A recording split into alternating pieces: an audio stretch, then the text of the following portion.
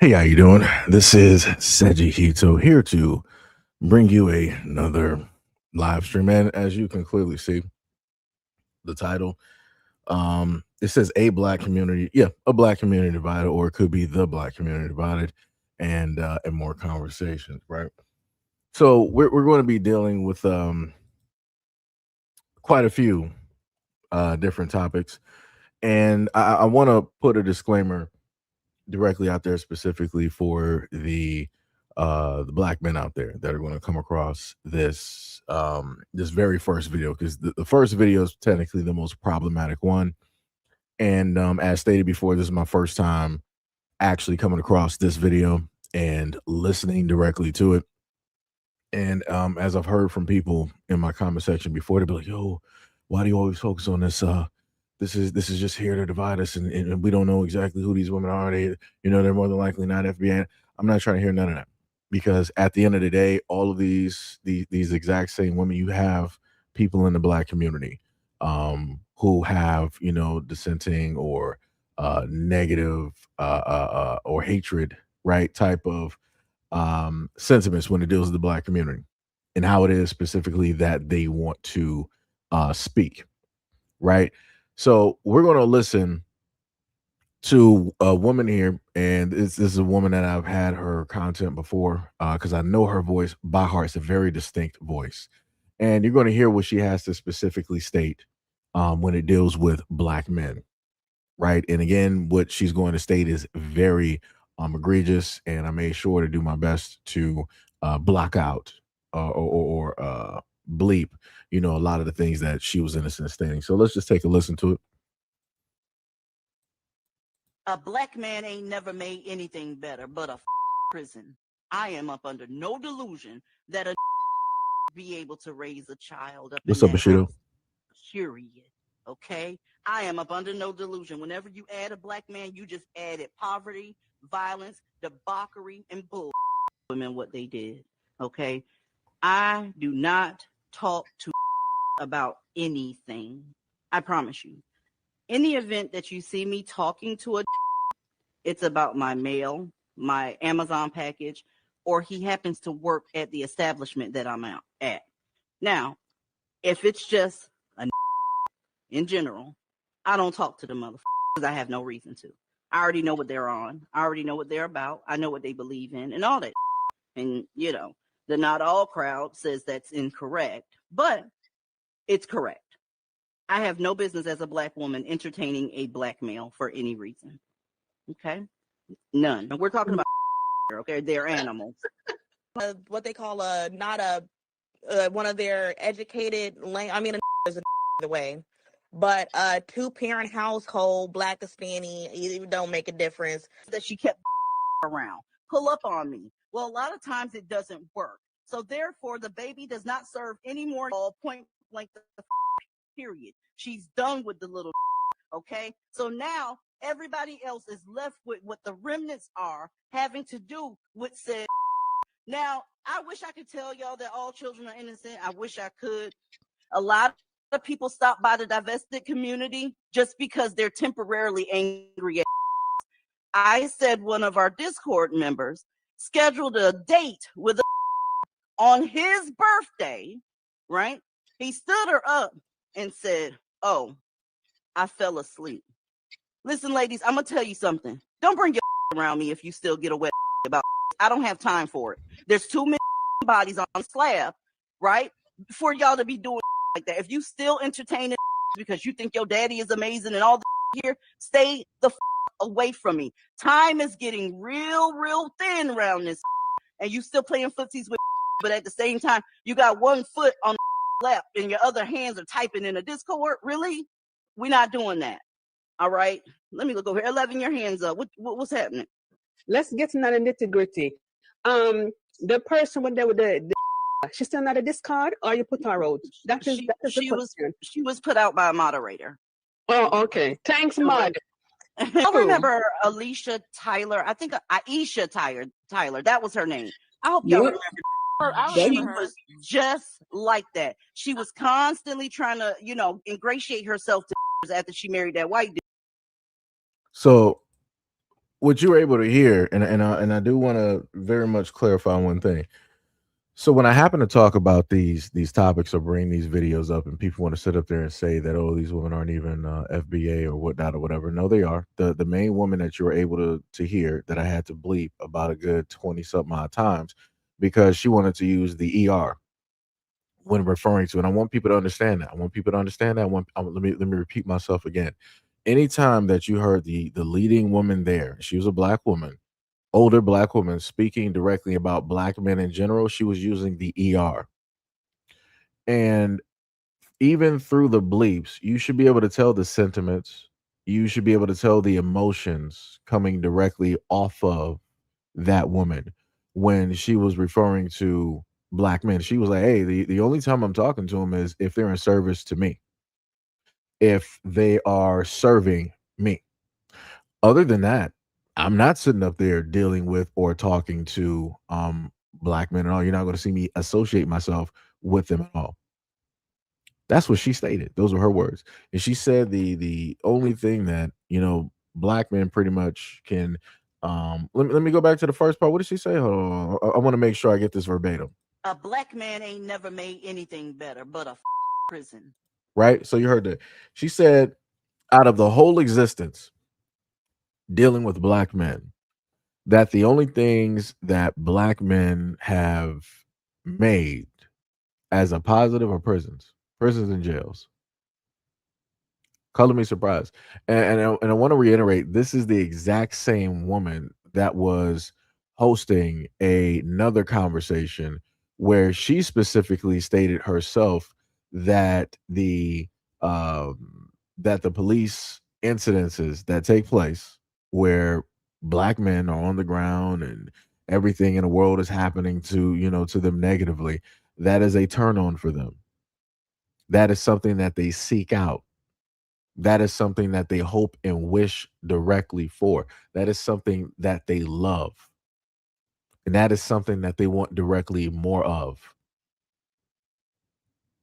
So again, I bring up these videos in order to highlight the fact that it's not even a unique problem. It's just a problem in general. It's just a problem in general. Stuff like this should not be here at all. Like this type of nonsense, this type of talk, it just shouldn't. It's beyond toxic. It's way beyond toxic. And the other thing that I've listed before is the fact that these older women like this who want to talk, and again, they have, it's not just black American women that are here. You also have women that are from other areas, right? That are quote unquote black women. So they could be directly from the islands, or whatnot, or whatever. They could even be African. As long as they have melanin, as long as they have a distaste or dislike or a type, as they like to sort of portray it as a type of hatred energy that they have when it deals with black women. As long as those women have that, they are a-okay to be there. Now, if they're outside, if they're not, pretty much anything, if they're not melanated, then they'll be on the outer, edges dealing with the conversation. They're still fine, but they'll be on the outer edges, right? Because they don't really fully trust them. The other thing as well too, which I don't think that other black women have really woken up to, is that if you are a black woman and you are in a relationship with a black man, if you are co-parenting, if you are engaged, if you are married, right, or you just imagine yourself or just want to be with a black man, they do not like you at all. They view you as a traitor. They have a type of loathing directly for you, right? They feel sorry for you because these types of women here, they want every black woman to be on the exact same page, right? Matter of fact, let me just so that people can understand what I'm saying and know that I'm not making this type of stuff up. Let me just replay this one more time. A black man ain't never made anything better but a prison. I am up under no delusion that a be able to raise a child up in that house. Period. Okay? I am up under no delusion. Whenever you add a black man, you just added poverty, violence, debauchery, and bull women what they did. Okay? I do not talk to about anything. I promise you. In the event that you see me talking to a, it's about my mail, my Amazon package, or he happens to work at the establishment that I'm out at.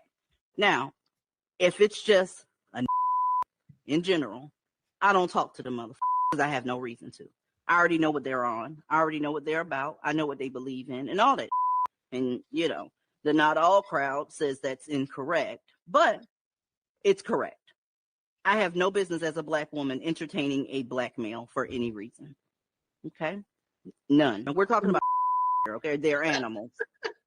What they call not a one of their educated I mean, is the way, but two parent household, black Hispanic, it don't make a difference. That she kept around. Pull up on me. Well, a lot of times it doesn't work. So therefore, the baby does not serve any more point blank the period. She's done with the little. Okay, so now everybody else is left with what the remnants are having to do with said. Now, I wish I could tell y'all that all children are innocent. I wish I could. A lot of people stop by the divested community just because they're temporarily angry at. I said one of our Discord members scheduled a date with a on his birthday, right? He stood her up and said, "Oh, I fell asleep." Listen, ladies, I'm gonna tell you something. Don't bring your around me if you still get a wet about. I don't have time for it. There's too many bodies on slab, right? For y'all to be doing like that. If you still entertain it because you think your daddy is amazing and all here, stay the away from me. Time is getting real thin around this, and you still playing footsies with. But So this is what I also want to spot as well too. There's a type of fear that is directly there that I have not, out of all the times that I've listened to these older black female divestors, this is the first time that I've heard this type of fear where it's like, times is getting real tight. So are you talking about like, things in the world? Are you talking about, wars? Is that what you're talking about? Are you afraid of that? Because you shouldn't be, because you're a divestor. All you got to do is sit up there and dog whistle and let people know that you don't have any type of emotions and you don't care about black men. That's your super suit right there. You're good. Ain't nothing going to happen to you. You can go through the pits of Tartarus with that, and you should be completely fine and dandy. Are you talking about things going wrong in America? I mean, you should be completely fine because the main people running it are white men. Those are the ones that you look up to. That's your ideal. Those are the ones that you want to specifically be with. So again, all you got to do is dog whistle, let them know that you feel a certain type of way about black men, and yada yada yada, and you should be completely fine and dandy. So again, I don't I don't understand the type of fear with her sitting up and saying things are getting pretty tight around here. What's getting pretty tight? What's getting pretty tight? I'm a little bit confused because the craziest part is women like this who want to speak about black men, they never talk about the fact that they just recently had 300,000 plus jobs where black women were working those and black women no longer have those jobs. Not talking about that one. Not talking about that one at all. And the craziest part is I promise you they more than likely had a conversation talking about Camden Nitro and the whole situation there. And I bet you these women here, they were 1,000% on the mother side. I bet you, I promise you, I promise you, I promise you, because I know how they move.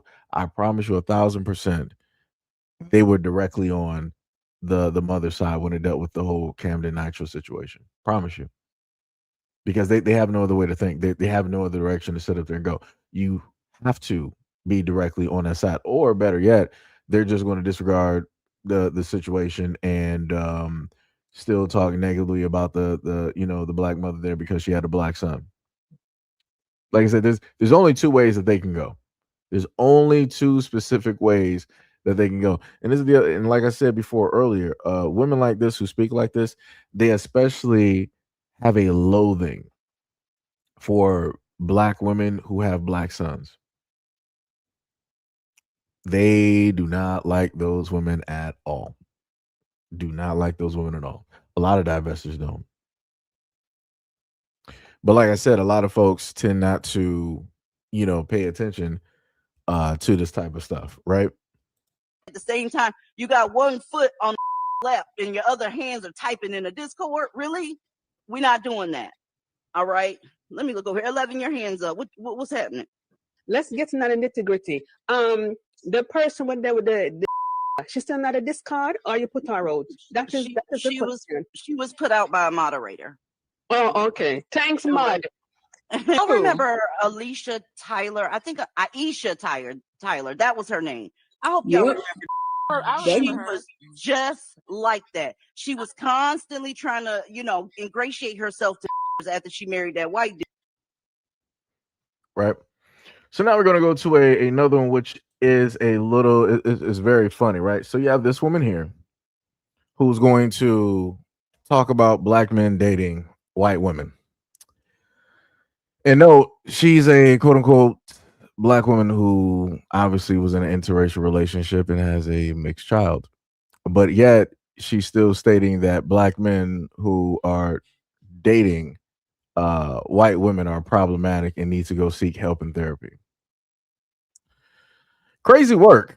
The logic out here makes no, like I said, I've been trying to figure this out for the longest time. It doesn't make any type of sense, and nobody can make it make sense. It's the most insane thing that I've heard thus far since the previous woman who showed up on a podcast basically she stated two things. She was like, when I sit back and I look at a black woman with the white man, I say, she's loved, she's respected, she's valued.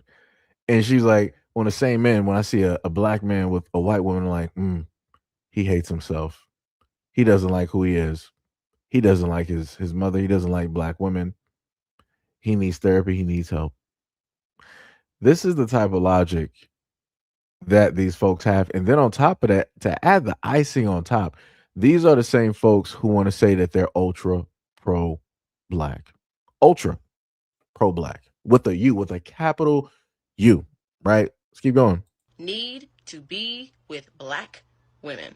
If you are dating exclusively white women, you need to go to therapy, okay? And unpack that self-hatred that you got, okay? And all the rhetoric I hear about black women are this, black women are that, I don't want to hear it. It's bullshit. There are plenty of black women. Do you know how often black women seek out a man that's not black? Do you? Do you know how often black women seek out men that are not black? Even in this day and age, when they very much should be, they should just be like, you know what, and go get something else. If we lived in a perfect world where racism and Jim Crow laws and racism didn't exist, I wouldn't give a because then love could be love. But at this where we are right now, you have a low racial self-esteem. So I'm just trying to figure out. So on one end, so again, she's a black woman that dated a white guy or whoever, somebody that was obviously not black that had a mixed race child. No self-hatred there, right? But if you're a black male dating, no kids, just sitting up there dating, seeing the sights, whatever it is, two consenting adults, you suffer from self-hatred. How do we this doesn't make any type of sense. And it's always folks like this that have eyes like this where they're just very open, which makes them look crazy because they are. That have this type of logic where they think, yeah, this is the correct thing.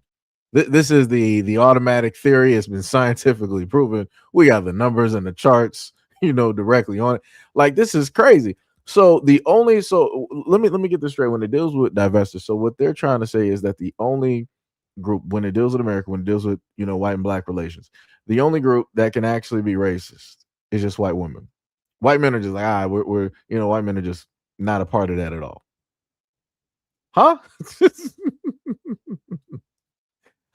I thought two peas are a part of the same pod. I thought that's how it worked, because on the reverse end, we have conservatives and Republicans, and they're talking about the black community. They're not separating black women like this from the rest of the black community. They're like, yeah, that's a good black.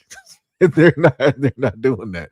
It's like, hey, we're looking at all black people the same. That's exactly what it is. We're gonna make this this broad statement, this generalized statement, and it is what it is. We're going to use such and such stats and charts and all this other type of stuff to basically back up our argument, right? They're not excluding her. because she decided to be with a white male and have a mixed race child. Like, this is crazy to me. Like, the logic here is completely insane. It makes no type of sense. But let's continue. It should be an honor to be with a black woman. It should be a privilege to be with a black woman. It should be standard. It should be traditional to be with a black woman. Whoa. For black men. What? Do you know? Oh, let me just pull that back. Oh, let me pull that back. Woman. For black men.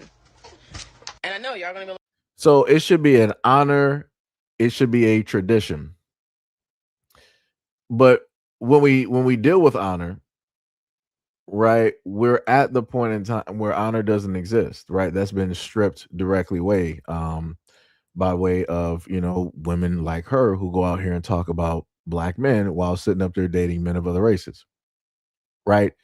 And then we're talking about tradition, and women like her openly state that they will be traditional with men of other races, but when it deals with the black men, they would never be traditional. Everything has to be transactional, meaning money based, meaning what can you as a black man basically do for me as a black woman? How can you fulfill my dreams, right? How can you put me or push me towards my destiny? It's an I selfish type of mentality when it deals with that, especially from women like this. And you can clearly hear it, because she would never make a video like this talking to white men like this, talking about it should be an honor for you to sit up there and date a black woman like me. It should be traditional for you to date a black woman like me. You should be seeking out a black. She's not going to say that. She knows better. She 1,000% knows better what to do and what not to do, right? The mouth that she got right now, she's not going to have that with a white male. The mouth that she has right here, she will 1,000% always have this with a black man, especially a black American man in the community. Let's continue. like, oh, but Amber, I was lost in the sauce. I did not know no better. And I always take it. I always go, you know what? You're right.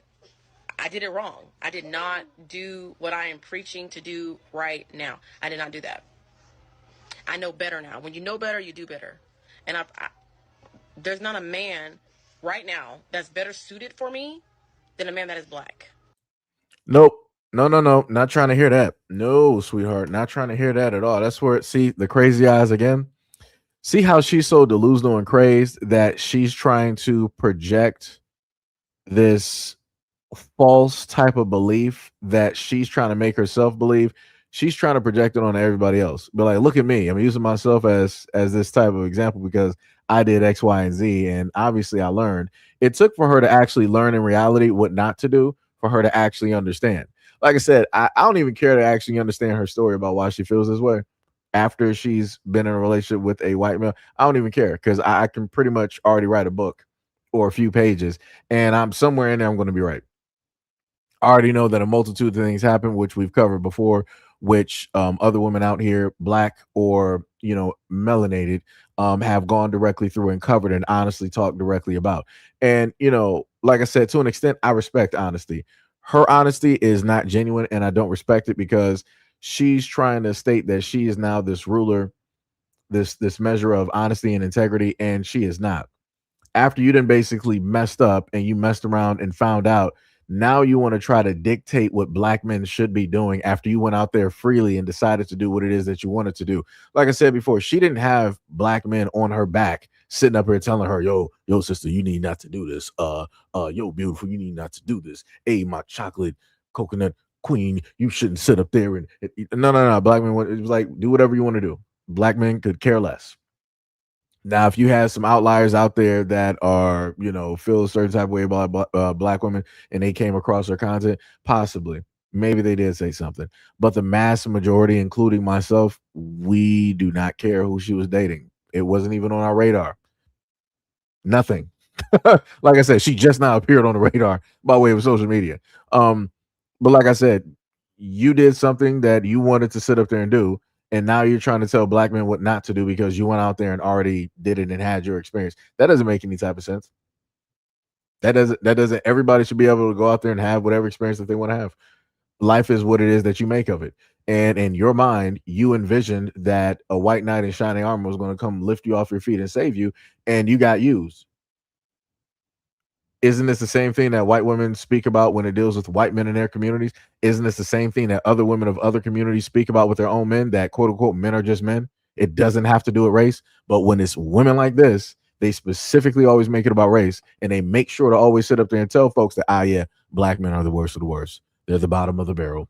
Never go towards them. Never date them. They're not fathers. They're not this. They're not that. But then I can always find videos of folks moving like failures and then wanting to magically sort of kind of talk about it. Because let me sit up there and tell you something. I promise you that the divestors out there, the divestor prime that is still out there, they don't like her at all, because they will look at her as a traitor, because what you're supposed to do is like shut up. Because what she's in a sense doing and how they're perceiving it is that she's being loud about something negative happening to her by their preference, and by her speaking on it, their preferences out there, these unknown invisible beings, are now not going to be so amped to seek them out.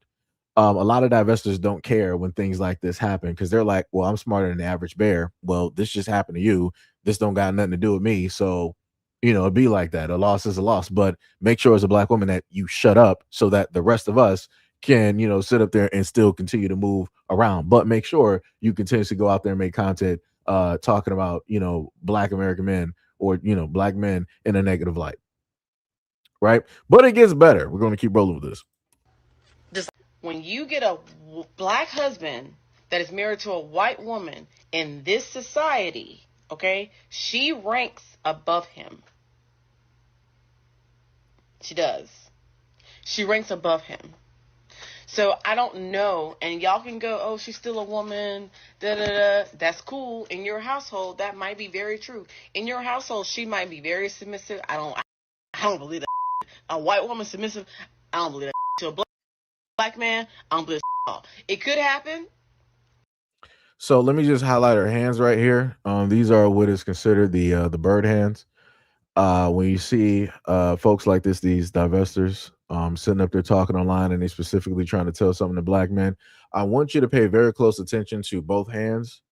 The only finger that has a ring on it is the first hand on her right hand, right? That you can clearly see to the left side of the screen. That's the only finger that has a ring on it, and that is not a ring finger. So she's talking from a perspective as a divester and or a swirler towards black men, and she ain't even picked. Ain't nobody engaged to her. Ain't nobody married to her. And you got women out here listening and taking advice from this. You're doing all this dog whistling and talking about black men in this negative type of light, and saying how beneath black men are versus everybody else, but yet where's the white man of your dreams, or the man of another race? Like, shouldn't you be snatched up already? Like, that's the weirdest part. Like, all of these people, that's why I keep talking about, all of these people be running their mouth talking so much, but they don't have the man or the men of another community that they specifically are seeking out on them. That's the wildest thing. Let's keep going. It's very possible. Humans are amazing creatures. I'm not saying it's not possible. Personally, I think it's very rare that a white wife is completely submissive. And I'm talking Bible. I'm talking Bible text. I'm talking traditional submissive to her black husband. I think that is so far and in between. Okay? Because white women very much know their place in society. Let me also just go back to what I said earlier, because and I want to showcase this, right? Without her saying it, the conversation that she's trying to sit up there and still substantiate is that black women and white men are the superior marriage, right? Superior marriage. So, and then below that, it would be white men and white women. And then below that, it would be black women with men of other races. And then below that, it would be black women who are single. And then maybe below that, it would be black men with white women.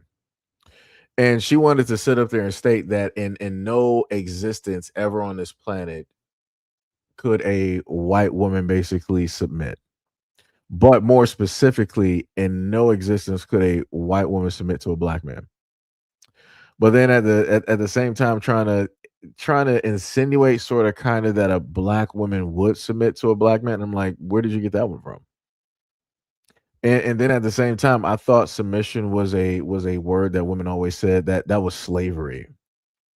That's bondage. So I'm just trying to figure out, are we flipping flopping on terms and terminologies? Are we just like switching words now? Are we just taking the emotion off of words and just putting something else there? I'm like, how specifically does this work? Right? Let's keep going. Very much no. All I gotta do is call my daddy or my granddaddy or my brother or my uncle or any white man who sees me with this black man and get assistance at any time I want. Okay, and that goes back to, I believe that when most white people see a white woman with a black man, they either think either she is trash, trailer park trash, and no one else wanted her, or two, victim, and we need to be very sensitive. Okay, she Victim. got snatched by a great ape, and we have to be very sensitive to her. That's me. That to me, that's exactly what it's only two things. What? This is I came when a lot of times when I watch these videos, it is a first time reaction because, like I said, I didn't listen to the full video of what it is. I already knew it was going to be stupid. Again, she has the septum ring, and then she has the look. She has the look. You already know something stupid is going to come directly out of her mouth. We've been here for quite a few minutes dealing with this, and everything that she has said has pretty much been stupid. She literally said that if there's two ways to look at the situation dealing with white women being with black men. Number one, she's trash and nobody wanted her, which is crazy. So you're trying to say that a woman of another race has no value because she's with a black guy. So basically the mark of any woman, technically, if let's just put this into perspective. Because she is a divester. So any woman, by her divesting logic, that is with a black man, you are basically trash. You are the lowest of the lowest. Nobody else on the planet of men basically wanted you. And you basically had to succumb to the idea of like, okay, well, let me just be here and be fine with being with a black man.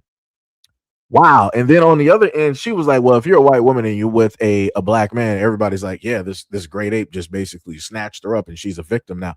How did we? This is why. This is wild. This is why. And when I sit up there and tell y'all that these conversations, like stuff like this, is very dangerous because it is. On top of that, like she's just making up stories now. She's making up a theory of a white woman being a victim to a black man for no reason. Like this is the craziest thing. This is what I be talking about. So not only, like I said, not only do you got to deal with white women lying and making up stories on black men historically, you got black women out like this who are divestors, ex-divestors, divestor swirlers, whatever you want to sit up there and call them. They're online sitting up there fabricating fake stories. She's not even giving you an actual story of anything happening. She's not even giving an anecdotal story just to solidify her point. She's just talking just to be talking. Call black men great apes. This is crazy. I would almost want to say that she's a Dragon Ball Z fan, but that might be giving a little bit too much credit. This is wild. This is wild. I would expect this from like one of those conservative Republican white female LARPers that want to go into the space and they just want to just start spouting racism just to do it. They want to just get a whole bunch of attention from random white dudes, any and all white dudes out there by going out there and just being racist and just saying whatever it is that they can say in order to sit up there and get noticed because they're boring, they're normal, and there's nothing else to them. In order to get attention, that's what they do. I would expect that. But here you got a black woman sitting up here doing this. What am I supposed to do with this? What am I supposed to sit up here and do with this? And then you have people that when I do standard issue content, you have people that sit up there and tell me I should just ignore it and overlook it and just focus on the black men and women that are, you know, in relationships and they're loving and this that and the third. No, I'm not. There's no reason for me to sit up there and focus on them. All of the focus is where it is supposed to be. That's why you don't really see those folks online, because they're minding their business. They're minding their business. They're having a great, positive, awesome relationship, raising their family, engaged, married, doing whatever it is that they need to do. They're not worried. They don't need any added on attention, and they're not seeking or looking for it. That's why they're not putting their relationships out there. Now, other people who are like this here, she is seeking, advertising, looking for attention. But like I said, obviously she can't specifically get that. So now you see the type of, you know, talking points that she has to go directly towards in order to pull back in the men of which that she's interested in, because she don't got game. She don't got no type of game or whatnot or whatever. So like I said, a lot of women will do stuff like this instead of going up to a guy and trying to, hey, can I get your number? Women of other countries do it. Women of other countries, European countries and some Asian countries and whatnot, they will go up to men and be like, hey, here's my number. they will pull up with the number. Phone is already open. They want your number, right? She don't got no type of confidence, no type of game. So she does what white women do when it deals with white men and they're trying to get attention. That's basically what she's doing. She's taking from their playbook, which is crazy to me. But let's keep going. Let's keep going. Only two things, okay? There might not really, not in this country. And in Europe or France, sure. But here in this country, those are the two scenarios that pop in my mind when I see a white woman with a black man. And because she's never truly able to be socially submissive to him, not really, okay? That's why those marriages fail. That's why they fail. And now I got a black man that's telling me, Amber, you... Hold on. Wait. Let me just go back here. Let me just go back here because I got to see the hands again. That's why those marriages fail. So let's just look at so notice how she's talking about failed marriages, but yet she's a single mother. Notice how she's now, again, look at the crazy eyes. Look at the crazy face that she got. Notice she's talking about black men who were at least successfully married. They were successfully engaged. They specifically asked a woman of a different race, like, hey, would you care to get married? Would you like to get married? I've been with you for so many years and that, and they actually got married. All right, cool. Divorces happen. That is a part of life. Relationships happen. But you know what you can't sit up there and say is that automatically, just off the cuff of meeting, that those black men made those women single mothers. You can't say that. Those are divorced women who have kids, right? We can say that she's 100% a single mother. The man of your preference turned you into a single mother. It wasn't a black man that did it. It wasn't a black man who did it. So again, even with you being done wrong, you still can't be honest and face the fact of that you messed up, and then you allowed a man of your choosing that you picked selectively, your preference, messed you up as well too. Single mother divester. And then you still got the nerve to be online sitting up there trying to figure your way to talk about in two black men. How you don't have no ground to stand on. Raise your child as a single mother you are. Raise your child as the unwed, unengaged single mother that you are. That's what you do. That's what you focus directly on. Don't say nothing and don't have no words for black men at all. This don't got nothing to do with black men. Now I got to sit up there and start sounding like the conservative Republicans. The good part is now you can sit up there and get Section 8. Now you can sit up there and get you an EBT card. And guess what? It wasn't a black man that did it. That was a gift. That was a gift from your preference. Now you can have all the government assistance that you want. Crazy work. Wild work. Well, let's keep going. That's why they fail. And now I got a black man that's telling me, Amber, you know both sides of the track. And you're right, I do. I have been in committed relationships with black men, and I was married to a white man. And I'm telling you right now. Oh, okay. Hold on. So this is the part where Seji can sit up there and say, like, yo, you know what, guys? Let me walk that back. right? This is the first time of me fully seeing this and actually understanding it. Let's go back to what she said so I can walk back what I said earlier, right? She says she's been in committed relationships, never married to a black man, right? Black man that's telling me, Amber, you know both sides of the track. And you're right, I do. I have been in committed relationships with black men, Never and I was married. married to a white man. And I'm All right. So this is the part as a content creator I can walk back and sit up and say I was incorrect, right? She wasn't just a single mother. She was engaged. She was married, right? So let me go back and change what I stated before. Let me take that directly back, right? So she's now a divorced woman with a child, right? The same thing that I made for the example when it was black men who were engaged or married directly to white women and the divorce didn't work out, right? So let's go on that same thing. It's an even playing field, right? The problem is she wanted to specifically state that the relationships between black men and white women just don't work out and they're always getting divorced. So why did you get divorced?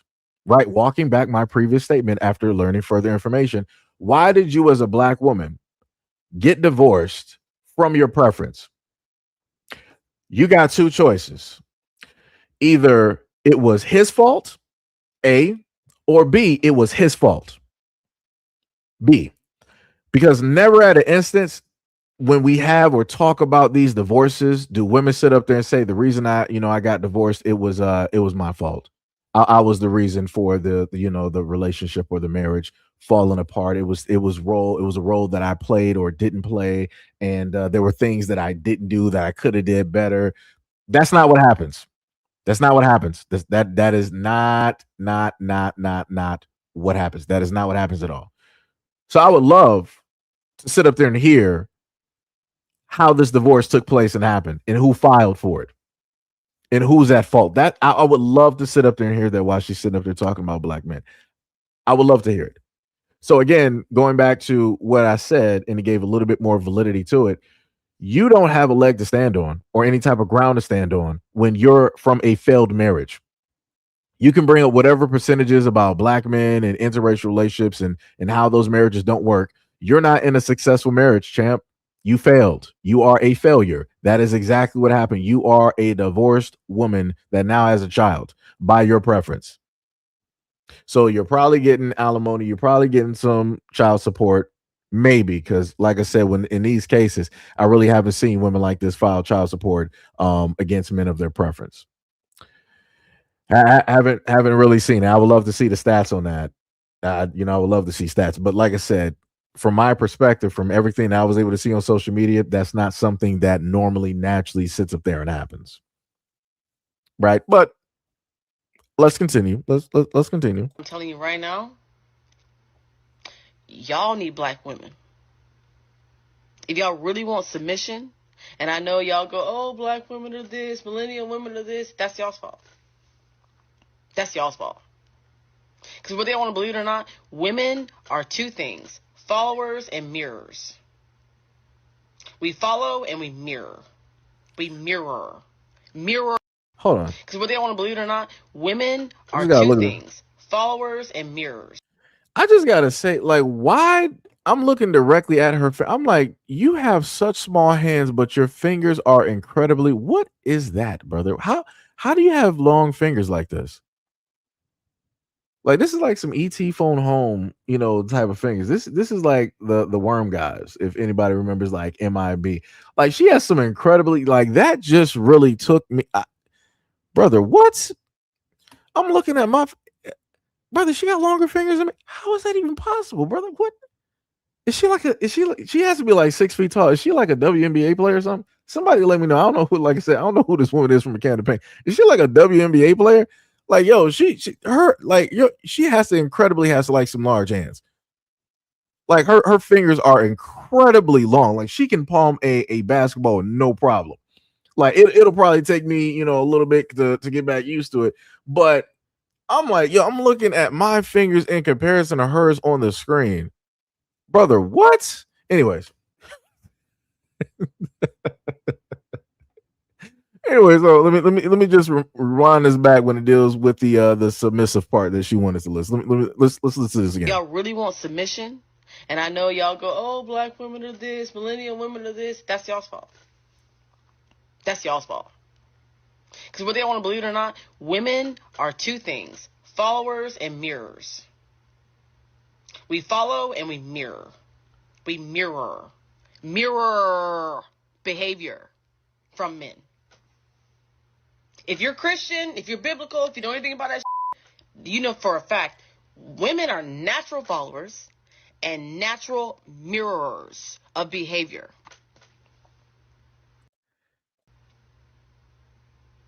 So you know what?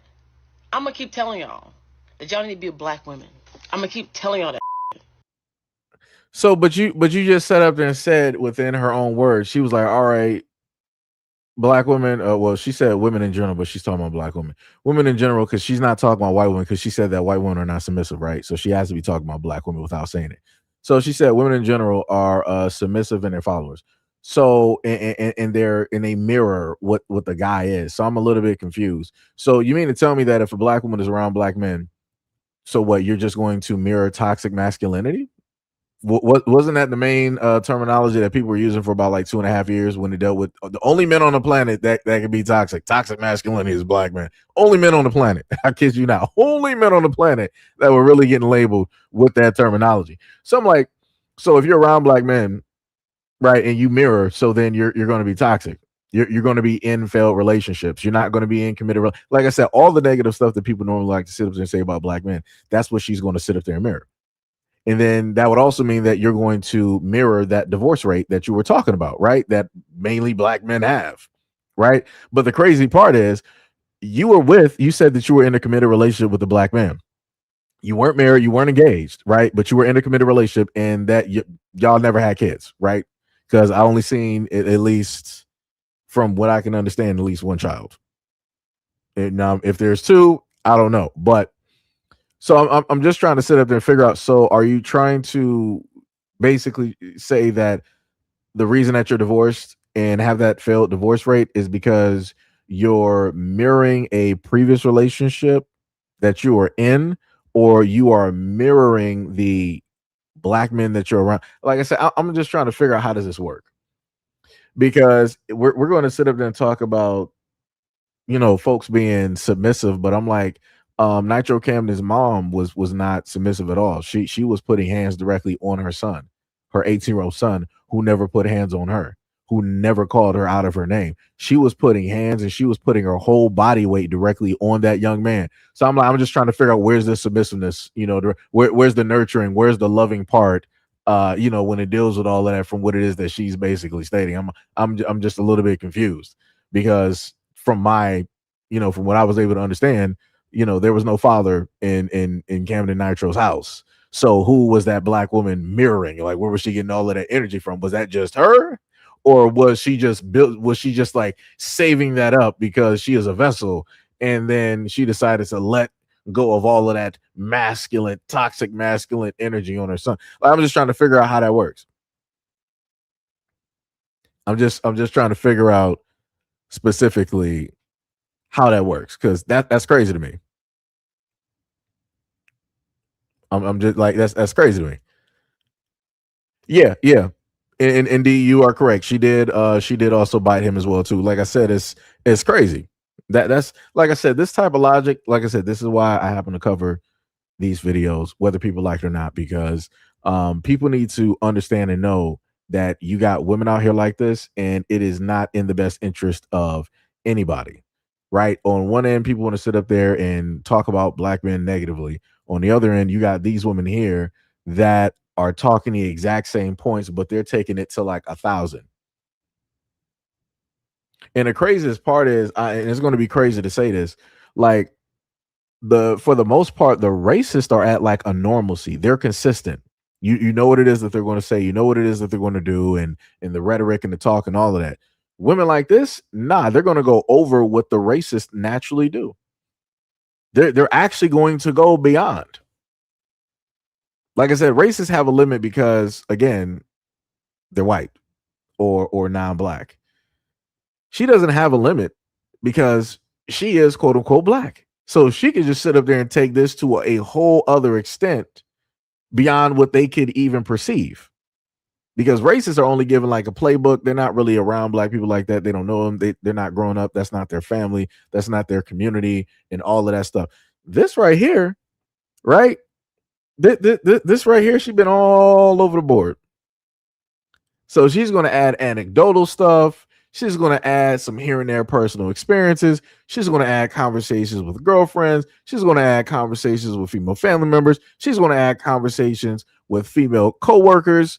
She's going to add other conversations from other women of which she don't know about. She's going to have her own theories directly on there. She's going to use news stories. She's going to take other stuff from social media. And then the cherry on top is that she's going to also use the racist dog whistle talking points that white women naturally use and are the main ones, the only ones who specifically made and came up with these things in order to get the attention of white men. Like I said, I keep trying to tell people what it is, and people don't want to pay attention. People don't want to listen. But it'd be like that though. But let's keep going. You my slave? That's what they keep saying, and I think it's so rude. Don't ever refer to me as your slave. Oh my gosh. What? You my massa? Yeah. Massa? Blink twice if you need help. You need help, sweet pea? Come on. Yeah. Okay, blink twice. Are you my massa? You my master cut it out. Are you master? Master? Master here. Massa? Uh-huh. Massa? Mm-hmm. I want to know. Massa? Yeah.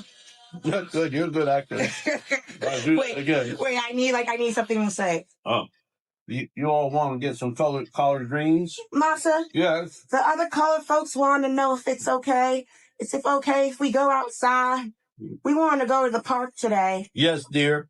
And so the other thing that tends to happen, because I got to showcase this, because you have a lot of black women that feel that anybody, any woman that looks exactly like her is a black woman. We can clearly identify and see that she is not a black American woman, but she has the same ideals as the black American women who are divestors.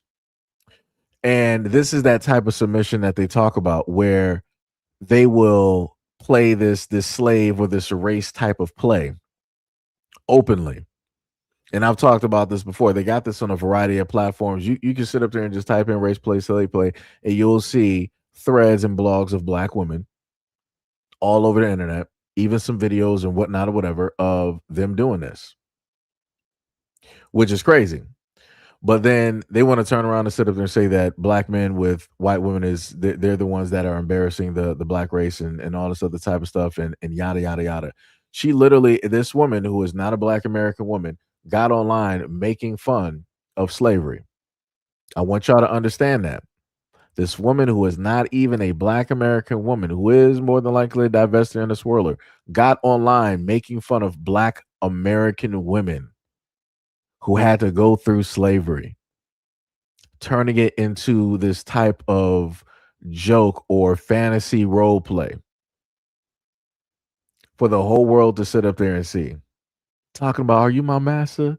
Massa. The rest of the colors is this, that, and the third. And he sat up there and responded back. At first, he was like, you need to sit up there and cut it out. And then he sat up there and went directly right with it. And like I said, and people make that, and people think that I make this stuff up. People think that I make this stuff up. That's crazy. I get. Hold on. Let me. I got you. Hold on. I got you. You said she is not an FBA. I got you. I got you. But you got to also understand this, because I've covered this more than probably a lot of you guys have taken in. I've been looking at content like this for years. I've reported on the fact that when it dealt with X or Twitter, when Elon or whatever made the change, and they specifically told you the platforms that these people were coming from, I told you it was like you had people from Paris, you had South Africa, other places in Africa, Oceania, America, Canada, South America. You had these platforms everywhere that are quote unquote divestors that put out all of this negative type of news when it deals with Black American men. So what I'm sitting up there saying is you have Black American women and many others. Listen to me. You got Black American women and many others who go online and talk negatively combined when it deals with Black American men in order to get their point across, in order to basically show the world, to show the other groups of men out there that are non-Black men that, hey, we don't like them as much as you don't like them, so we need to sit up there and link up a day. This is exactly what this is. So it don't matter if the woman is not FBA or not. You got a lot of Black women out here, a lot of Black American women that will look at women like this from the islands or whatever. They'll be like, that's still a Black woman. They'll tell you that. I got videos of women, of Black American women, saying that. They're like, we're all Black women. They've said it. So it's like it don't even matter at this point. It doesn't even matter at this point. And it's like, it don't matter how many times folks want to write in the comment section, not like us, she ain't us, and it don't even matter. This is why I sit up there and tell people to do, right? If you technically got a problem with what it is that I'm saying, how about y'all spend the amount of time that I have that I do, and you go directly online and you sit up there and inform those Black American women that follow those platforms, from YouTube to TikTok to IG and all. Why don't y'all sit up there and spend that time and go try to speak wisdom directly to those Black American women and watch what happens. Come back to me and let me know how that goes. Let me know how that conversation goes. Let me know how that conversation goes. Because that's the thing that gets on my nerves. It's like people want to sit up there and try to tell me what she's not and what she is, but I'm listening to the source. I'm listening to Black American women sit up there and tell me who these women are. So am I going to listen to you, or am I going to listen to the Black American women? Am I going to listen to you, or am I going to listen to the Black American women that subscribe to their Patreons, that pay them money, that donate their hard-earned money directly to these women? Who am I going to sit up there and listen to? You know, like I said, because I got to the point where I just got tired of trying to, sit up there and do the whole thing. I'm just going to let it be. If Black women sit up there and say that's what it is, that's what they say it is. I'm not about to sit up there and argue. The exact same way that I can look at their content online and not go into their comment sections and try to make a fuss and da-da-da-da and all this other type of stuff. Yeah, that like I said, that's the way I move about it. But like I said, everybody ain't the same. So on one end, people want to sit up there and be like, hey, yo, Seiji, we want to sit up there and let you know this ain't a Black American. I can apparently see that. The very first video that I gave you, you could hear an island woman sitting up there being a divestor, being amongst the divestors, and having the exact same sentiments and talking about Black men, American Black men, the exact same way that Black American women are talking about them. But hey, it doesn't matter, because they all see themselves as one. As long as they have the same ideologies, as long as they have the same dissenting and negative sentiments when it deals with Black American men, those are Black women. That's all that matters. That's all that matters. Just saying. Just saying.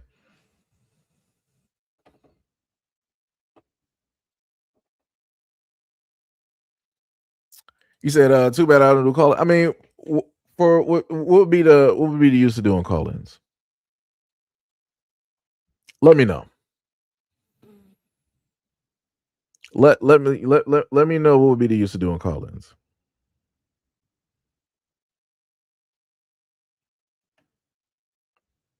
Like I said before, it's like what people are not even understanding is, like, even when you deal with like crime, I can sit up there and show you videos that I've done. I can clearly sit up there and see that is not a Black American male, but is that going to matter to the overarching view or the stance of racist or whoever that want to make the points that Black people are apparently violent? No, it doesn't matter. It doesn't matter. As long as they're Black, that's all that matters. That's all that matters.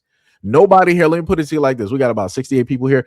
Nobody here 100% is spending time going through all the crimes that have happened in the United States over the last 10 years when it deals with quote unquote Black, and trying to dissect on if this is a Jamaican, if this is a Haitian, if this is a Bahamian, a Caribbean, an African, a Brazilian. Ain't nobody doing that.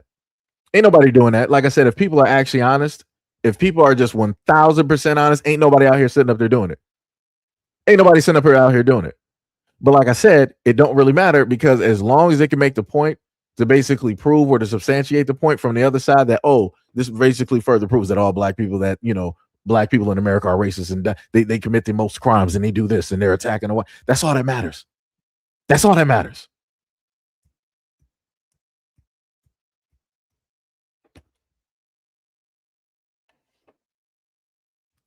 Yeah.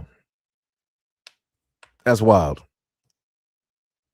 That is completely wild. Like I said, I wish with all the love that I have, I wish that people would put the same effort in when it deals with the stuff that they see every single day online.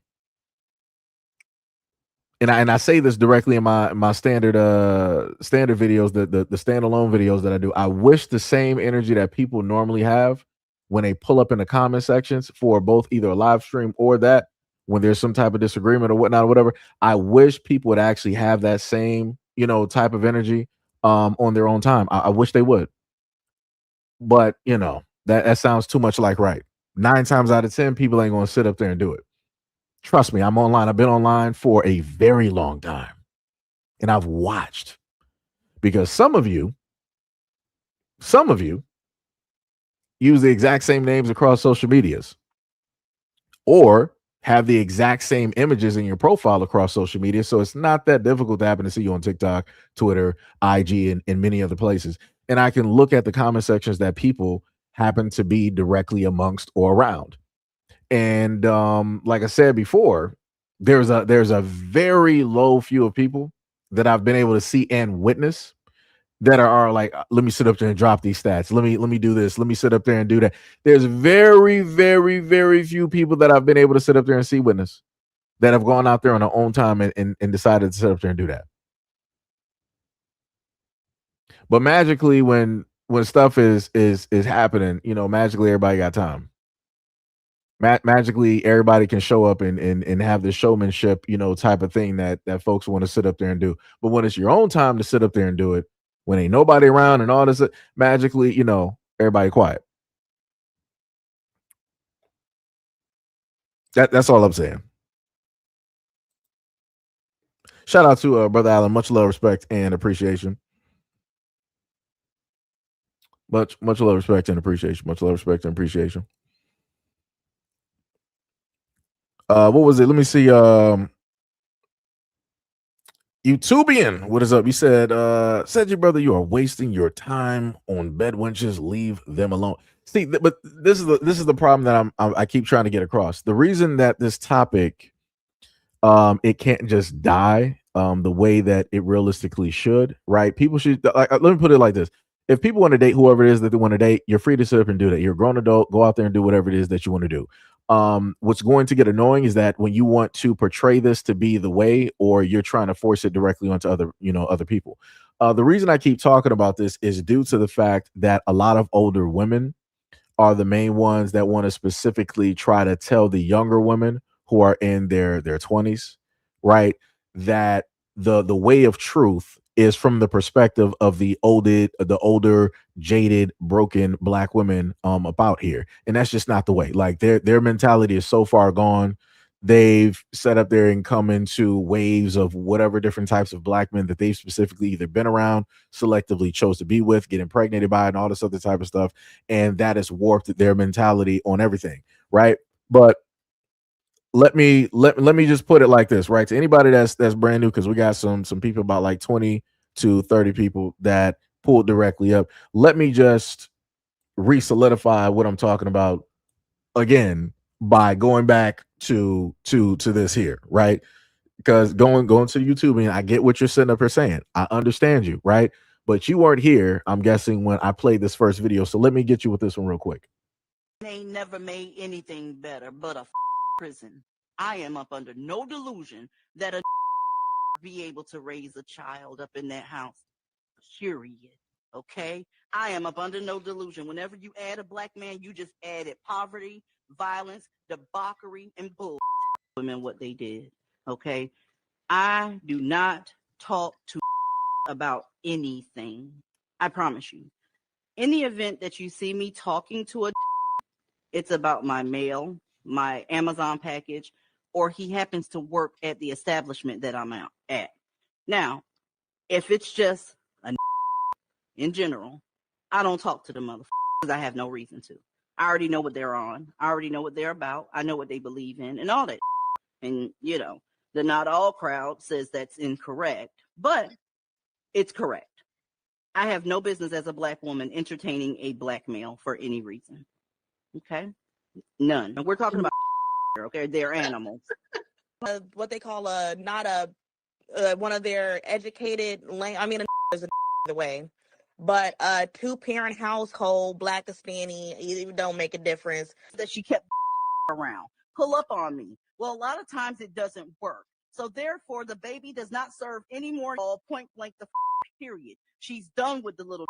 Okay, so now everybody else is left with what the remnants are having to do with said. Now, I wish I could tell y'all that all children are innocent. I wish I could. A lot of people stop by the divested community just because they're temporarily angry at. I said one of our Discord members scheduled a date with a on his birthday, right? He stood her up and said, "Oh, I fell asleep." Listen, ladies, I'm gonna tell you something. Don't bring your around me if you still get a wet about. I don't have time for it. There's too many bodies on the slab, right? For y'all to be doing like that. If you still entertaining because you think your daddy is amazing and all here, stay the away from me. Time is getting real thin around this, and you still playing footsies with. But at the same time, you got one foot on the lap and your other hands are typing in the Discord. Really? We're not doing that. All right. Let me look over here. 11, your hands up. What's happening? Let's get into the nitty-gritty. The person with the she's still not a discard, or you put her out? That is the question. She was put out by a moderator. Oh, okay. Thanks, Mod. I remember Alicia Tyler. I think Aisha Tyler. That was her name. I hope y'all remember. She was just like that. She was constantly trying to, ingratiate herself to after she married that white. So for the conversation that we were having before, in the response that I was given to, where is the brother there? I think it was FBA Forever, right? This is the reason, and to the other guy too. This is the reason that I sat up there and said that they're one and the same. It doesn't matter if it's a tether. It doesn't matter if it's a black American woman. It's one and the same when they both have the exact same dissenting sentiments about black American men in general. It's the exact same thing. Same two peas in a pod. Like I said, it does not matter. They both hate, loathe, dislike, have dissenting comments, negative comments about black American men. That lady that you were able to hear, she said that the only thing positive that a black man can do, or the only thing that he can make good in life, is a prison. And I keep trying to, tell this also as well to other black American women. I don't care if they're divestors or swirlers or not. Divestors don't like your sons. If you have a black son, they do not like your son at all. They hope the worst for him. They don't want him to exist. They want him to be in jail and prison. They want to see him on camera get brutalized by police and any and everything negative that could potentially happen. That's what they want and wish. Like I said, I gave y'all a video before where that exact same woman had a panel where another black woman said that watching the police brutalize young black boys and black men turns her on. That's a real true form of masculinity. And she was wondering, why is it just her, and why is it that no other black women are talking about it? And the same woman that you heard talking, getting her blood pressure up, she was like, yeah, that's a conversation for the back. That's a conversation for Discord. You gotta come with us, there. That's for the R and da. It sounded like a pirate. Like I said, crazy work. This is why I have these conversations. Because this exact same pollution that they're speaking online is the exact same pollution that they're trying to give to 20-year-olds. They're trying to give this to teenagers and preteens. You had an older black woman. She was like in her 50s, almost her 60s, sitting up there talking about, I know I'm not trying to have this. I'm not supposed to have this conversation with my niece, but I'm telling my little 12-year-old granddaughter or niece that she better not give no attention and get a little black boy as a boyfriend. You better get you a white boy or a Hispanic boy. You better not be, going out there and trying to be in a relationship with no black boy. She was like, I'm trying to start her off early. I'm trying to save her and this, that, and the third. This is why I have these conversations, because older women like this are polluting the minds of these girls who don't got no experience in nothing. No experience in nothing. But let them have a black son. They're still trying to tell their sons, like, you better sit up there and date a black woman. You better get married to a black woman. This, that. But you said that you don't even like black men. But magically, somehow, some way, you carve out a little section where it's like, okay, well, this is my son and he's from me, so he's different. Nah, he's still a black man at the end of the day. Just because you carved out that section, it doesn't mean your other divestor friends carved out that section as well. They look at him as the exact same as you look at every other black man in the United States.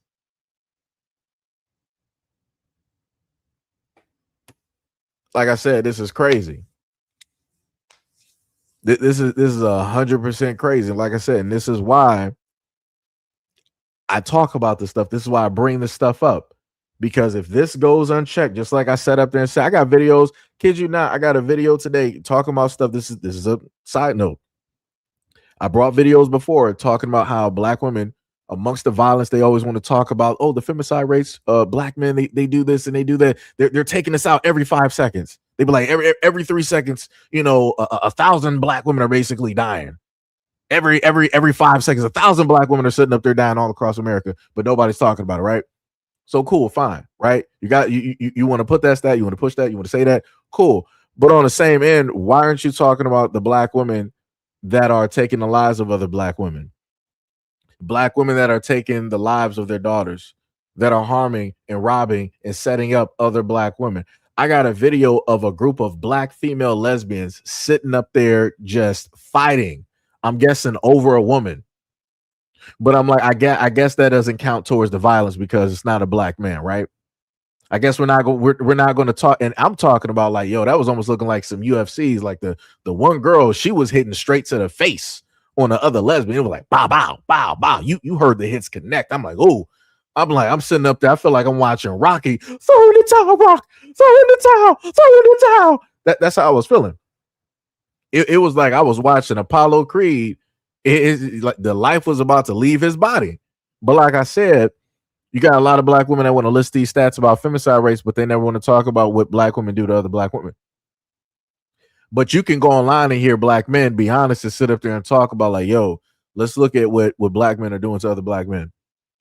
Let's talk about these experiences here and that. They'll have like a whole panel. They'll even talk about the whole things dealing with gangs. They'll talk about the jails. They'll talk about the prisons. They'll talk about growing up. Black men can be honest about that. I have yet to sit up there and see a panel of black women do that. I've yet to see it. Yet to see it. Because why? It's not going to sell. It's not going to bring eyes. It's not going to bring attentions. You're not going to be able to get no galaxies. You're not going to be able to get no likes. Why? Because it has nothing to do with talking negatively about black men. Like I said, it's crazy out here. It is 100% crazy. 100%. But like I said, I try to cover both of these. I try to be as even as possible and cover both of these areas.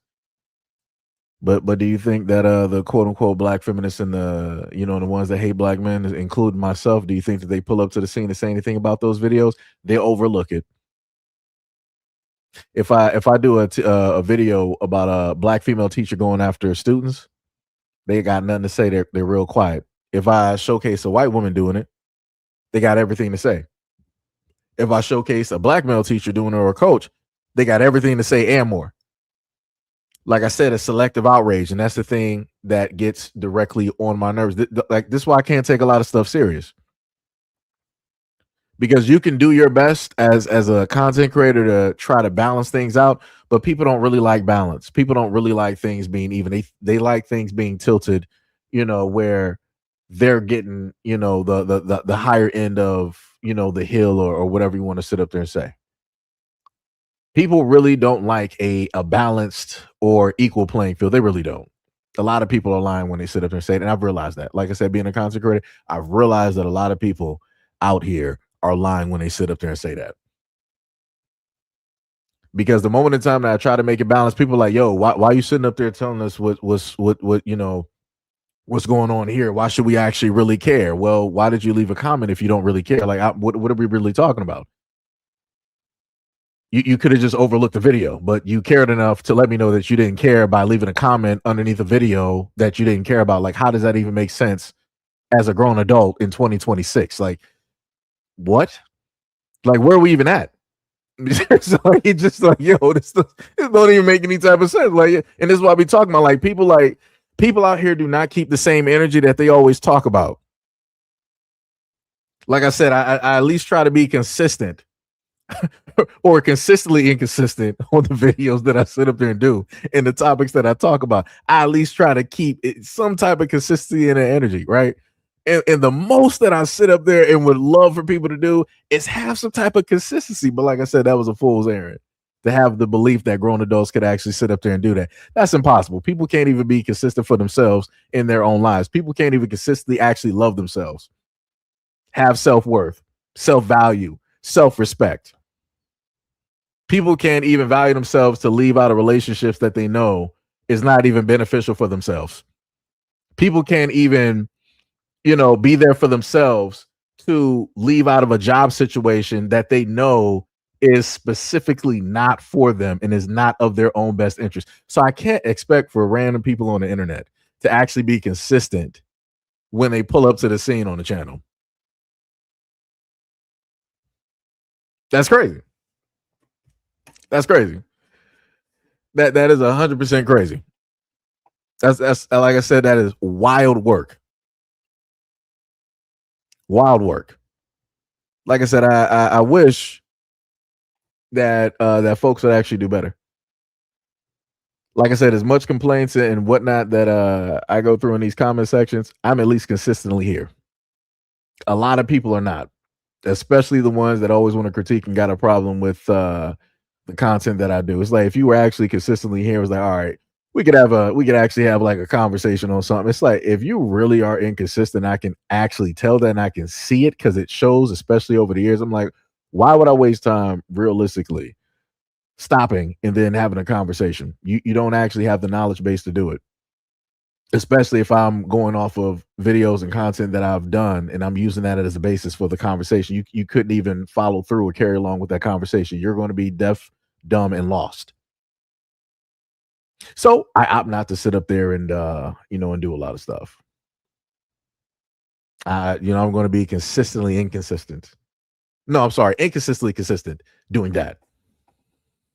I don't know. Like I said, it's just, it's a lot. It is a lot. It is a lot, But we do have more videos. Oh, trust me, we do got more videos. Let me showcase this one. Worse and worse and worse and worse. And then one day he had popped up at my house and I was out with somebody else. And as the guy was dropping me off to my house, he was pulling up. So what, you was cheating? I was cheating. Growth, okay? Growth. Oh God. As I was getting dropped off, he was pulling up. So now, and the guy was white and he like sped off real fast because he was scared, right? That's how the white boys be. Reparations.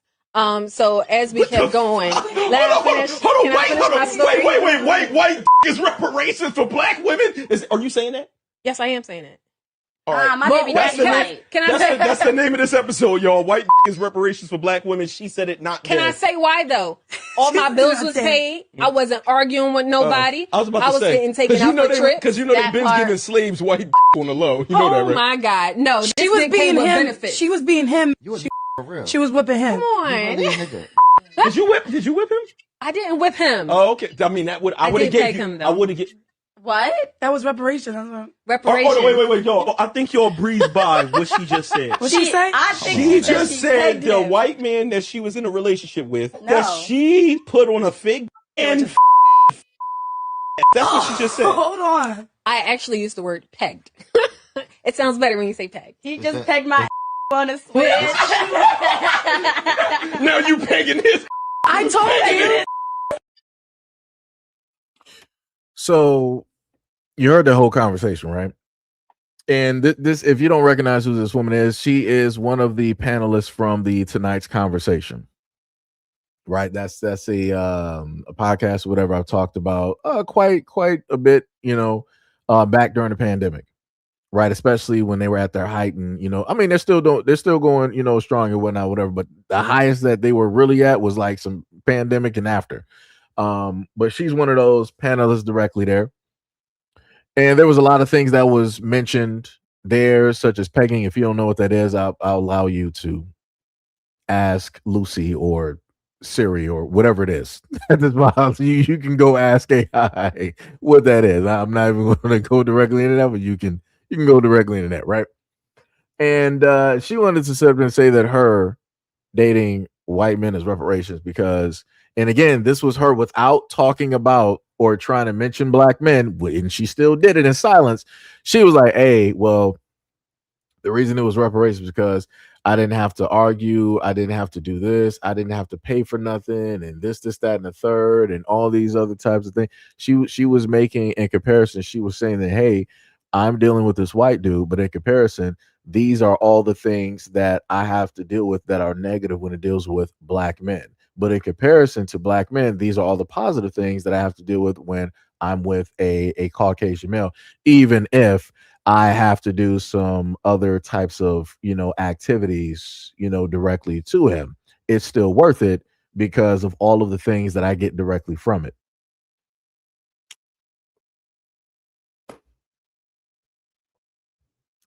So yeah. Yep. Like I said, I've never heard anything like. Just imagine. I gotta pull the Republican card, right? The conservative card. Just imagine if a white male said that about a black woman. That, hey, for everything that I am as a white male going through in America, being with a black woman and doing this, that, and the third, these are my reparations. Just imagine that. Just imagine that. Just imagine it.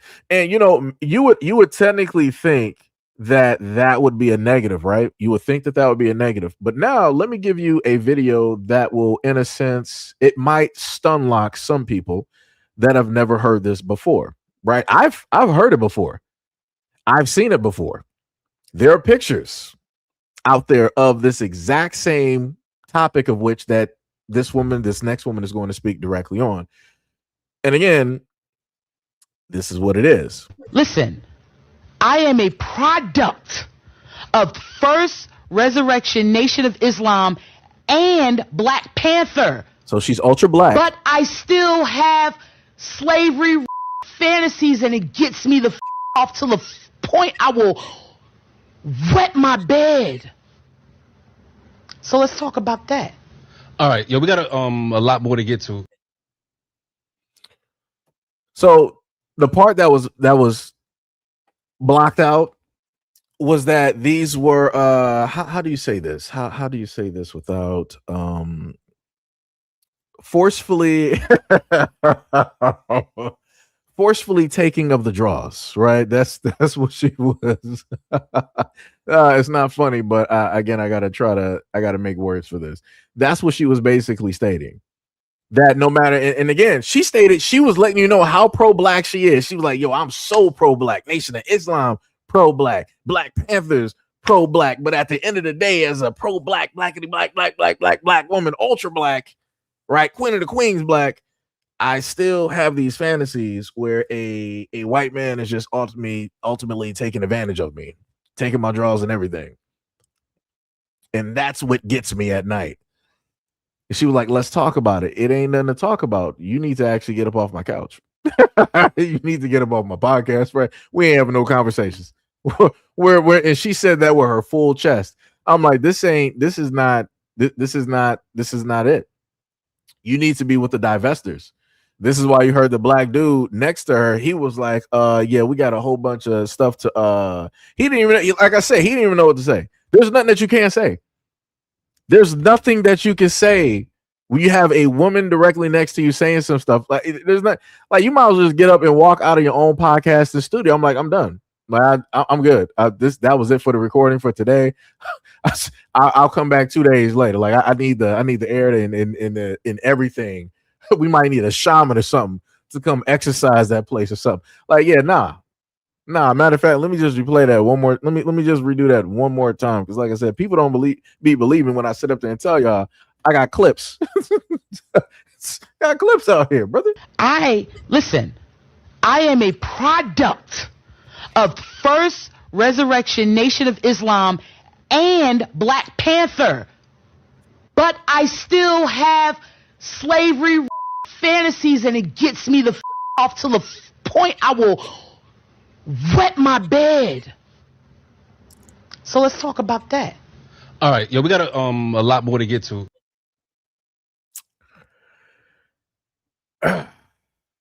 Yep.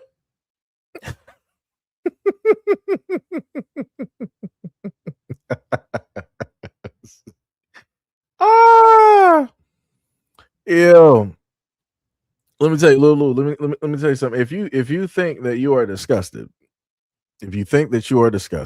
by that, if I were to go to Discord and upload some of the images that I have, there would not be a word in the dictionary that you would like. All the stuff that I really want to sit up there and showcase, there would be no words that anybody could use in the English dictionary to sit up there and describe the stuff that I have. There would be no words directly for it. And there would be no way for anybody to sit up and say, "Oh, this is the black man." No, it is not. With the pictures and videos and images, you would never be able to utter the words that it's a black man. You would never be able to do it. Never be able to do it. Because, like I said, people sign contracts. People sign contracts in order to be on these videos, in order to do those type of scenes. People get paid to do those type of scenes, and I'm talking about black women. Like I said, you would be beyond disgusted. Like you would probably be pulling up food from 2 days ago with the types of footage and images that I basically got. If I were to sit up there and actually upload those, that would be a conversation that a lot of people would not even really want to actually have. So like I said, the stuff that I'm talking about here, this is light. This is me actually being nice. The words that I'm using, how I'm talking, this is me actually being nice as possible. I'm at the 10th option of how it is that I'm talking at this moment. I'm at the 10th option. I'm not even at 5 or 1. And again, that was the old me. I'm a much better person now. I'm doing great. I am so much of a much better person now. So, like I said, I got levels. I got levels. Like I said, it's crazy. Lou was like, don't suggest that is to me. With me, I'll go violent. Yo, let me tell you. He said I'll go to jail. So now let's go to the next clip that we got about here in these streets. If you independent and don't get right. So with the smiling face that she has, she was like, put a finger down if you don't need a black man. Right. It was a little bit, and I think I did enhance the voice so that you would be able to hear it clear. But I guess there's like still a little bit of noise in the background when she was talking. But let's just, I'm going to let the full thing basically go. Put a finger down if you independent and don't get independent and don't get A few moments later. Literally on the side of the road in North Carolina, and I don't have nobody to call to help me. And what's crazy is I've been stuck on the side of the road for at least 40 minutes, and ain't nobody stopped yet. I'm telling you, I kid you not, if I was in South Carolina, and I'm stuck on the road for 15 minutes, and I'm already changing my tire already by myself in South Carolina. People gonna stop regardless. I'm like, do you need some help? And I mean, it ain't really nobody obligation to stop on the side of the road to help anybody. But damn.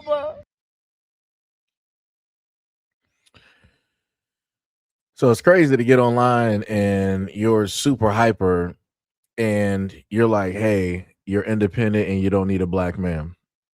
How quickly that turned when people actually get into some type of trouble where you need the physical assistance of a man in general, but more so specifically a black male.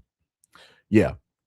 Yeah. This is what it looks like to live stupid in 2026.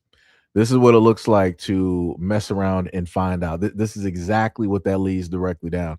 And this is why I sat up there and said that a lot of folks out here should not have a social media platform because the way or the mentality of a lot of people should not be pressed or placed in front of other people to follow. And this is why I sit up there and say that mentalities like this will lead to other black women being single. It'll lead them down a dark, very dark road. Because I've seen women, their cars break down quite a bit because a lot of women do not take care of them. They're not doing the checkups. They're not specifically work. And I'm not talking about the anecdotal women that's like, hey, my father, my grandfather, my uncle, a fiance, a husband would not taught you about a car. I'm not talking about that. I'm talking about women in general. Women in general, let me just say that again. Women in general do not take apart or take care of their cars. They don't really know much about their cars at all. This is why a lot of women are not on the side of the road fixing their cars. They're not in their garages with a $2,000 to a $4,000 set of tools, working on an engine block, switching out spark plugs, doing oil changes, swapping brake pads, and doing all this other, putting in a brand new sounds. They're not doing none of that. They will pay a man to sit up there and do it. They will pay a man to sit up there and do it.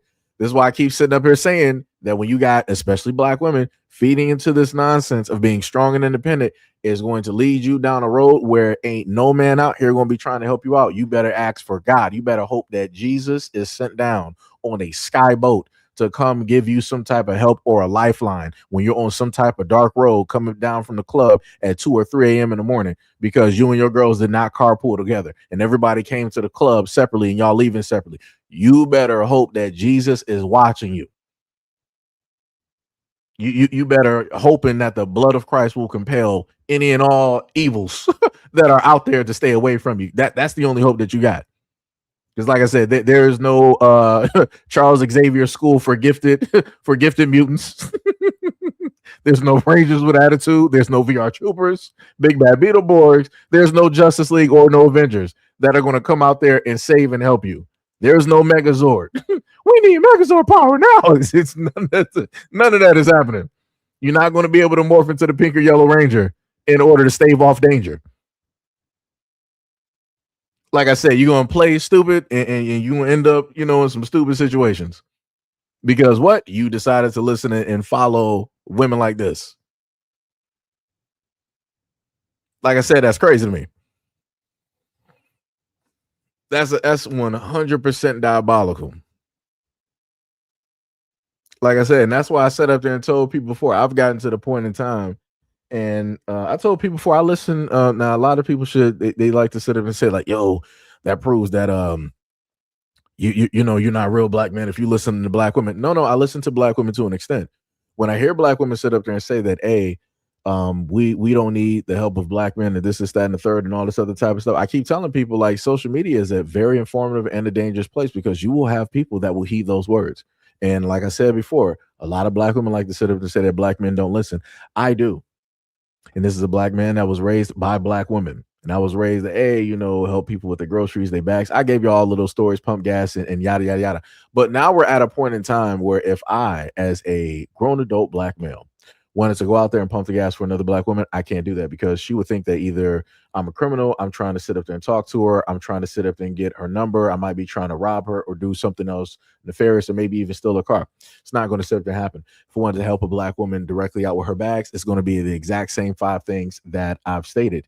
Like I told y'all before, when I went to the movies and I saw an older black woman, had to be in her 60s, drop her phone, I wanted to yell out and tell her that she dropped her phone, but my first reaction was to try to go over there and pick up the phone and hand it to her. But I was like, you know what? It's like, yo, said you're doing too much, because if you run over there, it's going to look very suspicious. People are going to think that you may be trying to rob her, or you're going to try to steal the phone. She may even think that you're herself. She, may even get scared because you're running over there and reaching for the phone and all this other type of stuff, and yada. And I was like, you know what? Let me just let her get it. I'm just gonna let her get it. And I've been like that for years now. Let me tell you something. As a black male that was raised to help, it's taken a lot in order to override that programming. But I've had a lot of help by way of content directly out here, specifically from black women over the years, hearing it repeatedly to fight that programming. So like I said, I appreciate that. That's when I sit up and say I have a certain appreciation for this content, because it's gotten me to a certain place where I'm not going to put myself in a situation of which that I think I'm doing the right thing, and inevitably somebody's automatically looking at me as the villain or as questionable or trying to question my motives. I would just rather be the villain and not do anything. If people are like, yo, you're a black man, why didn't you do anything? I'm like, well, because I didn't want to. Well, because I didn't want to, specifically be blamed for something that wasn't even necessarily the case. Well, I didn't do it because I didn't want to have to potentially go to court proceedings, because you stated the way that I tried to pick you up was listed as SA. I'm not trying to do that. Like I said, I gave y'all a story about a dude over there who was a firefighter or an EMS worker that tried to save another Asian woman's life, and she went through and sued him for SA. And I'm like, yeah, that's not going to be me, brother. I'm like, I'm sorry, more all power to you. That is not going to be me. That is not going to be me, brother. That is not going to be me. I am so sorry. And like I said, this is not me trying to sit up there and give the same mentality to other black men out there. People are free to do whatever it is they want to do. But like I said, for me, I'm just saying that is directly how I am, because I'm not about to sit up there and try to figure out if I'm going to suffer because I wanted to, help out a woman. I'm sorry. And this is in general. I ain't helping out. Like, I don't care what the other race of women. I ain't helping out. Ain't not a soul, brother. We're not doing that. No, no, no, no, no. Like I said, I don't want people to sit up and get the wrong idea.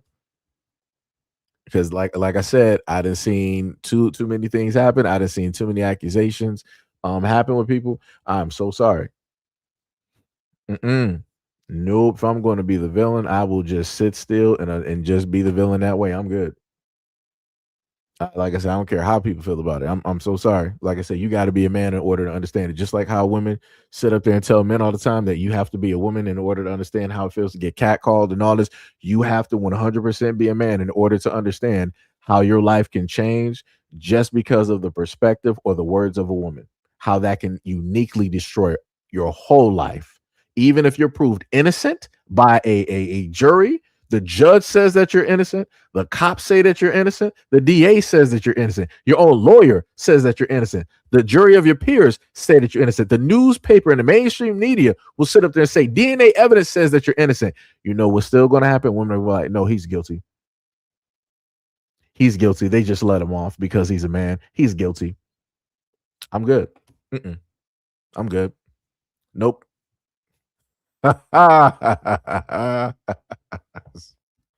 Woo, no, we're not doing that, brother. Let me tell you. But yeah, like I said before, it's a tough world out here. 88 was like, stay safe.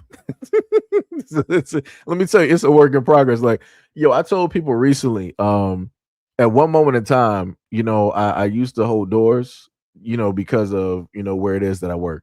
I used to sit up there and hold doors, directly open for women when I was going to and from places and whatnot. And I think I might have told y'all this on a previous live stream, whatever, but the amount of women that felt entitled or had an issue if I didn't hold the door, or they would huff and puff as they walked past me in order to verbally let me know that they didn't like that I didn't. I'm like, dog, y'all gotta, women gotta fix that. I'm sorry. Oh, let me tell you something, brother. That's not, like I said, luckily I'm not the type of dude to just start going off on women randomly, especially when I know why it is that you're acting like that. Like, nah, that's crazy to me, dog. Like that level of entitlement, like you're not entitled. Like, if I want to be nice, it's because I want to be nice. That's it. If I want to be nice, it's just, like I said, I hold open the door technically for anybody. I've held it open for young dudes, older guys directly out there, guys the exact same age, elders, women with strollers, and all this other type of stuff. But like I said, the entitlement level on women is something that other women don't even understand because they don't deal with it.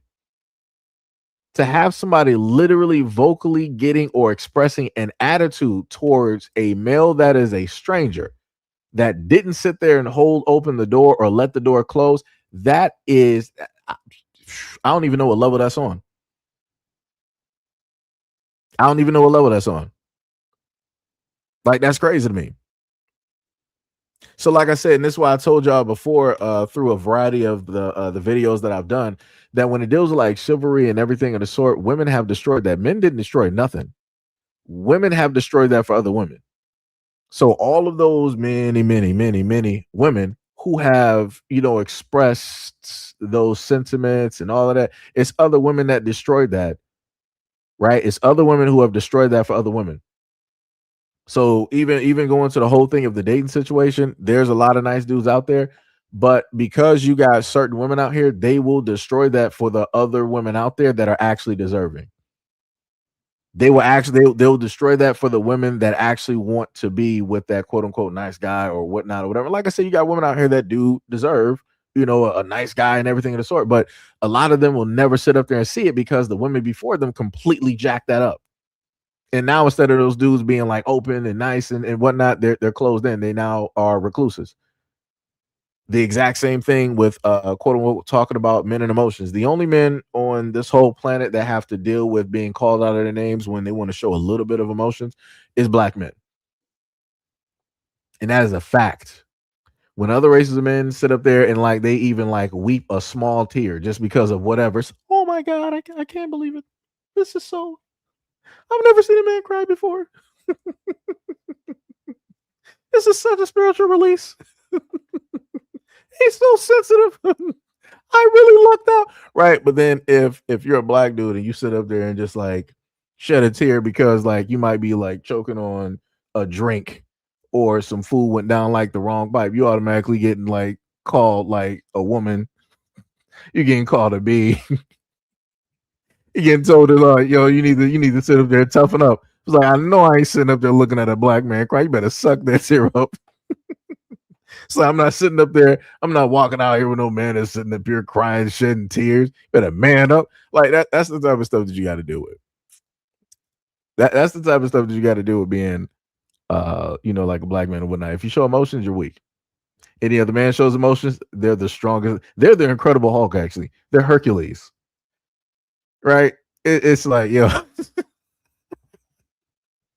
it's incredible. Let me sit up there and to be able to see it in real time happen is incredible. Is incredible. Like, it is crazy. Like, I've literally witnessed black mothers sit up there and slap their sons for crying. Imagine that. Your son is sitting up there crying, and the mother sit up there and slap the tears off his face in order to tell him to stop crying. What? Yeah, nah. Like I said, I've seen that too many times in my life. It didn't happen to me now, but I've seen it too many times in my life. No. Nah, brother. Nope. Like I said, it's crazy work out here. It is diabolical work. Let me tell you. Wild work out here. 88 said there's guys that say that mean girls and girls that stay with mean guys. I think I know what you're saying. Exactly right, MC, but I'm not that good in traffic. I think the speed is unlimited, but the cops don't agree. Now I use my bike. That's wild. Honestly, if someone tells you not to cry, it's because they were raised by a demon. LOL. 88 said W2F. Third said, learn to master complete indifference. Blue said, I'm fine with a man taking the driver's seat. Tippy said, men have emotions too. It's sad society thinks that way about men. And well, black men cause thinks that way about men. Well, black men, because white guys get all the help. Yeah, that's true. Yeah. Which is crazy.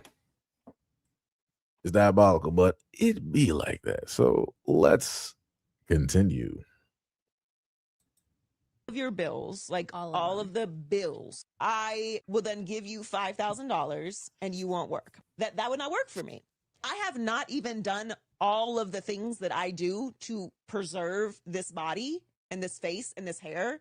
$1,700. Yeah, that's wild. Like, I purposely will stagger some of my appointments because I'm like, ooh, do I really need to get my nails on every 2 weeks? Maybe like 3.5. Like, because that's a lot. I'm not even as batty as I could be. Let's just say me. $2,500 easy is a monthly like maintenance thing. Upkeep everything. Upkeep.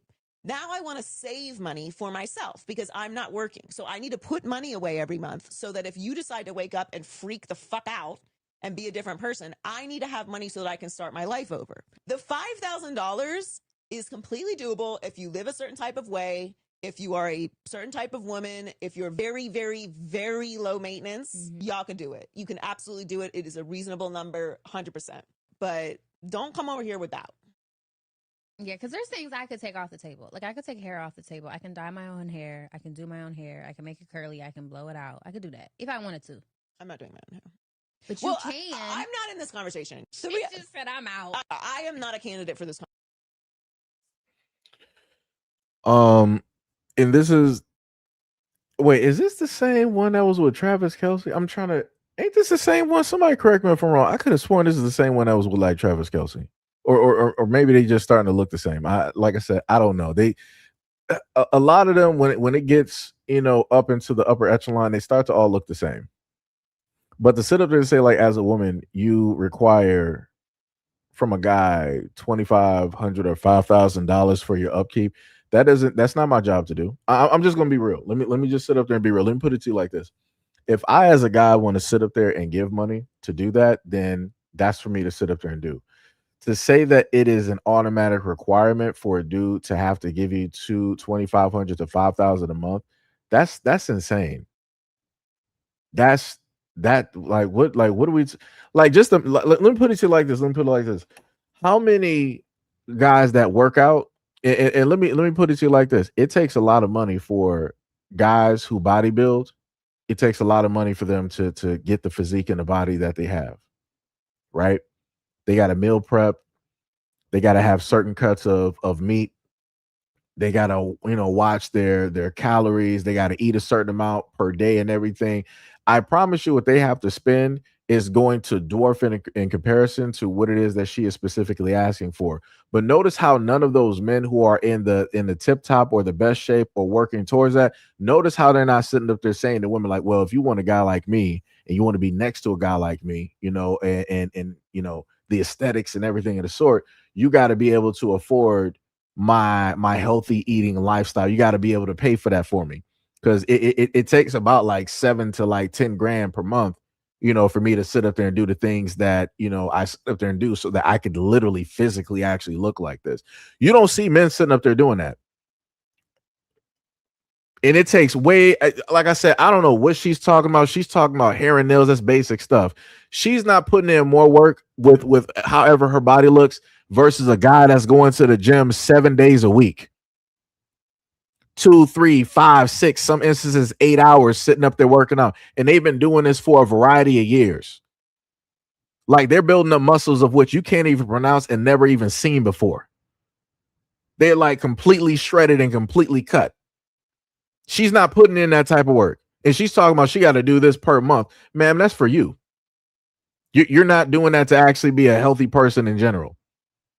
You're not doing that to make sure that your body's going to be in tip-top working order, you know, when you're like 50, 60, and 70. You're still able to move around. The hair and nail stuff don't mean nothing. All of that's fake anyway.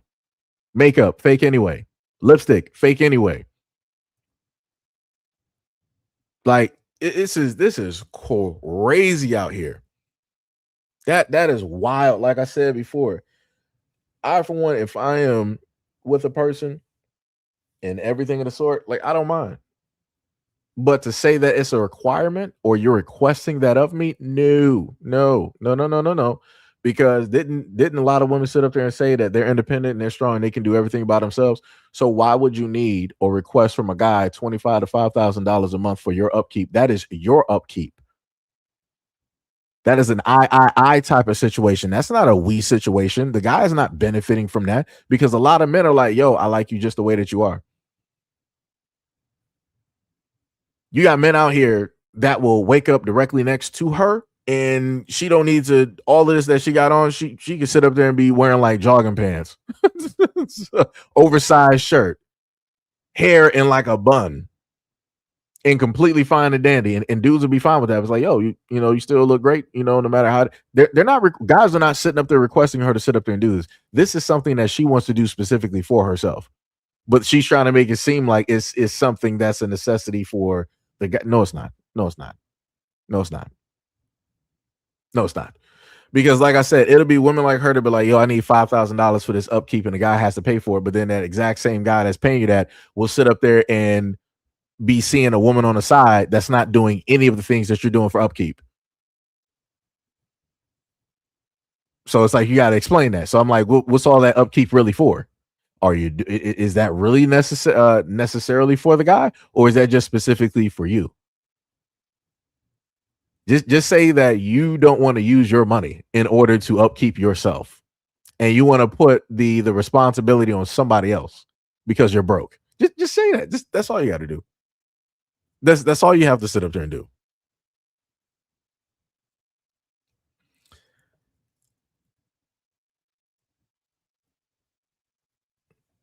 Wait, I'm confused. I'm completely confused. And yeah, a lot of you dudes are very pessimistic. That's a very feminine trait to have. Some call it defeatism. I'm not even sure what conversation we're even part of at this moment. What conversation? I'm a little bit confused here. I'm not even sure what part of the conversation this person came directly in. Like what are you talking about? Pillsbury Doughboy. What are you specifically talking about? That's what I'm trying to figure out.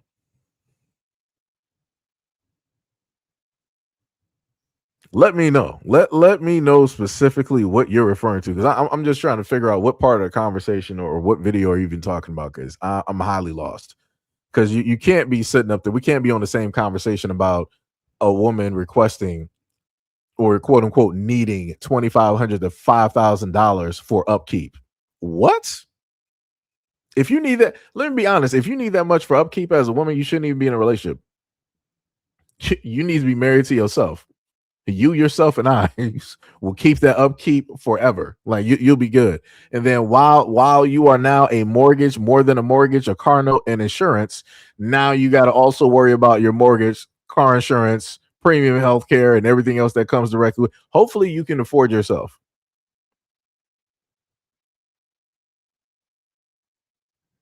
You said, dude, I'm not talking about the video. This is why. See, this is okay. So let me just make this very simple. I'm not, unlike other content creators, if I happen to see something that looks crazy to me, I will sit up there and respond. This is why I tell people, use the @ symbol. Use the @ symbol and respond to the person, because if I happen to see, like I said, I am unapologetic when it comes to this. If I happen to see a comment that looks like it was directed towards me, I'm responding full force. I'm just letting you know that is how I move out here. That is how I sit up there and move, because I've seen, you know, people sit up there and say some slick stuff or whatnot or whatever. So I'm just, like I said, for anybody else, this is forewarned, it's forearmed. So if I happen to see something and it's looking a little bit shaky, it's looking a little bit iffy, don't be too surprised if you see me make a response. That's all I'm sitting up here saying. So all I'm saying is we're clear-cut adults here. I need you to sit up there and use the app button. Respectfully, use the app button, reply back to the person. So if I happen to go through the comment section, we don't have this. That's all we gotta do. That's all we gotta sit up and do. We don't gotta do this, that's all I'm saying. That's all I'm saying. It's all love though. Like I said, I try to make it easy. Maybe I might have to do that somewhere. I might have to make that into like a banner whenever I do like a live stream. Use the @ symbol to respond to somebody respectfully. Maybe I got to start doing that. See, see, crazy. That's what I'm talking about. That's all I'm saying. That's all I'm saying. See, hey, we good. Now I understand. I was like, all right, let me overlook that comment because it wasn't directed towards me. I know it's for somebody else. See, we all good. We all good. Tippy said I got bullied by black boys in school and they didn't like me. I still want to marry a black man. I don't generalize all black men. Tippy, why do I feel like that you're responding to somebody? I feel like Tippy is responding to somebody else. I swear to goodness. I feel like,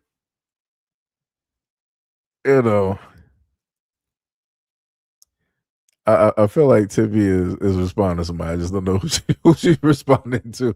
88 said, I did see you, 88. You was like, oh, I'm on the wrong channel. Let me swap to other channel. Hi, everybody. You said I'm minimalist, even though I like makeup, and in fact, no, like I said before, I get women are into makeup because of maybe might have a mark or something like that. Like I said, I get it. I 100% get that. Like I said, I ain't fully against nothing, but now when you got women that's like ultra caked up, I'm talking about like you rest on a pillow and then makeup is just like smeared on the pillow. I'm like, what's happening? I'm like, what is going on at this moment in time? It is now looking like my t-shirt is now a Picasso art piece. It's wild. It is wild. Tippy was like, I was responding to black to third. Sorry, I got a bad habit of not adding it. That's you every time, Tippy. Every time, Tippy. Let me tell you something. 88 sitting up here laughing. But like I said, for me, I don't have a problem with makeup. It's just certain limitations.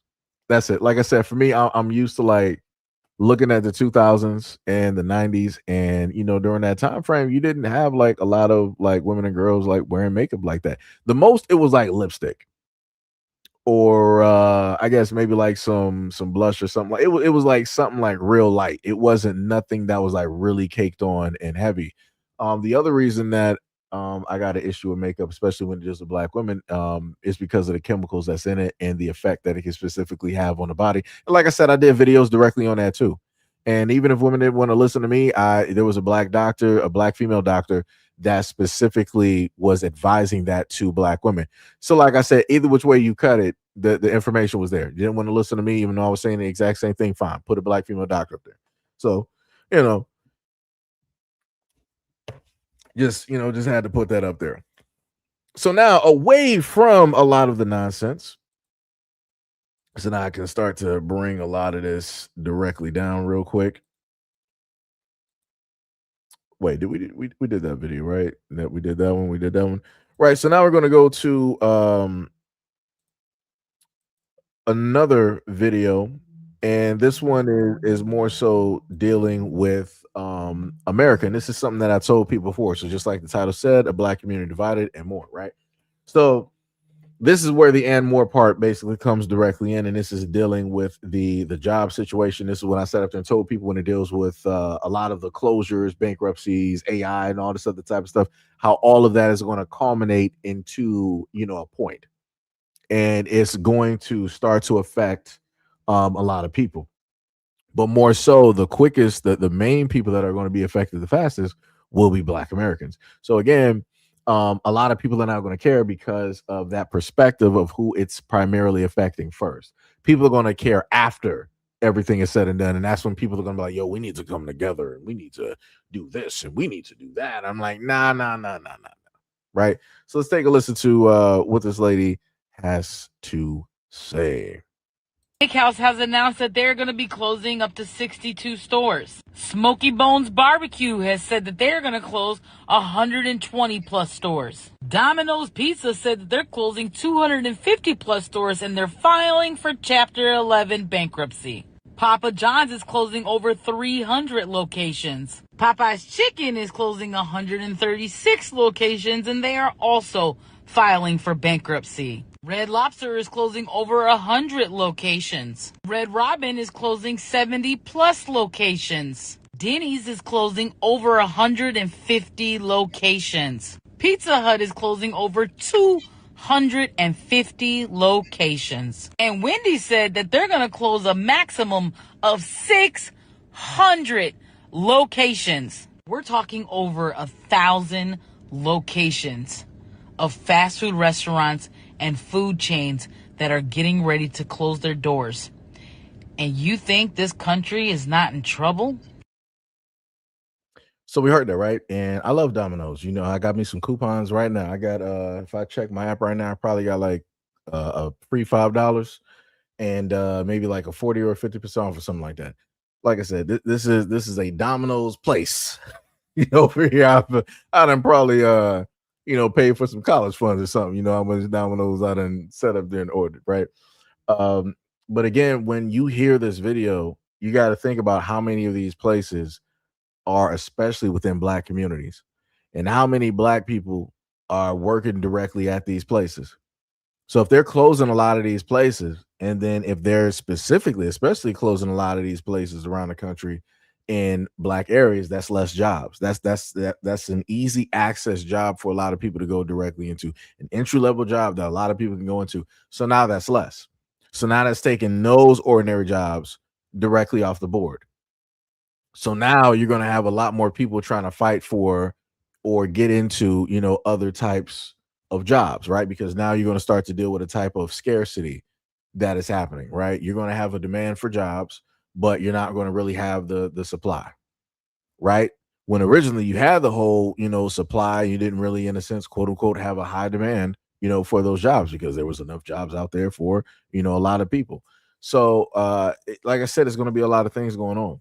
And this is why I gave you guys the picture of, and I think it was like some back and forth I was having with somebody in a live stream before where they were trying to tell me that the reality of, you know, the Judge Dredd and whatnot was not real. And I'm like, you must not have seen some of these newer you know, Taco Bells and McDonald's that they have built where there's way less workers directly in there, and looking at the counter, there's not even a register. If you don't have a register up there, that's less workers that you have to have. If a lot of these fast food companies start having robots flip the burgers, and they can set them on a timer to get the perfect, you know, cook on each side of the burger versus having a human being that's like touching their pants, walking around, doing this, touching their hands, having to swap and switch gloves. They can have a robot on a timer to perfectly cook the crispness of those fries, right? And then maybe they got a few workers in the back to do, you know, some other stuff. But realistically, it's going to get to the point where they're going to have a lot of these robots and this AI doing the vast majority of the work that everybody used to be able to do. Like I said, if you don't believe me, go back and look at the 70s, look at the 60s, on downwards to go from the 60s to the 90s. No, better yet, go from the 60s to the 80s and look at all of the people that used to be working in the back of fast food. You used to have almost like 20 or 30 people. It was almost like shoulder to shoulder. It was looking like a traffic jam, the amount of people that you would actually have working. I thought that was actually pretty dope. Like it was impossible to actually have like a late order because you had so many people basically working each and every station. But as the decades basically went by, you had less and less people working directly at in the back of those businesses. And they started making sure that every single worker was able to do every single job. But they were making sure that your pay scale basically stayed the same. So every worker is basically a manager without being paid a manager's wage. And then a manager's wage is just whatever. You know, it's not really fluctuating or moving. So this is why you got a lot of managers being managers at other places or being employees for other jobs, because it almost doesn't even pay to be a manager. So once people basically get fed up and they're like, well, I'm gonna, go work, or I'm gonna go get a degree, or I'm gonna go get a trade and all this other type of stuff, then they're gonna be like, all right, well, we're gonna just like pack up this McDonald's here because we don't have anybody that wants to actually work here because everybody's doing whatnot or whatever, and nobody wants these low wages. So we're just going to, close up this McDonald's. We're going to close up this Domino's and all this other type of stuff. Or if they do happen to leave it there, it's going to be majority driven by robots and probably have 2 to 5 workers. And I kid you not. I gave you guys a video before. I think it might have been somewhere down in Texas where it was a fully automated gas station. They had servers where normally you would see the cashier behind the counter, behind the bulletproof glass of a gas station. It was nothing but tinted windows and servers that were running all of everything from the gas pump to the refrigeration unit inside of the gas station, along with the vending machines. There was not a soul there that was a human being unless you went directly in there. Like I said, the future is right there in front of a lot of people, and people opt not to pay attention to it. People choose not to pay attention. So, I've been trying to tell people for a lot of years because, like I said, I am a tech person. Like I said, I try not to sit up there and really debate with people on this because people are going to feel how they feel, but I'm going to give the information and put the facts directly out there. But like I said, people would rather try to debate. People would rather mention up all these other things, but stay directly on topic and pay direct attention to what could potentially affect them, and not only them, but also their families and their living situation as well. And like I said, even dealing with the housing, it's the exact same thing. People don't want to sit up there and pay attention. Going from the housing, you can even take it to something as simple as video games. How people like, hey, you're not going to have physical copies. I already knew what it was going to be. Like I said, if you're a gamer and you've been on Steam, you already knew that this was coming. It was a long time coming. It's been a long day without you, my friend. It's that. That's exactly what it is. You're going to be parting your ways like Fast and the Furious, Vin Diesel with what's his face? Forgot his name. But yeah, that's pretty much how it's gonna be. It was family. It ain't family no more. It ain't family no more in this country. It's a corporation. That's what it is. It's a corporation. Moving away from the people / family aspect. And the corporation's like, well, if you don't want to be workers and you don't want to work specifically for us, well, you're just not going to be working in general. So you're going to have to figure it out. And then once the corporations move away and they can legally do that, that's when the government, who already knew what this problem, this situation was going to be, they come in as the saviors. But instead of them just saying the obvious, they're going to wait for the people to start banging and knocking down the doors of the government to sit up there and get the help that they need, that they want the government to sit up there and give to them. That they said that, oh no, we're independent. We don't want the government in our business. We don't want the government helping us. We can do it. We can sit up there and work. Well, if the corporations basically say that you can't work and they won't allow you to work, and there's nothing legally you can do directly about it, because can't no American citizen sue any of these corporations to stop them from using AI. It's not your business. It's not your money. It's not your investment. You don't even own the land that is directly on, with that McDonald's, that Wendy's, or whatnot, or whatever. You don't. And another thing that somebody mentioned with a lot of these fast food places is that, especially in black areas, those are monopoly spots, right? Basically stating that it's prime real estate, where you got a lot of these businesses. They'll stay there. It's a long 5D chess game. They'll stay there for the long time, no matter how dilapidated or how bad the situation is. They'll make sure to have their business there so they can solidify that land spot. So slowly but surely, even if it takes 20 and 25 years, they know projection wise that everything's going to change in a 20 to a 25-year span. They just got to hold out long enough. In the moment in time that they do, they're going to basically reap the benefits, either by way of, deciding that, all right, I want to sell this to, somebody else that may want it because I don't need it anymore, and they can just, deal with it. Or they can decide to just sell the land to a developer. or to some other type of business and have them pay top dollar. Like maybe the McDonald's in a black area might have been, there it might have been worth like 150K. But now, because that area has had investments and a lot of things have changed, you've had a lot of gentrification and things going on with the city, and things are on the uprise. Now that 150K investment for that McDonald's might be worth 1.5 million. I would sit up there and sell too. That's a big come up. I would sit up there and sell too. Now, like I said, smart people out here. Like I said, a lot of people are paying 5D chess, and a lot of people are not even paying attention.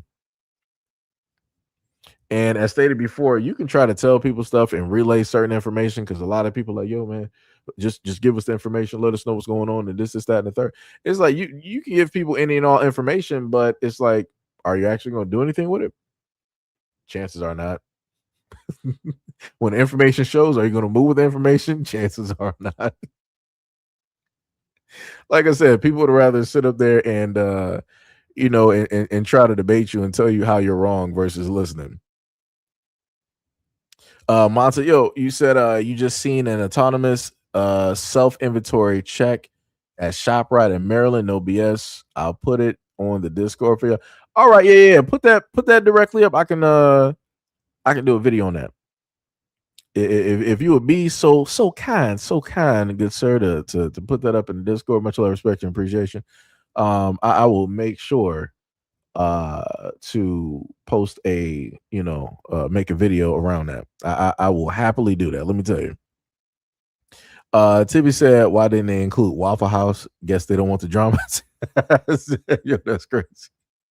Black said AI robot serving 3D printed meat coming soon to a black community near you. Yes, indeed. That's facts. 88 said, have you seen the movie Mother Android with who was it? Chloe Grace Mortiz? I think I'm pronounced that right. You said it's coming. Oh yeah. Let me tell y'all something.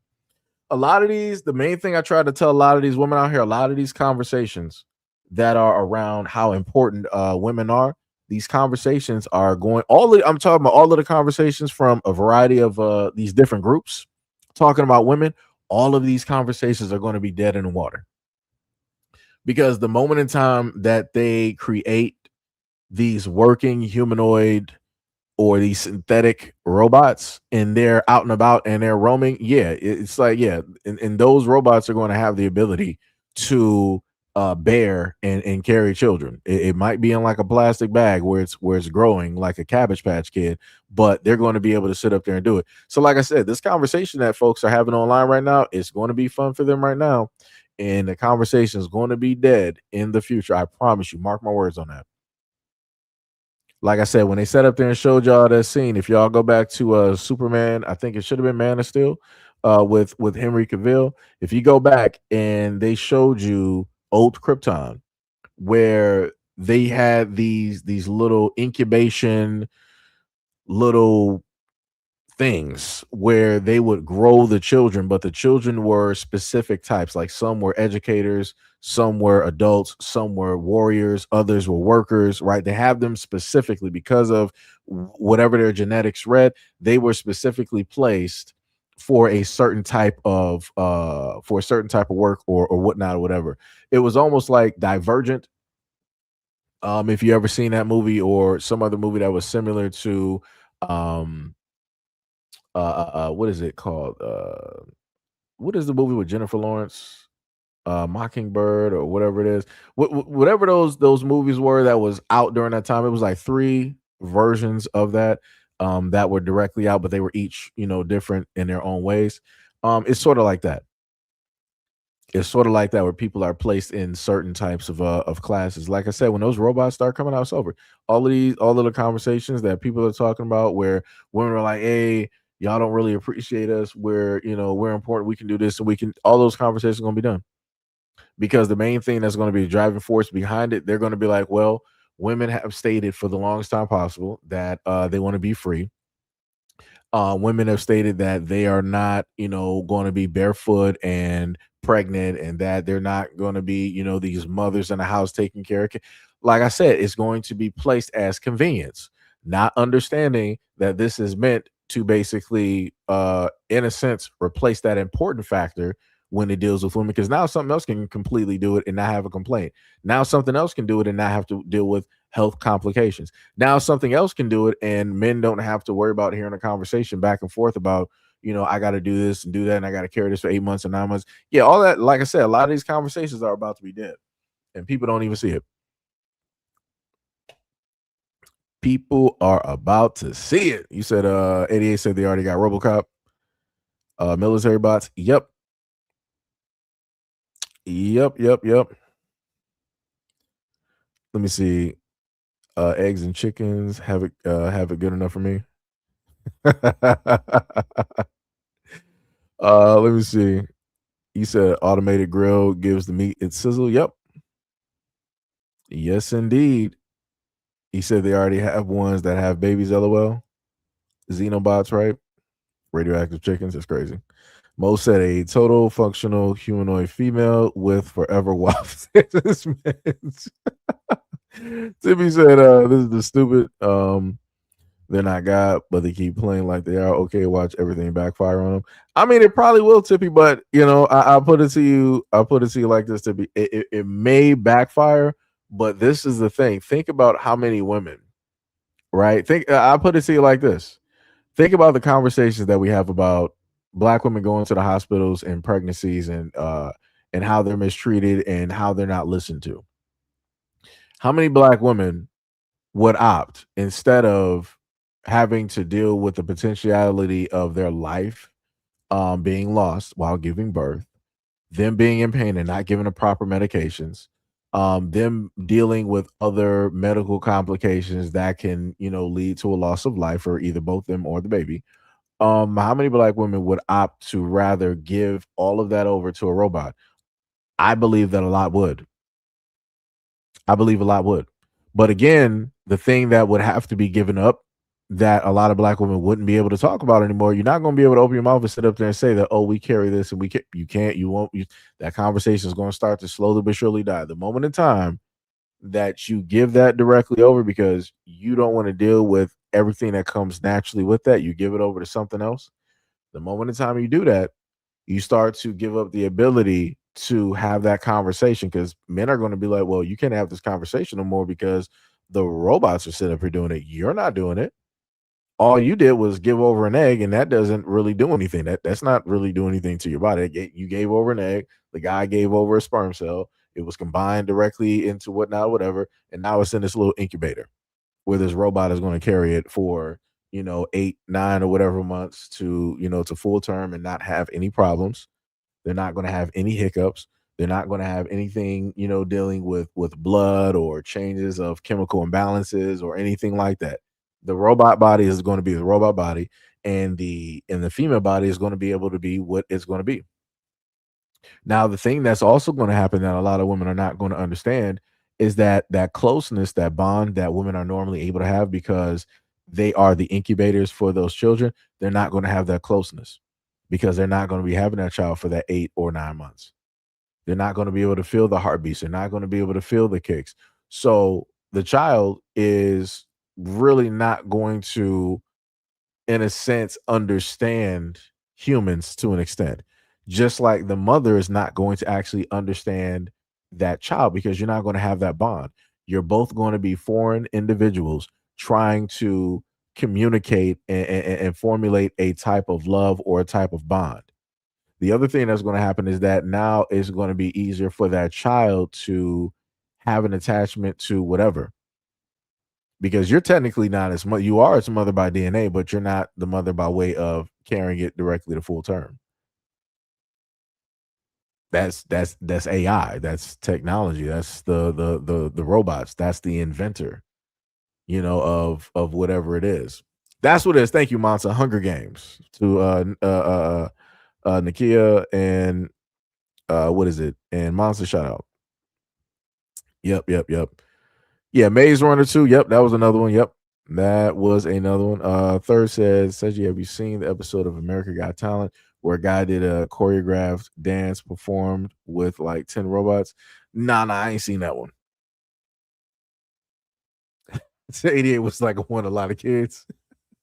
I have none yet. Yo, let me say, I think Tippy said the exact same thing on the stream before. I think Tippy said she wanted like 3 or 4 kids or something like that with the Rock or Jason Momoa or what was the other one? The Chief, the Usos. Tippy said only men will get a robot doll or incels who always wanted to act out their sick fantasies of women. Actually, not Tippy. Let me sit up there and tell you. The truth be told, there's going to be a lot of women out here because a lot of women have complained about men, and a lot of women have their ideal look. And let me tell you something, Tippy. Just like how you like The Sims, if women out here could actually customize from the ground up the perfect guy, every woman would do it. They would never deal with a guy in reality because they could fully make a bear their guy. They can how much money he makes, how aesthetically he looks, how tall he is, the size of any and everything. A lot of women would go directly for that. I kid you not. Women would never deal with men in reality. If women can control every aspect of their make a bear man that they can bring into reality, they would never ever date real men in reality. And that is just a fact. Because a lot of people live in fantasy. A lot of people live directly in fantasy. So again, like I said, you got a lot of women that would if for the I'll put it to you like this, right? For the women that always have the ideal of the stereotypical hypersexualized version, right, of men out here, those women, if they could attach that directly to a robot, that technically will be the start of their ideal guy. Like I said, look, if you pay attention to the conversations, if you pay attention to the conversations online, you'll see exactly what I'm talking about.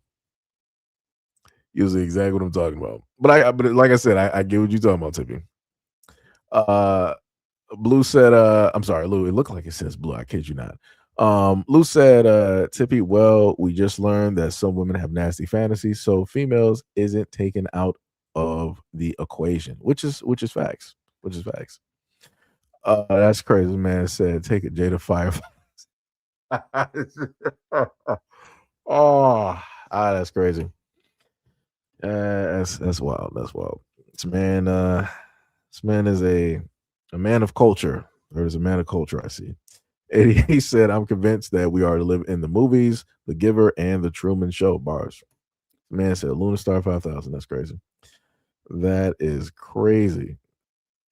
Lou said, third, remember the switch on and off button. That's crazy. That's crazy. Crazy said, test tube babies. Robin Harris. Yep. Timmy said you what? You said a robot said you. We're living in Detroit, become human. This is nuts. That's crazy. That is wild. Yo, Zootours, what is up? You said Matrix Babies. 88 said there's sex boys on Temu for about 100 to 500, and they actually look like real people. They even have little ones with no fat anywhere. Yep. Lou said, just let us go to heaven already. This man said, Kelly Star, that's crazy. It's crazy. Everybody that he's mentioning. That's horrible. That's horrible. It'd be like that though. Timmy said, I'm against all of it. Y'all just give in if y'all want to. I want a real black man, not a robot. LOL. You say that now, Timmy. You say that now. Let me tell you, with the robots that they making, everybody about to be switching up. This man just listing names. Tippy was like, Kelly Star sounds like, that's because it is, Tippy. It's because it is, Tippy. That's because it is. Zootor said, Terminator 2 with this AI. Yep. Lou said, I'm at a point. I don't really want anything but peace. 100. 88 said, this is why it's missing. And IVF, no matter which race, is basically the same thing. Stop sacrificing melanin, the snow bunnies, and the other males. and IVF clinics. Most say go to the bank and get a loan and finance a WAP 350 series. That's crazy with couple grip. Yo, Lou said, well, I never had hungry eyes. I've been chosen for marriage, so I'm not into all of that. Ninja said, I feel like the black incubator babies would have sleeper kill switch on them, like some Tuskegee ish. Probably so. Probably so. Lou said, I got married at 18. Congratulations. Congratulations. Tippy says, this is stupid, a robot with no human emotions, no feelings. That's a maniac serial killer, just saying. But like I said before, this is the thing that you got to remember, Tippy. You have women out there that would rather deal with a robot. They've said this before. Like a lot of women, like I'd rather choose the bear. That's the bear. I kid you not, Tippy. The first, in order for this to basically work, the first women that are going to be accepting of it, and they will be accepting of it, is going to be white women. The moment that white women do it, every other woman is going to follow directly after them. That's how it always works. That's how the accepting thing works. Like normally we can sit up there and say like, black folks, they got the Midas touch and da da da. To a certain degree. This is that degree that black folks don't got to touch on that. The moment in time that white folks okay this, but more specifically white women okay it, that's when everybody else is going to be fine with it. Mark my words. Mark my words. Third said women got a closet full of items, but I'm wrong for wanting a Jasmine Cashman. That's crazy. None you said. So you happy, right? They will keep them as fantasies like women with their toys. Monza said, I don't know, Seji, they might get tired of that. He ain't playing that game that she thought it would play as a man. There's no chase, so to speak. I mean, that's true.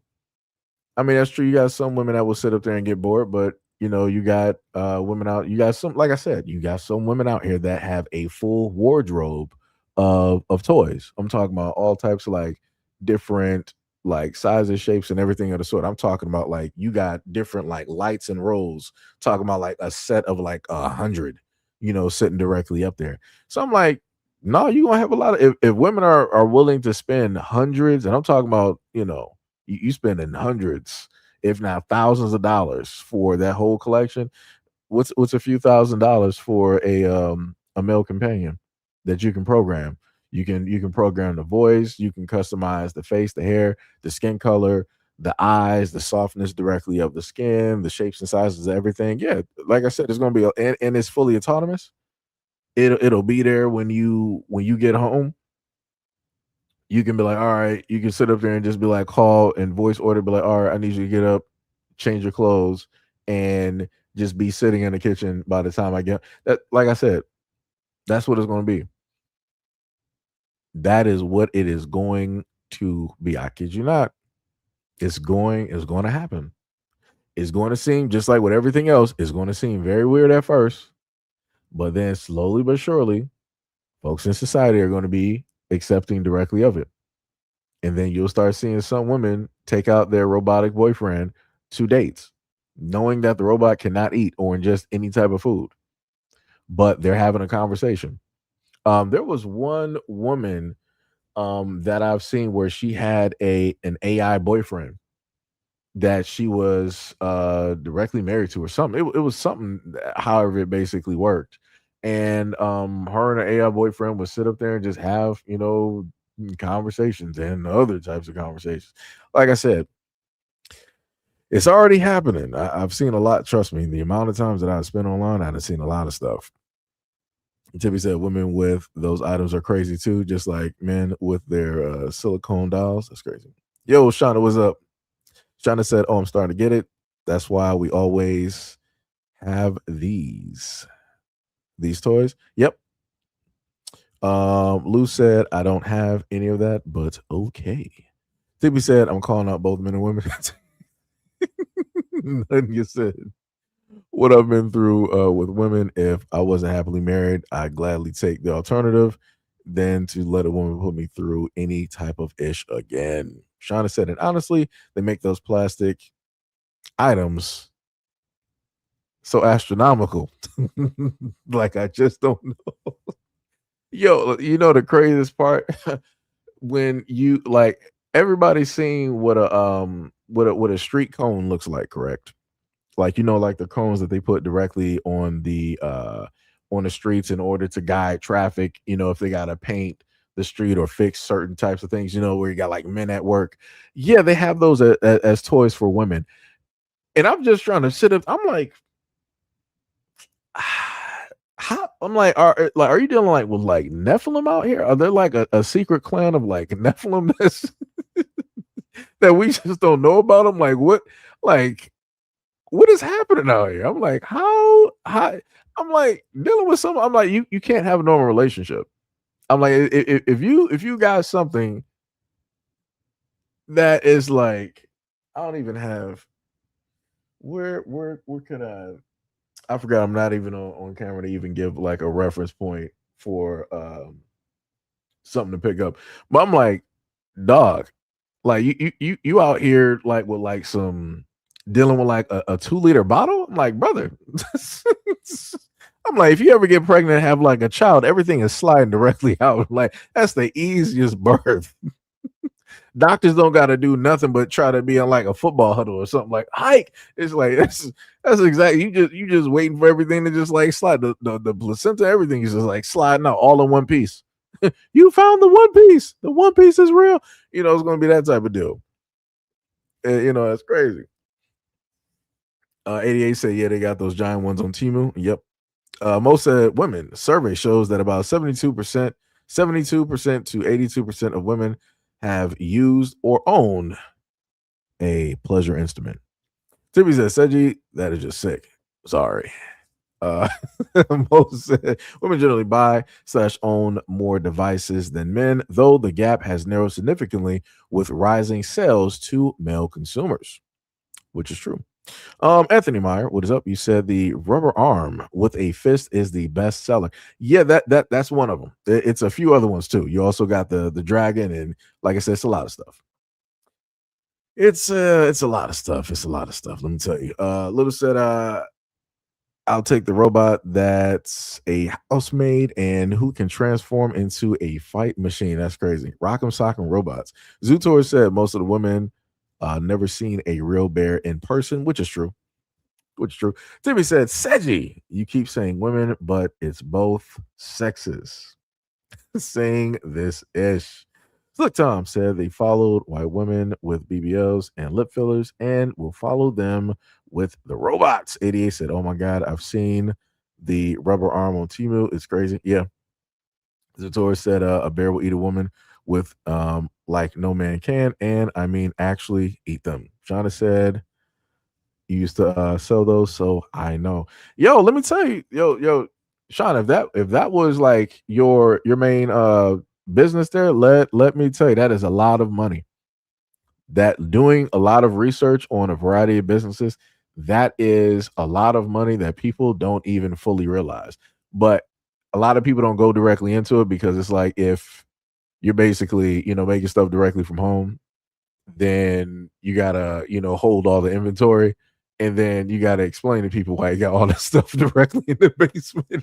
It becomes like a weird conversation. The craziest part is I remember there was like a small little documentary of a white family, and that was what they did. I'm talking about everybody from the parents to the kids.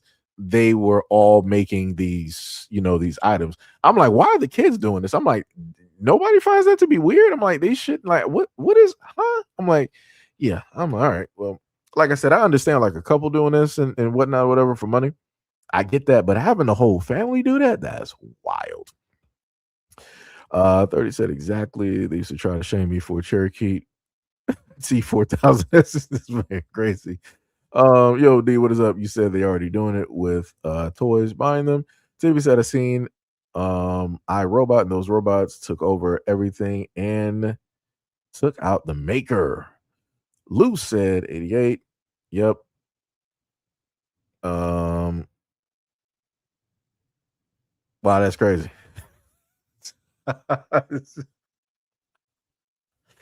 Yo, that's wild. Zootor said those toys are so bad for females that it numbs you out. Hey, like I said, you can't tell folks nothing. Slick says some women already got the box so they can. Yeah, I seen that too. Anthony said those who need the ultimate fist have a road safety cone to purchase on. Yeah, that road safety. Yeah, that's wild. That is why.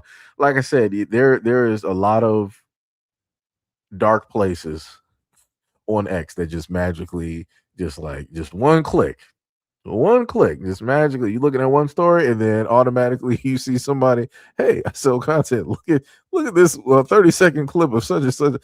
I'm like, brother, how do we get here? I'm like, yo, wasn't I just looking at this one clip where somebody was fighting and then underneath 20 comments, this is where we run up to? I'm like, that's wild. That is wild. Ninja said, LOL. Pac once said they got money for wars, but won't blank the poor. That's crazy. Slick Tom says society is weak and will fall for whatever is to come next. Some will. What is up? You said Chat GPT does it all. That is true. That is true.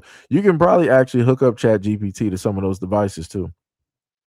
Shauna said, I had been mean. Wait.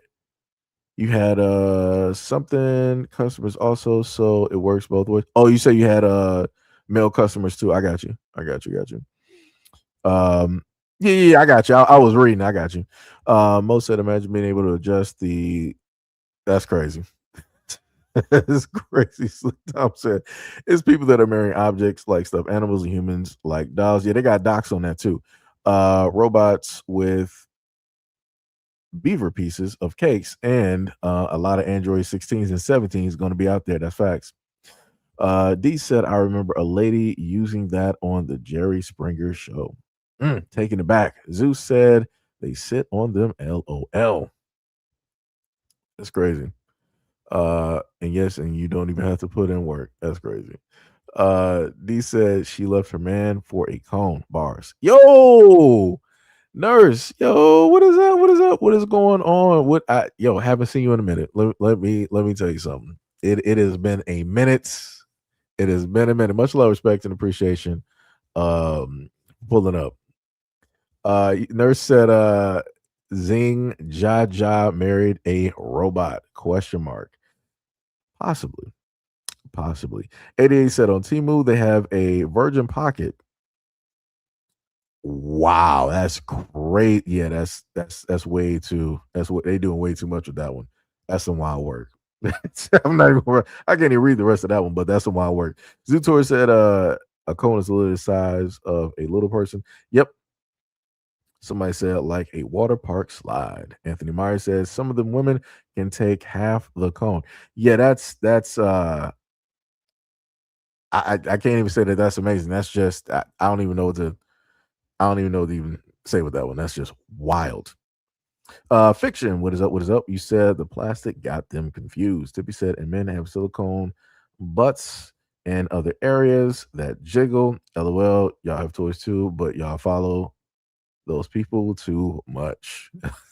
I know what Tippy talking about too. 88 said, LOL, the dragon ones look cool for art statues, but they're huge, and I don't know how that fits anywhere. Like I said, a lot of those women they have a lot of practice.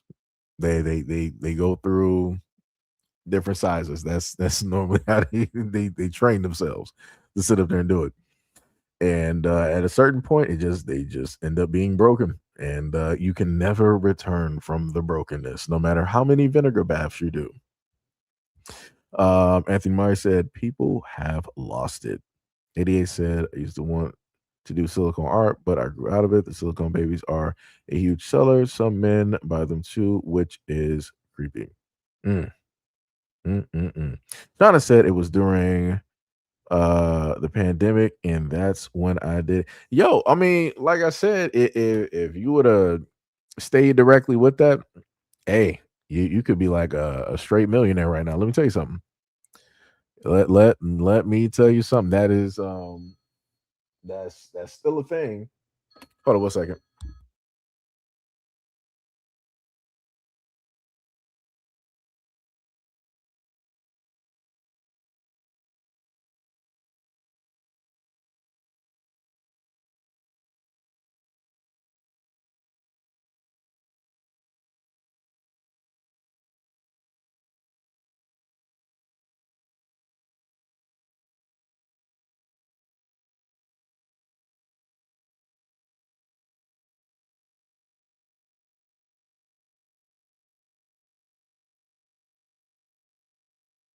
All right, had to go get my controller.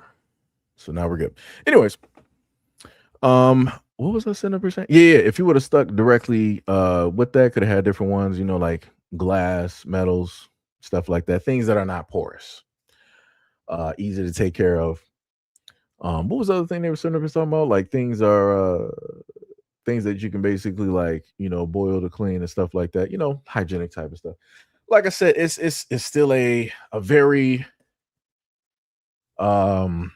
I guess you could say nice industry or niche to go directly into. Like I said, it's a lot of companies directly up out there. Etsy, Shopify, things of that nature.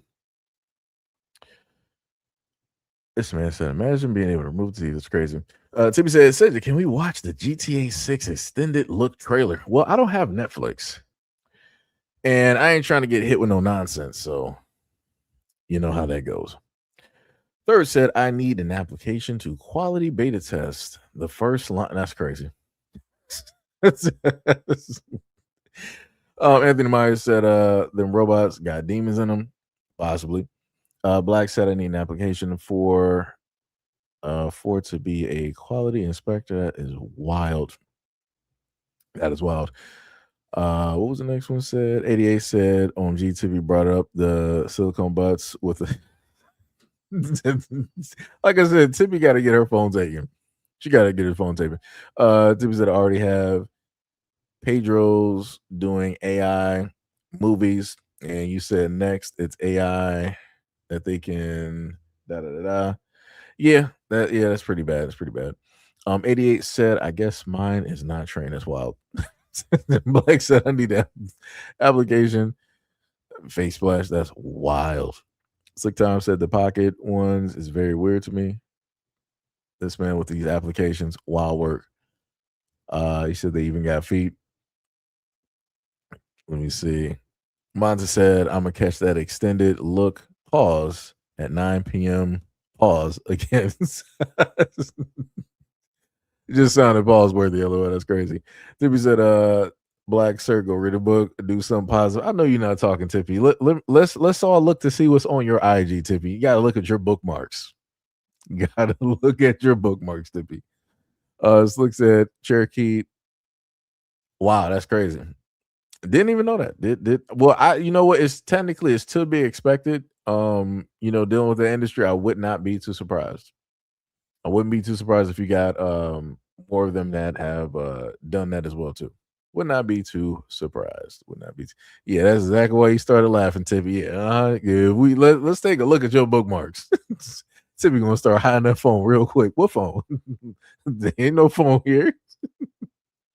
So now we're gonna take another turn, right? And we're gonna have a conversation where it deals with the whole quote unquote, the diaspora, right? So let's take a look and listen to this.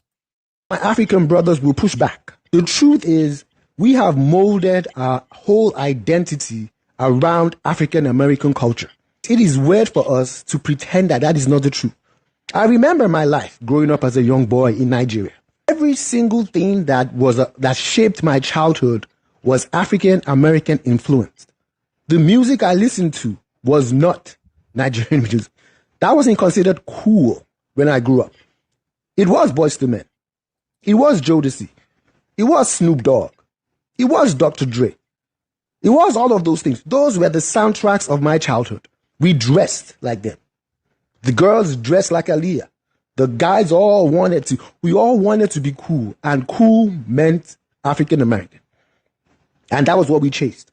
We all dreamed of a life where we could be there. We all imagined a life of living in Nigeria and going over to the United States. That was a dream for most Africans. That is a dream we all have as a kids. So something always seems weird when the African finally makes it to America and then starts to act like he's somehow better. He's somehow superior. He's somehow above the very thing he has chased for all these years. Right? So this is right up there with the exact same thing that I've talked about before. And like I said, I respect people who are honest when it deals with these situations. And they're not trying to walk some type of middle ground. They're calling it out for specifically what it is. And he was like, yeah, Africans, they sit up there and worship and look up to Black Americans and their whole, dream is to make it to America and this, that, and third. And they have this certain ideal of an image that is not them, but is Black Americans. But then once they make it to America, that's when they switch up. That's when they want to act like, we never even liked you guys, and y'all don't have no culture, this, that, and the third, and whatnot, or whatever. But it's because of us that y'all even wanted to make it this far. If Black Americans were not here, you would not be here. It's just like, let's just sit up there and be honest directly with what it is. You will be over there. The closest thing that you would be to, you'll be in China, you'll be in Canada, other European countries, Australia. You'll be in places like that. America would not be the first stop. But again, because Black Americans made it comfortable, made it a thing, made it cool to want to be here, and everything that comes directly with it. This is why they're here. Africans, you've never heard of Africans sit up there and say like, "Oh yeah, I'm here because of the ancestors of the slave trade." And you've never heard it. Never on never on never have you ever heard Africans say that. They'll sit up and say, "I'm here because of family," or "I'm here because of visa," "I'm here because of education," "I'm here because of a better life experience," and whatnot, or whatever. You're not going to hear them specifically be honest and be like, "Yeah, I'm technically I'm here because of the Black Americans and all this other type of stuff."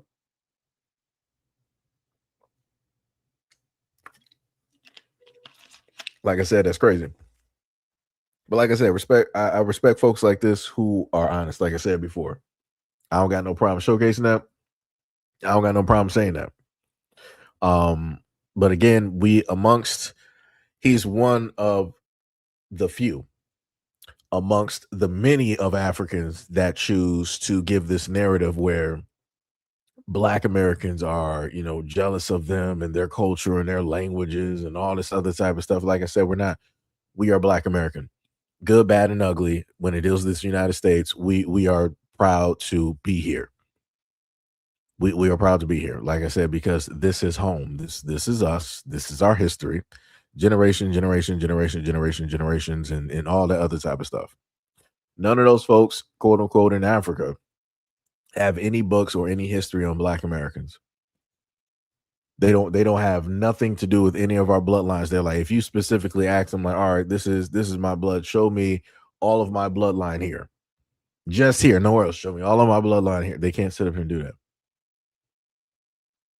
Like I said, they can't throw a dart at a map and be like, this is 100% where you and your people are from. And as soon as you go there, you're going to automatically see family members who look just like you. They can't do that because it ain't going to happen. Now, if this is a Nigerian American that was born and raised in the United States by way of his parents that either fled or immigrated here, he can sit up there and throw a dart at a map of Nigeria and more than likely find relatives, cousins, and all this other type of stuff all throughout Nigeria.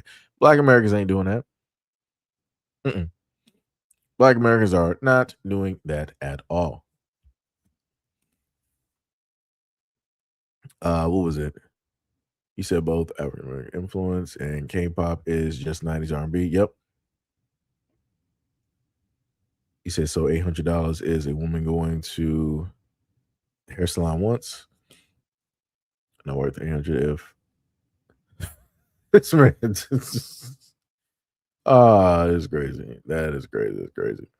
So now we're going to go to the next one. And again, this is an African. Both of his parents, at least from what I'm getting, both of his parents are African, but he's stating that his own people back home don't accept him as being African. And I said this before, right? So let's take a listen to this. Asking this question, but what am I then? Because I'm a first generation African, and I hang a flag up in my house, right? Because I'm not African enough for the Africans. Like, I got cousins out there that, like, bro, you don't cut it. You're not us. And then I got people here, the FBAs. Oh yeah, you're not us. But then when I have this in my house, it's a problem. What the am I supposed to identify with? I serve this country. I'm American. I don't give a about what CIA, whatever divide y'all trying to get the going on. I'm American. I don't give a I hold a flag up in my house and I love my mother. What the am I supposed to do then? Hate America? oh yeah, you not one of us. I'm not FDA, but I'm not African. I'm American. You ain't gonna tell me what the I could do. So the craziest thing, he wanted to say that he's like first generation. He ain't first generation nothing. You're just an African that is clear cut, born and raised in the United States. You are African clear cut by blood, by way of your parents. Either they fled here or they immigrated here. Any which way, you are still African by blood. You don't got nothing to do with Black Americans. So can you say that you're American? Yes. Can you say that you're Black American? No. Can you say that you're foundational American? No. Can you say that you're one of the original folks? No. So like I said, you're the one that has to deal with this type of confusion. Like, he's more angry than a lot of these biracial kids, which is the craziest part. Whose fault is it? Talk to your parents about why it is that your people back home don't want to sit up there and claim you, and they say that you're not African enough. Maybe when they look at you and they look at the aesthetics, you're wearing like a whole do-rag. Africans don't do that. Africans just started using do-rags and wave caps. Like what? Like, yo, yeah. So yeah, Africans are looking at you like, nah, you too Western, you too Americanized. Like you are not us. They start looking at, like, as soon as Africans who got their hairstyled and whatnot, like Black Americans, start going back home, Africans there start looking at them weird. I gave y'all a video of that like a few days ago, where African parents were sitting up there touching on one of their kids' head, and it was like, yo, what is this? Like, why is your hair, like this? Like, look at his forehead, it's so shiny, and look at, how this looks. And they were just in awe and amazement. It was almost like a petting zoo. And those were his own parents that raised him. And they were just awe and amazement. It's almost like how the Chinese who've never seen Black folks before, they want to go up and start like, oh, let me touch your skin. Let me, see if anything like rubs, directly off, and this, that, and the third, and whatnot, or whatever. Like I said, the lack of education, clear cut shows. But to drop this at the doorstep, you having problems with your own African brethren and family, you dropping this at the doorstep of Black Americans doesn't make any type of sense. You trying to have all of this anger directly at us. If you're mad at yourself, you're mad at your parents, you're mad at your African relatives back on the continent. This don't got nothing to do with Black Americans. Like, you need to calm that down. It's great. So you serve the country. So did many other Black Americans before you and your parents even got here. Whoop-de-doo. Congratulations. There's a lot of people that serve the country. Next. It's like what are we talking about?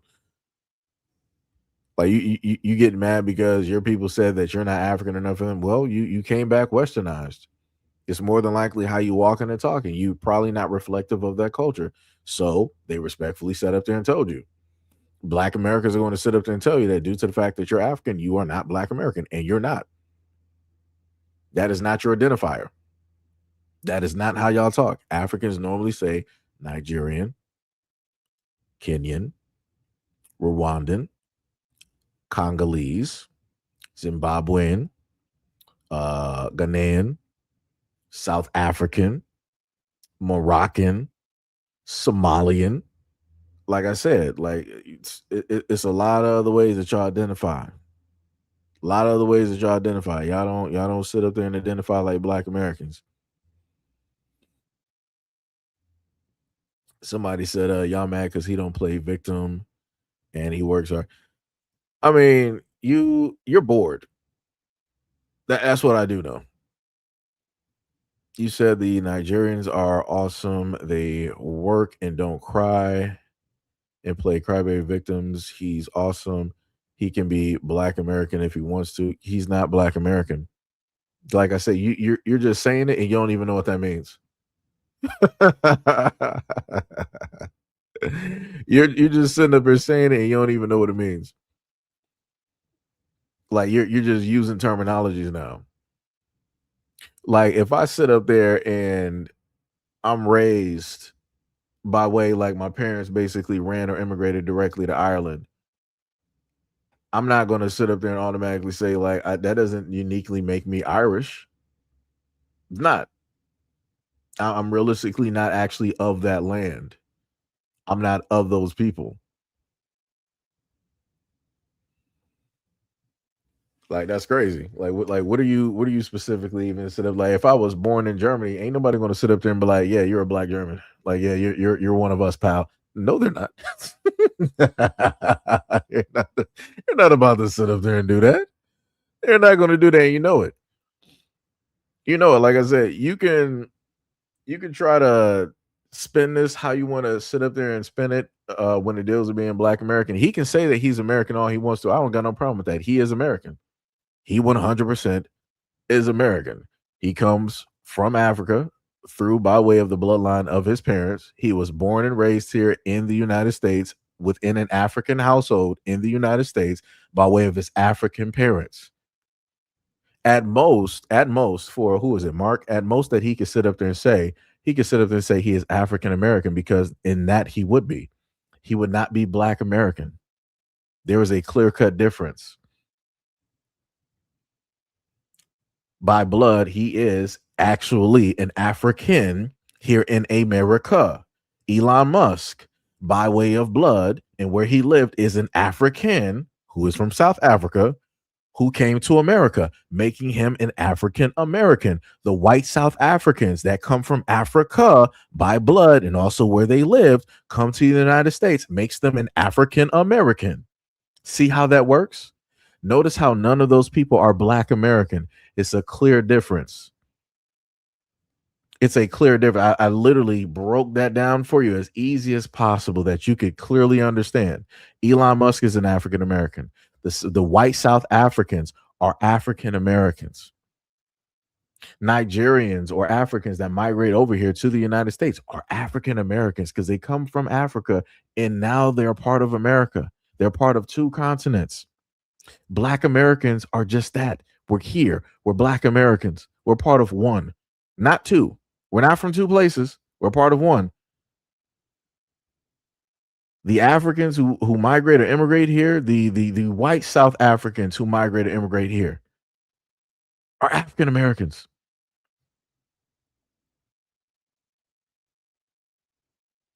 Just because you said so, you're sitting up here saying because of your point of view, like I see him as an American and black, so he's a black American. No, that's not how that works. Just because you specifically said that's not how it works. Like I said, when we are looking at the Black American community, the Black American community are the ones that dictate that. And not even just that, bloodlines are the ones that dictate that. He does not have the bloodline at all. He has an African bloodline, which is completely cool. Do not fault him for that. Don't have a problem with it. But like I said before, he is not Black American.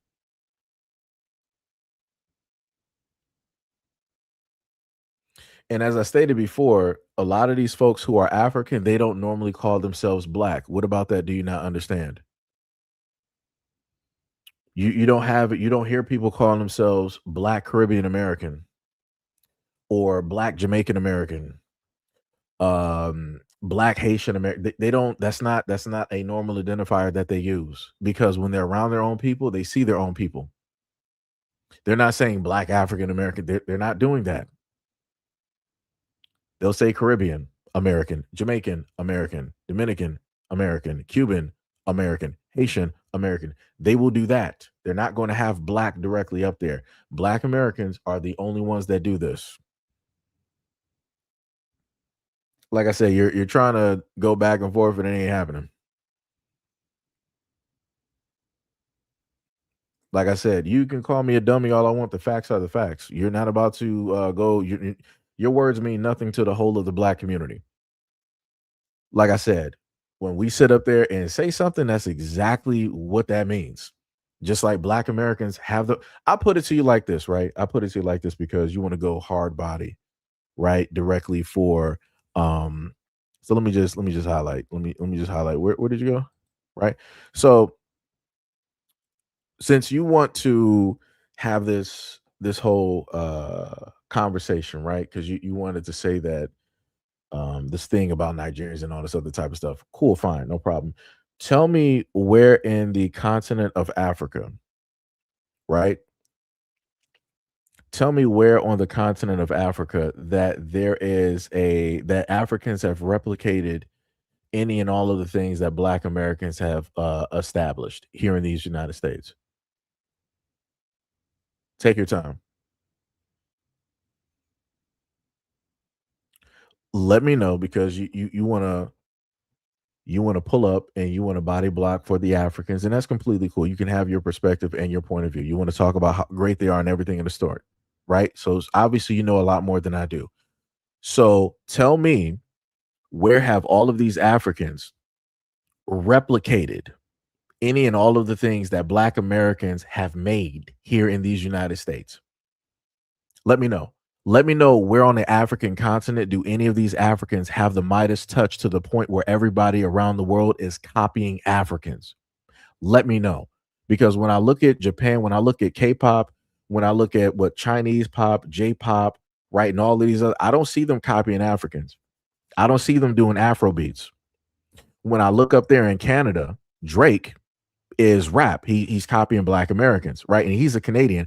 I don't see all of these Somalians and Africans up there sitting up there doing Afro beats and whatnot or whatever. I don't see anybody. I don't see an African up there that's bigger than Drake. And Drake again is copying Black American culture. When it deals with the United States, I don't see Africans out here stunting on Black Americans being bigger than Black Americans in this entertainment industry and carrying the weight of the wave and what's cool and interesting and all this other type of stuff. Even on the continent of Africa, I see Africans in other areas that are copying Black Americans. They're dressing like us from the 2000s. Like, what are we talking about? Like that's all I'm trying to sit up there and figure out, since you want to body block and you want to, speak so highly of people. You want to be so defensive for people. Where on that continent have they specifically done the same things, if not better, than Black Americans? Matter of fact, if Africans are the original people, where on that continent did all of this stuff originate from? Like the Midas touch, what Black Americans have, where did that originate from on the African continent? Show me those people. Give me those groups. Give me those names. That, like I said, that's what I'm trying to figure out. Because I listen to Africans rap and I'm like, it sounds crazy. Matter of fact, did Africans make battle rap? I don't think they did. But yet they're doing that over there. They're doing something that Black Americans were already doing like some years ago, and they're just now running up on it. And it sounds crazy. And it's basic. It's almost like some cat in the hat type of stuff. And it's dry. Real tired. Like there is no life there. Like I said, it's crazy to me when folks pull up and they want to start, talking real hype about folks. And then they want to try to sit up there and tell Black Americans something like, you ain't telling us nothing. We'll let you sit up there and run your mouth because we know that you just out here just moving crazy. Like you sounding completely stupid. Like I said, I completely stated that he is African American. He can clearly claim that by way of blood, by way of his parents and everything of the sort. He can claim that he's American. Completely fine and dandy. Served this country. That is great. That is awesome. He wants to have the American flag directly up there. Cool. But notice the one thing that he sat up there and said. He was like, yo, so what? Y'all want me to sit up there and hate this country? See the difference there? See how he has a blank slate? And because America knows that he is African, they know that he's not going to have any type of animosity or anything towards the country because he doesn't have the history. His bloodline doesn't have the history. But Black Americans are not going to say anything like that because we have the history. We have the knowledge base. We got the books. Matter of fact, I have a book. I can't specifically show it off because it would directly, it would be a problem. Right. But I would have to, make sure to pause and cover the images. But I can show you everything around that image. And that's historical facts. So like I said, there's a difference between Black Americans and those who are African by blood. There's a complete, very unique, drastic difference, especially historically speaking.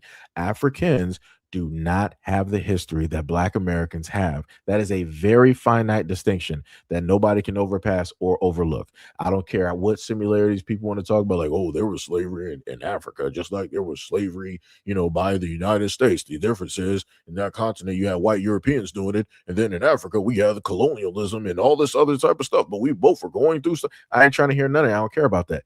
It still means that Black Americans have a uniqueness when it deals with slavery, the animosity, the types of energy and feelings that they have with the United States because of that very difficult relationship. Africans can never understand, put hands, lay claim, or say any parts of that because they don't know nothing about that. They don't know nothing about that. Like I said, every time I open up these apps, I'm looking at people who are Latin, Hispanic, Arab, Haitian, Jamaican, Blasian, biracial. When I'm looking at all of these other cultures in some sort of way, copy or mimic Black American culture. And we still got people up here that want to deny the significance of Black Americans and how important we are.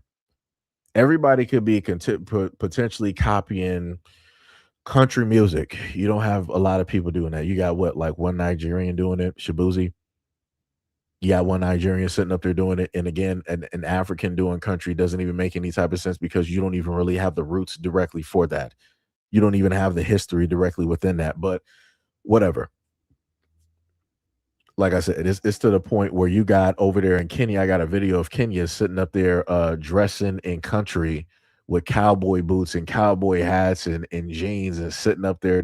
I'm like, this is just the weirdest thing. I'm like, what are y'all even doing? I'm like, country has nothing to do with Africa at all.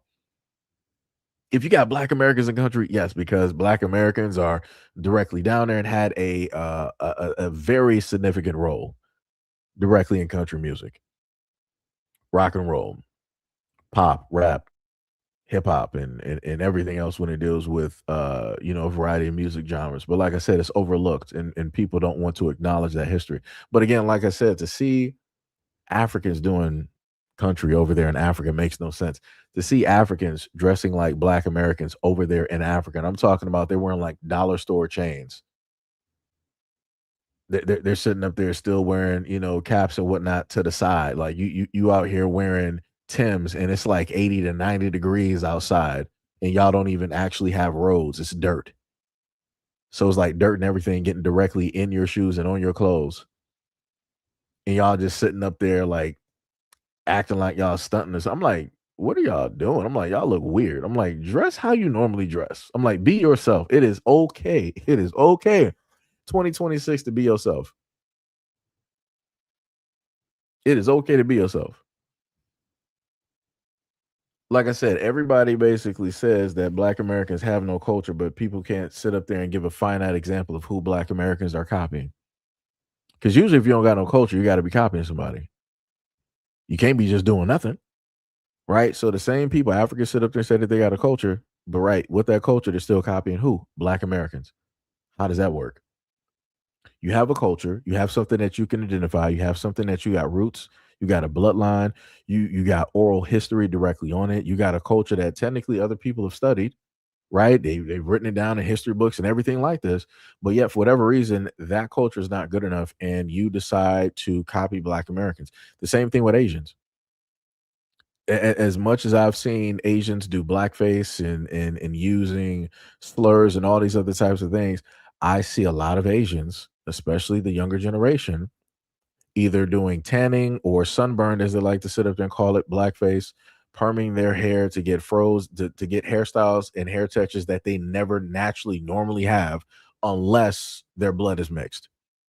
Other than that, if it's just like two Asian parents and that's the way it's been for the last 5,000 years, they're not, their hair is not pulling up into a fro. It's not. They have to perm it. And I got videos on that. They'll do that to get coils. They'll do that to do afros and everything of the sort to get a wavy type of texture, even to get waves. This is what they got to sit up there and do.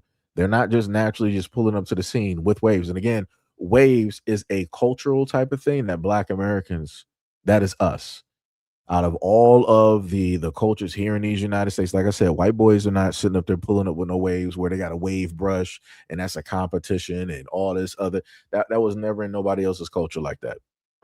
But then you got Pan Africans that was like, actually, the waves came directly from the Egyptians and the hieroglyphics. So, actually, the Egyptians were the first ones with waves. It wasn't you black Americans trying to claim everything. No, it was us. It was us. Who, like I said, I don't care what they were doing back there in Egypt or whatnot, whatever. We're talking about as long as black Americans have existed, it's black Americans. So you mean to tell me that everybody else from all around the world, they were just magically going over some hieroglyphics and they were like, yo, we seen that, but we're not going to do nothing with it. We're just going to ignore it and yada yada. Word. So they seen it there and they didn't move and do nothing with it. Or somehow, some way, black Americans were able to decipher the hieroglyphics, and out of everything that was there, including the helicopter, UFOs, cell phones, and laptops, we were like, yeah, waves. That's the thing. We're going to take that from the Egyptians. We're going to take that and then we're going to use that. No, like I said, it was just us. It was just something innate, something within the fiber of our beings. Like I said, we naturally like to have different contests for a variety of things. Waves, that was one of those things. And then later on, you started seeing other cultures deciding to try to implement that because other cultures, other men of other cultures, they weren't sitting up there checking for waves. They weren't doing no do rags or no wave caps. You're not showing me no white communities where they were sitting up there selling do rags and wave caps. You didn't have any Mexican or Latin communities where they were sitting up there selling do rags and wave caps. Asian communities and all. No, black communities. And then during the time during the height, realistically, of do rags and wave caps, we had a lot of our celebrities. You had a lot of our celebrities directly on these things. But like I said, you can't tell people nothing. Can't tell people nothing, man. Can't tell people nothing. It's wild work. Like I said, that's why I sit up there and tell people when it is us, it is us. That is it. Like I said, the whole thing, even with sneaker culture, that's black Americans. It wasn't nobody else sitting up there doing that. Wasn't nobody else worried about no shoes. Every other culture was sitting up there trying to say, like, oh, it's stupid. Y'all really care about shoes and y'all do this and y'all do that. Y'all making it into a competition and y'all really do this. It's like, that's so stupid. That's broke behavior, right? All of the other types of that's low grade behavior. Who really cares about shoes? Right. But then now you started seeing all these other cultures start wearing what? They started wearing J's.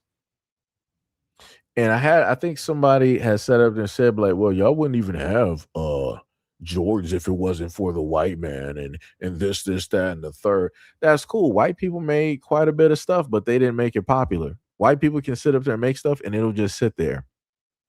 It'll just sit there.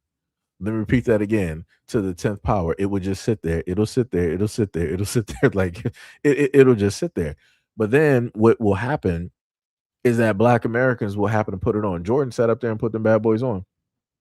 White people couldn't sell those. It took for a black man to pull up and put them bad boys on to sit up there and wear them for them to do anything and not even just that. Like I said, white people couldn't even get them banned in the NBA. Jordan did. Jordan got them banned. That was the first shoe in existence that I've ever seen that was just banned just because.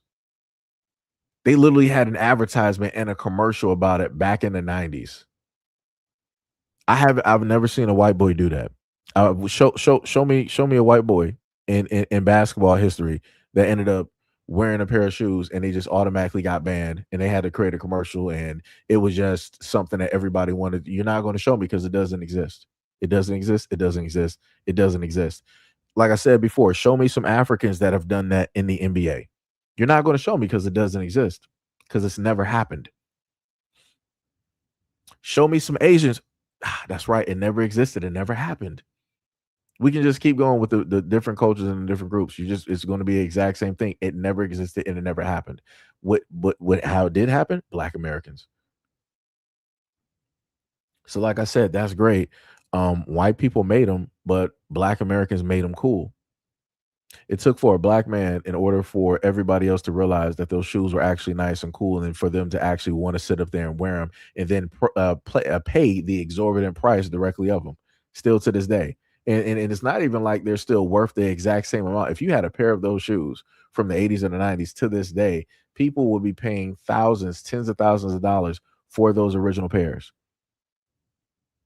And then if you can add the icing on top, if you can add the cherry on top, if you can have Jordan himself during a certain time period, during a certain height of his career, have also signed those shoes, brother, you can sell those for probably like a few $1,000,000. Kid you not. Them bad boys is now like artifacts. Like, you will have people out here that will buy those for if you got people that will spend $4 million for a Pokemon card or $1 million for a Pokemon card, you will have people spend millions of dollars for an original pair of those shoes that are not broken into, brand new, not even worn, with a signature of Jordan on there. And then you can even put more money on there if you can have the signature of Jordan on there, plus have a date. It's over. Brother, just retire now. Just retire now. It's over. It's over. Yeah, like Third said, like what Tom Brady, that's a famous white boy. A lot of people love Tom Brady. I ain't never see him like sell out no shoes. I ain't never seen white boys or people around the country sitting up there like, yo, man, I gotta get those Tom Bradys. Yo, I got those Brady 9s. What? Didn't Trump just have a pair of shoes? I called the bad boys the J6s. Like, yeah, I didn't see white people sitting up there trying to sell them boys out. You don't got a whole lot of white people still trying to get them shoes and trying to trade them and making tens of thousands of dollars off of those shoes. It's like, no, like I said, white people got their own shoes. That shows you exactly what it is. Now, let me put it to you like this, right? If Kanye would have made those shoes, it was wearing those shoes would have went somewhere. They would have had a little bit more value than what they had if Kanye would have put his stamp directly on them.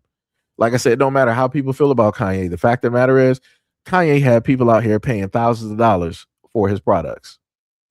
Thousands of dollars. So like I said, if Kanye sat up there and put his stamp directly on them, those shoes would have sat up there and went more places, but they didn't. It was a one and done type of thing, just like the Trump phone, a one and done type of thing.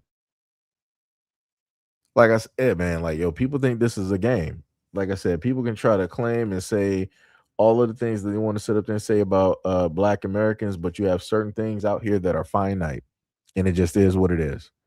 Black Americans have a Midas touch. That is something that is yet to be replicated. Out of all of these cultures that like to sit up there and say that they're better and this, that, and the third, and all these other types of things, I've yet to see any of these other cultures replicate that Midas touch. I've yet to see it. Like I said, and you got mixtures of Black Americans with many other and yada yada, and you still don't sit up there and see that Midas touch. Why is that? Why is that? Like, don't you got like some folks out here that's both half and half? You got the Black American, then you also got the pure blood of the African mixed in. Shouldn't that have like made like some ungodly creation where it was just an automatically gold being with everything that they just look at vision wise? It just becomes something. I've yet to see it. That's not even happening. It's crazy. P. Williams said, Kanye, oh, you said the H lover who wears the outfits. Yeah, that guy. Yeah, the exact same guy. That's exactly what I'm talking about. See how you know who that is? See how you know who Kanye is? Exactly. Just like how you know who Kanye is, you would have people that would still buy those shoes. See, it didn't take nothing. And the crazy part is, I didn't even bring up the song that he did. And the crazy part is, while you're also listing that song, he had a second version of that song. Notice how a lot of people don't talk about that one, though, right? People are real quick to talk about something that basically deals with a type of hatred, but then people don't talk about the other song that he basically talks about God, Jesus, and everything. Like I said, that's some crazy work. That's some crazy work. And he came out with those songs roughly at the same time. But notice how you only listed one. Interesting. Interesting. So, like I said before, in my view, he did 2 songs and both are opposite of each other. That's a balance. That's a balance.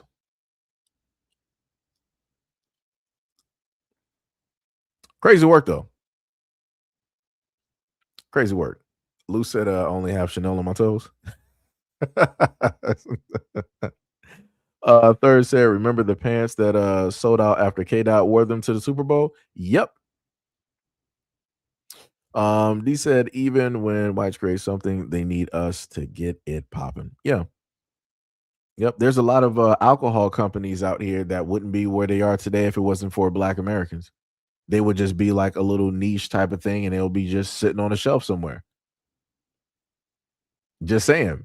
Just like a lot of fashion, a lot of white European fashion companies, they would not be where they matter of fact, I'll put it to you like this. Nike would not be the company that it is without Black Americans.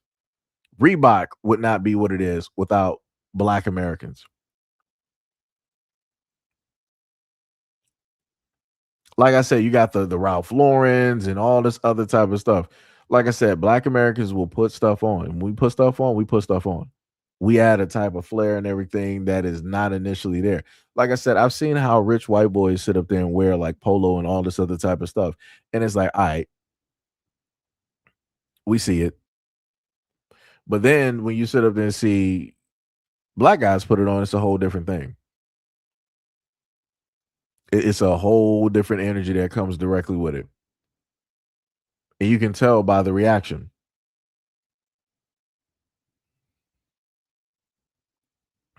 Wow, that's wild. Brother, let me tell you. I'm not even gonna read that. I can't even read that comment. That's wild. Let me tell you, sir. Let me tell you something. I just looked up and saw that comment. That's wild. That that's wild. Yo, that's wild. Yo, that is wild. That's wild. Gary said the intended market. Third said Marvel Cinematic Universe wouldn't exist without Blade. Yeah, that's facts. That's facts. And that's been listed. And you know the craziest part is that was actually an argument. And you had white boys trying to sit up and say, well, actually, it was Robert Downey Jr. Blade was before Iron Man. Blade was the first, realistically, it was the first official, unofficial Marvel movie. Blade is a Marvel character. He had 3 films. Iron Man was not even a thought. Robert Downey Jr., he was going through in and out of court. He was dealing with, probably like going through like drug counseling and everything of the sort. Wesley Snipes was basically the king of Marvel. He is the godfather of Marvel. And the crazy part is it took for Ryan Reynolds to basically shut down the whole conversation that folks was even trying to sit up there and bring up. I'm like, it's not even up for debate. It's not even up for debate. Wesley Snipes was the first Marvel that y'all had realistically. That was successful, where he had 3 films. Some people, actually, the first Fantastic Four movie came out back in the 90s. That doesn't count because ain't nobody see that. They did that in order just to hold on to the rights because they had to hurry up and make something real quick. Nobody saw that first Fantastic Four movie. So it's like, what are you talking about? What are you talking about? Like I said, there's no argument. There is no argument. And like I said, every single time it's always Black Americans pulling up and rescuing something that is failing. Every single time. And never get any type of credit. But people always want to sit up and say that we didn't do nothing. We don't got no input or nothing and all this other type of stuff. Like I said, that's crazy to me. That is wild work. Third says Stan Lee confirmed that Blade saved Marvel. Let me tell you. What is up, Gail? I'm not gonna read that comment though. What is going on, Gail? Much love, respect, and appreciation. It's every time. It's always Gail. Let me tell you. Let me tell you. Let me tell you. Let me see, Stanley. No, you had it right. Oh, I guess you had wanted to put it in all caps. I got you. D said, Black American culture is the culture of America. It is. It is. It's just that a lot of people don't want to admit directly to it. And that's cool. Like I said, it is what it is. It is directly what it is. Like I said, at this moment in time now, people want America, the culture of America, to be Monday or Friday night football, baseball, hot dogs, grandma's apple pie, and they just want it to just be that. And I'm like, okay, but I'm like, that sounds kind of boring. I'm like, that's it. I'm like, that's it. I'm like, that's all you got, like nothing else. I'm like, that's crazy. I'm like, you can all of those things, you can have that anywhere else. That's not really unique in a sense, technically. I'm like, hot dogs are basically, just a mushed up meat directly in the casing. You got that over there in Italy and other places. Pies, you got people that make, realistically the French, you got them, they make pastries and all this other type of stuff. So you can easily have that directly over there in Europe. The sports thing, okay, that's some uniqueness there with the football and baseball. All right. But worldwide, soccer is at the top of the top. The whole world worships and looks at soccer, and anything American sports wise is pretty much last.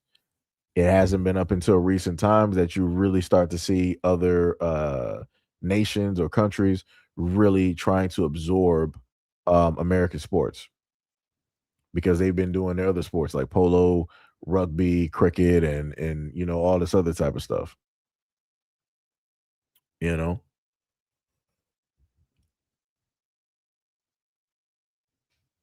yeah, Shauna. Yep, that's correct. You said let's not stop at the movies. What about the Lincoln car? If it wasn't for black people, Lincoln car winning wouldn't be here today. Yeah, that's facts. That is facts. Yep, that's something that we went over previously as well too. But like I said, you can't tell people. You cannot tell people nothing. You can't tell people nothing. And people always want to sit up there and seem that make it seem as though that Black Americans are not patriotic or that we don't support America. Whether we like it or not, we support America. Whether we like it or not, we support America through a variety of ways, especially financially. Because you can't sit up there and tell us that Black Americans are giving all of our money to other other countries. We're not doing that. Like I said, no matter how much people want to sit up and say that Black Americans hate this country, we make sure to spend money here first versus everywhere else. Unless America makes it difficult to spend money here. Other than that, we're spending money directly here. Now, when it deals with foreigners, there's a such thing of remittance that takes place. Somalians got a 30 to a 40% remittance. And other people from the islands are in comparison roughly right up there with Somalians, along with the Africans and many other folks, especially those who want to use Western Union and send money back home. Black Americans will use Western Union if they have to. Well, in this day and age, they don't really have to because we got apps for that. But if they use Western Union, it's sending money in the country, not outside of. We're sending money from one state or one city to another Black American so that they can buy products in America. Like I said, the amount of credit that Black Americans deserve, it will never be given. And that's the saddest part. There's a lot of contributions. And it's like I said before, if America would be like, yo, for a split second, Black Americans, we're going to sit up there and give you your flowers. Even though it would be something so small and minute, you have a lot of Black folks who be like, yo, finally. They would sit up there and like actually like breathe, because it's like, yo, we're actually being seen. We're actually being realized that, yo, we actually matter or have done things here in America that people don't deem as a negative or a catch-22 or something like that. You got a lot of Black Americans that would be happy with just that little 5 minutes or that 15 minutes. They would just be happy with that and they can move on. But dealing with America, they can never do that. They can never sit up there and do that. Like I said, the most that America has apologized to, technically, the Native Americans. They apologized to, I think, what, the Japanese. They've apologized directly to the Samoans. You know, the Hawaiian natives, for what it is that they did. America's apologized for a variety of other groups. The one group that they will never apologize to, as a whole, is the United States. Like the United States will never apologize to Black Americans.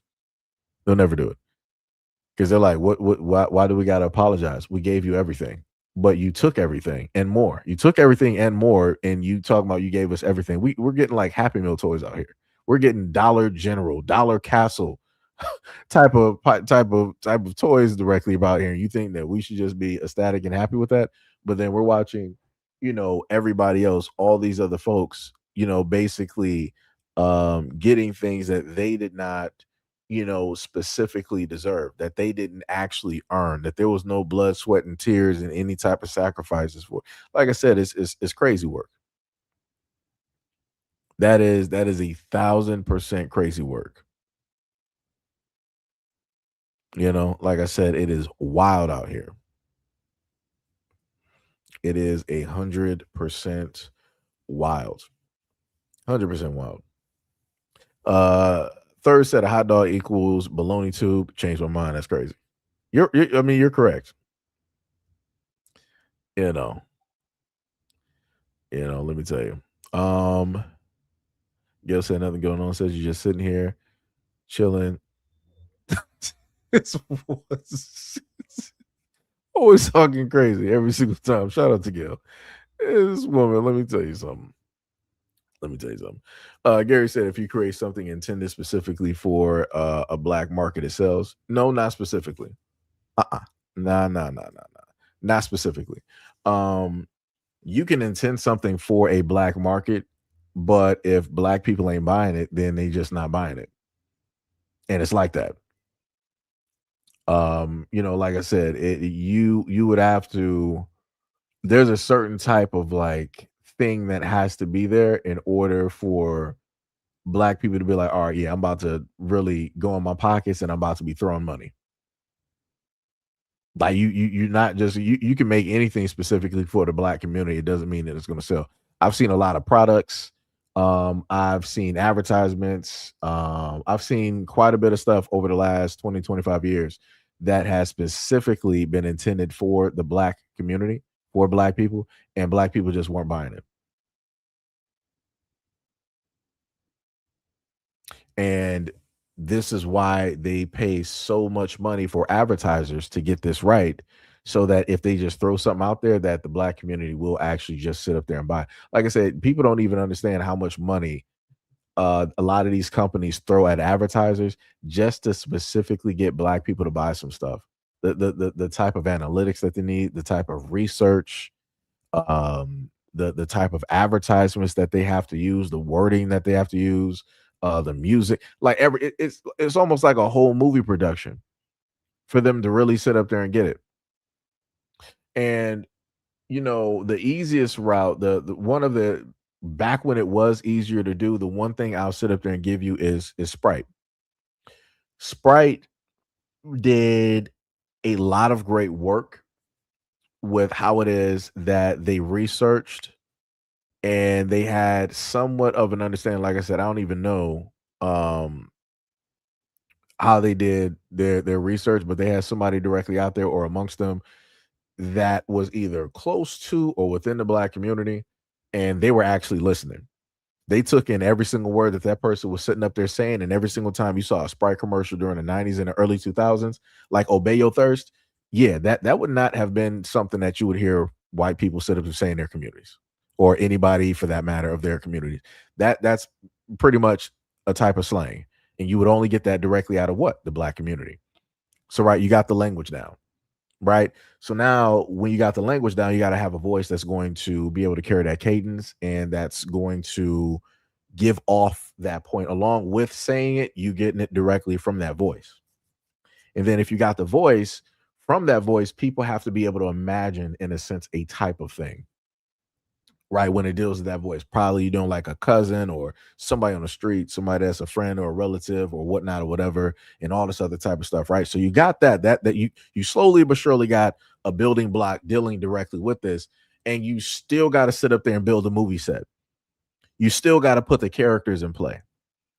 You still got to have the color to the set. You still got to have the costumes, right? And then with the costumes, you got to showcase how the people are naturally, like dressing, and then you got to set up the atmosphere. Like I said, it's a whole production.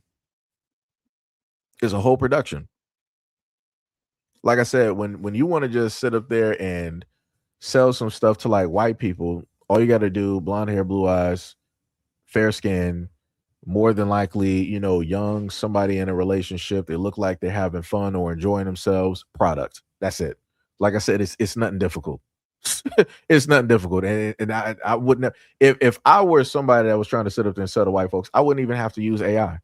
I can get pretty much a decent looking, either like a white kid or a white girl directly up out here, or a white couple, and have some decent type of clothes, something out there in a park or whatnot or whatever, and insert product for men and women's cologne, or insert product for smell good shampoo, insert product for SPF 15 or 23, insert product for the clothes that they're Jordache or whatever.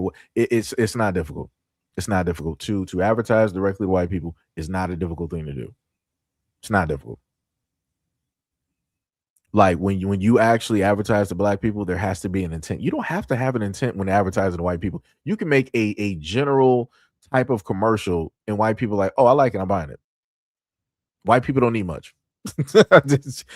you do not have to sit up there and have an intent when it deals with that. When it deals with black America, there has to be an intent. There has to be a workup in every, and everything of the sort, what was it? Tippy said, I remember those Sprite commercials and the McDonald's commercial. Yep. McDonald's, at one point in time, you can see the intent. McDonald's had a commercial where they used to use like R&B. And it was I want to say that might have been close or before the time of like R. Kelly Trapped in the Closet, but they had like this episodic type of thing dealing with chicken nuggets, and that was a commercial. That was a black commercial, and like I said, it was dope, and black people loved it. Like you had people like in school and everywhere else sitting up there, mimicking the commercial and whatnot or whatever. Like it was dope, right? And then that just it faded away because they got beyond that. Like I said, these companies know if they really want some money, if they want an influx of money, they know all they got to do is put black faces up there, and they're going to get an influx of money. Like I said, the largest influx of money for Popeyes was during the chicken sandwich. Back during the pandemic, the main people that was going wild over the chicken sandwich, it was black people. And when people saw all of that basically happen, they was like, yo, this is crazy. Why are black people reacting? That got people intrigued and interested. And then you saw everybody of every other culture. They were like, yo, I got to simply get my hands on this Popeye chicken. I'm like, this is great. I've never seen anything like this. Da, da, da, da, da. Everybody was eating that chicken sandwich. And everybody was going crazy over that chicken sandwich. Like I said, that first batch, that first recipe, it was worse. I don't know what they put in there, but it was worse than the McDonald's fries. If those group of obese individuals sued McDonald's for sitting up there saying that their fries were so addictive that it made them obese, that they would have basically owned Popeyes. If they were able to get away with that again, they would have owned Popeyes by way of those chicken sandwiches. Like I said, that recipe had something in it. That was worse than the secret spices recipe for Colonel Sanders. I think what they got like 12, 14 to 25 different like secret spices or something. Yeah, Colonel Sanders was not topping that. Nobody has gone wild over KFC in eons since KFC was established. Like Popeyes has been sitting up there beating them down for the longest time possible.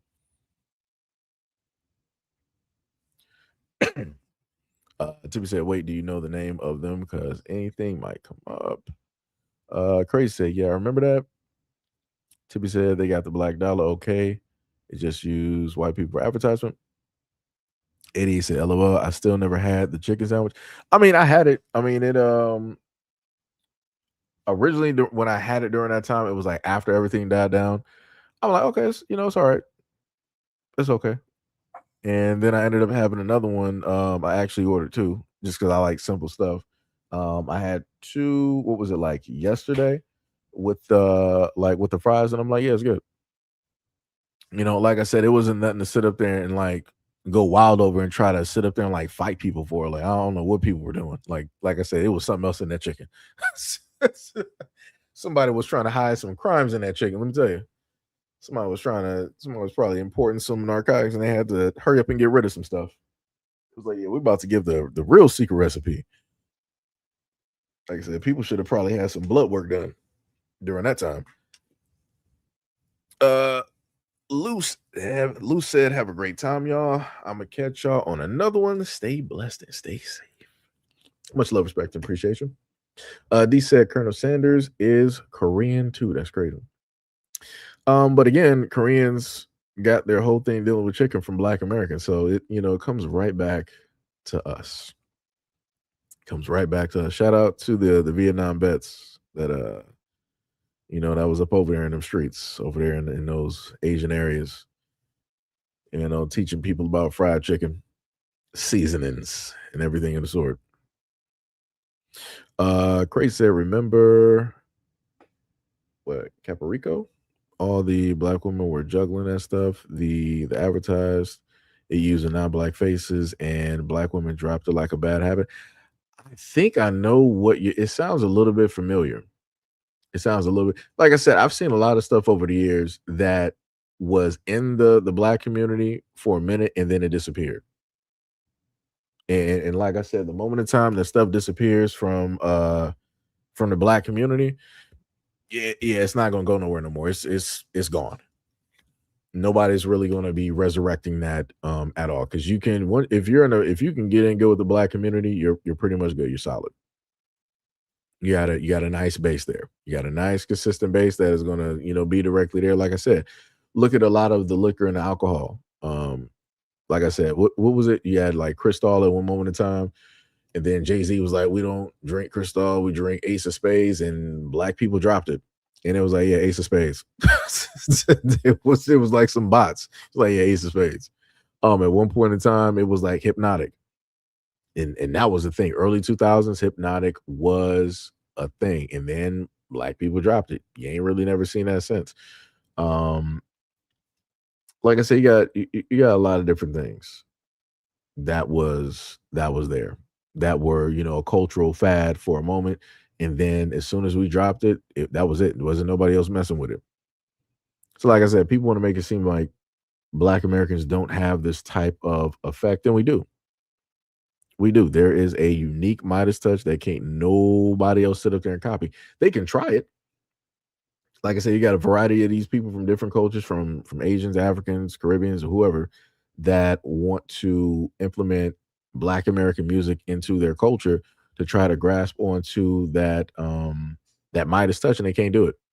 They can copy as much as they want to, and it's just not going to sit up there and work. Like I said, look at Tyler, the color girl. Yeah, ain't nothing really sitting up there happening. Look at Tim's and how she sat up there and swapped from one music genre to another one. Good luck with that. Like I said, you got many others directly up out there that have tried the exact same thing. What was it? Jack Harlow? What did he white boy set up and came up with a neo soul album? Yeah. First he was rapping, and then he was like, "Yeah, I'm about to do this, Slum Village, early '90s, hip hop, neo soul, type of thing." And he was really trying to really dress the part. He really thought he was Robert Downey Jr. I'm a dude playing the dude disguised as another dude. Like he was really trying to go directly through that. I'm like, yeah, that didn't go nowhere. And for me, I expected the divestors to pull up to the scene and really be like, "Oh, Jake Harlow, that's the type of way." That didn't even happen. Divestors didn't even buy into that. I'm like, that's wild. You couldn't even tap into that small, fragmented, group of Black women that just are just all about white guys. I'm like, that is wild. They didn't even buy it. You're horrible. You should have just stayed rapping. Like I said, at one point in time, who was it? You had Post Malone. The song I set up that I liked a lot was Iverson. It just had a tone. It had like a whole rhythm. directly to it. But like what always happens with a lot of these white artists, as soon as they can get on by using rap and they get that black fan base, it was like, oh, I'm good with that. Time for country. Time to sit up there and start, doing this classic country, type of thing. They do it all the time. They do it all the time. You had Miley Cyrus did it, Justin Bieber did it, many other white artists have decided to do that, and then they just like swap up. Once they get famous with black people, they'll just swap it up. They're like, all right, I got the blacks. They're going to be with me on this next run. Nah, you're on that by yourself. You are on that by yourself. Let me tell you. Wait, hold on. Somebody said $18 jeans at Walmart. Crazy said, oh, and Gloria Vanderbilt said her jeans weren't for black people, and now those jeans are $18 at Walmart. I mean, like I said, hey, it be like that.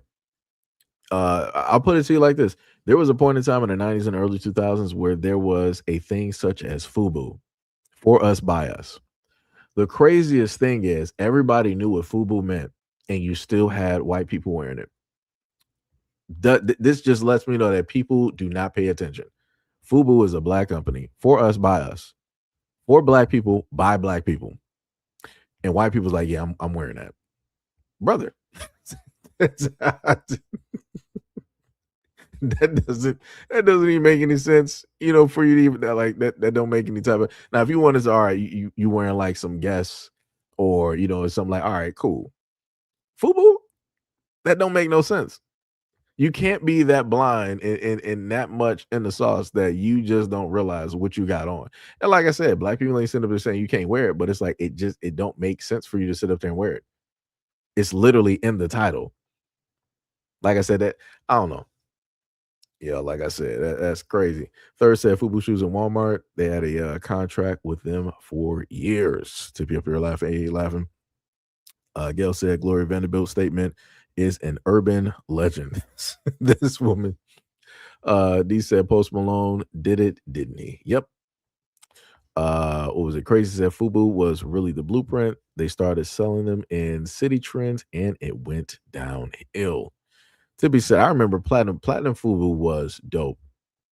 Like, if anything can sit up there and like come back, I liked Platinum FUBU. I like the metallic, type of look when it dealt with the jeans. Because, and again, the dopest thing that I liked about it, you could tell that it was a difference. Like, we had our black, type of like jeans that we would have, and then everybody else would have their stuff. And nobody can sit up there and tell me that those jeans by FUBU, like the metallic, type of thing, you can't sit up there and tell me like that wasn't dope. And they had it in quite a few different colors, and it always had that type of like metallic type of feel directly to it, along with I'm not going to say like bent, but it had like certain creases that were factory made, when it dealt with that. Like I said, it was dope. And that was literally that was, like our style. Nobody else had that. Nobody else had like was really out there rocking no metallic, type of jeans or, a jean set and whatnot or whatever with, like some Timbs or whatever shoes that you got. Nobody else was doing that. What was it? Let me see. Tippy said, I can't name one Josh Harlow or Post Malone song. The only thing I can give you that was on the what's the name? I think it was like What's Poppin', and then the remix. That was it, because that was the main one where a lot of black girls were sitting up there going crazy. It was like, oh, it's Jack Harlow, like look at him and his hair and da. I'm like, I mean, whatever. Hey. I'm like, to me, that'd be like a normal white dude that you would, see directly in school or something. Like, but have other folks sit up there and tell it. They will just hype it up to like no end and make it into something that is just not. I'm like, all right. I'm like, you're hyping it up more than like white girls. And I'm like, you don't see a problem? So, you don't even have white women sitting up there hyping up Jack Harlow like that, but you come through and you're like, we're about to hype him up and uplift him to like God status. I'm like, okay, you got it. Rabbit said, I remember for a long time, I thought Post Malone was white passing black person. Yeah, that was because of like the songs and whatnot. Yeah, yeah.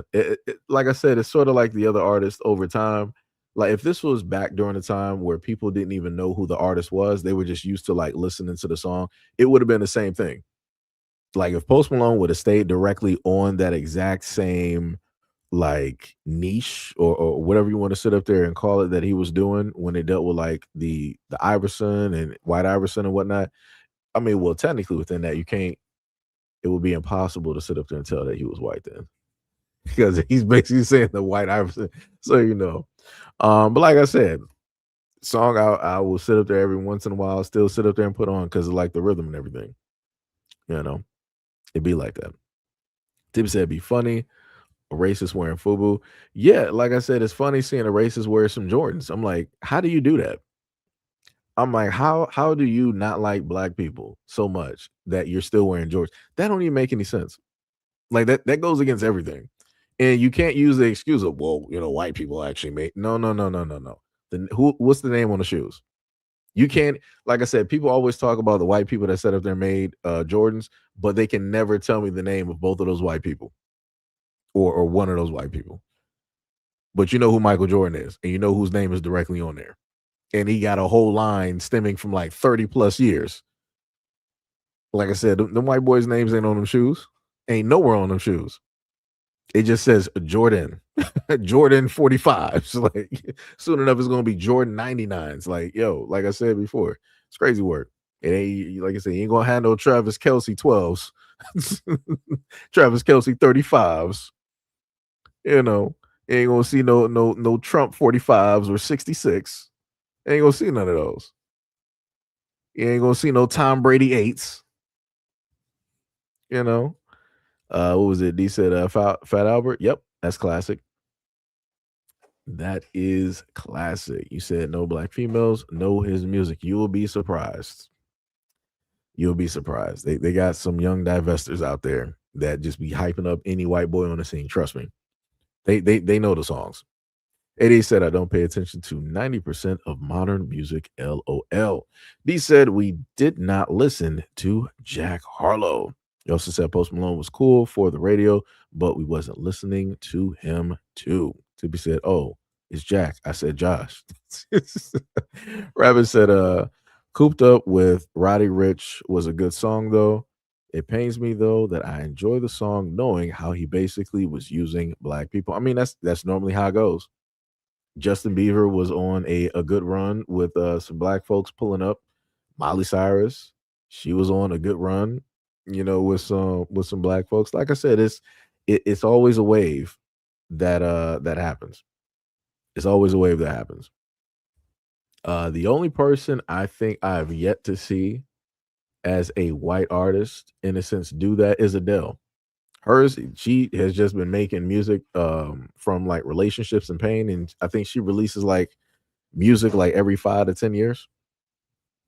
So it's like you know, it's that whole, you know, different type of thing. The only thing I think we mentioned when talking about Adele was the whole thing of her with the, I guess the Jamaican or maybe like the carnival, you know, type of like culture or whatnot.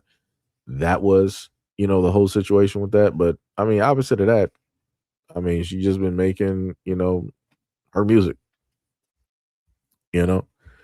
Um, who was another one? Katy Perry was another one too. Katy Perry, Dark Horse, and I like that song as well. Uh, I think wasn't that the one with Kanye or was that Juicy J? I forgot. But then the weirdest change of events is then finding out Katy Perry is a huge fan, and I'm talking about like a fanatic of um Chief Keef. I'm like, how did that happen? I'm like, hold on. A drill rapper from Chicago and Katy Perry is a huge fan. I'm like, how did this happen? Like, what?